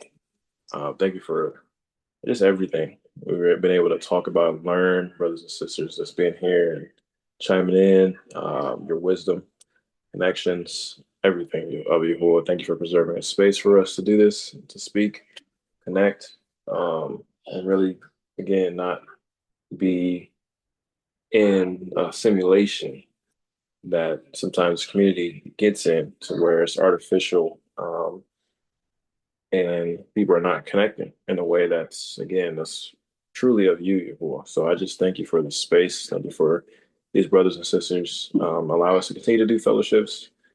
Allow other fellowships also to continue to be pure unto you, Yahuwah, and allow people to come into these fellowships learning, growing, sharing things that you adore or things that you love that's done in righteousness.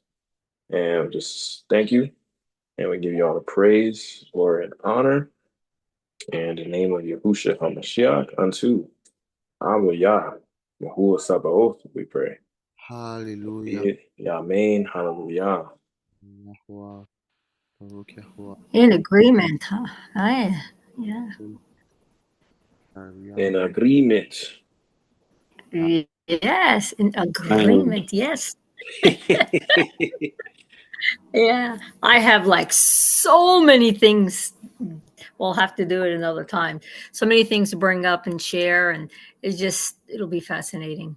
It'll be amazing to just, all the new, like the new nuggets, I know for myself, people stay in the same old, same old. No, I don't want to stay. That's what the churches do. No, I want to get out, find all the truth, all the nuggets, because it's just, there's so much there to learn. Why would we need the fundamentals? Sure. But to stay in that all the time, year after year, no, there's more.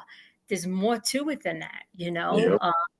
You got to get out of the canon. The canon's there, but everything else intertwines into it. There's just so much I'm learning, and it's amazing stuff. So I'll have to share at another time. Yes, ma'am. We got more. We got more fellowships. Yeah. You got your different subjects. You got your Leviathan and Behemoth. That's a whole nother whoa. You got what's under Antarctica. Whoa, another one. I mean, there's like a lot. There's like a lot. And that's what I love learning, because it's real, it's there. You can't get out of it. But, people they don't want to hear it. They really don't want to hear it. True. They want to stay stuck in the same old, and I'm not doing that. That's not that's not what I'm called to do. He's leading me to, well, when you pray down deep from your heart and soul, right? That the ruach of truth will show. He does. He's faithful and just. He does, and he brings you to it, and he puts it on your heart, and you just keep moving forward. Keep moving forward. If any, it's like get on board that train because it's leaving. Whether you come on or not, I'm going. That's facts. That's facts. Yeah. That's facts. Very true. Yeah, because we can't. No matter what it is, we can't let anything or anyone pull us down. That we have to cut the cord. And that's what he don't want. If we don't do that, he will remove them from our lives. Why? Because he's protecting us in our walk and for our purpose, for what his purpose is and our purpose, and, people could, people are people. We could lose sight of it. And it's like, no, we got it. It's like them horses when they're running down that track. Some of them get distracted. They have to put blinders on, which are a little square thing on each side so they can't see peripheral vision. That's what we need. Don't look peripheral vision, straight ahead. Don't look back, straight ahead. Good word. Good word, sister.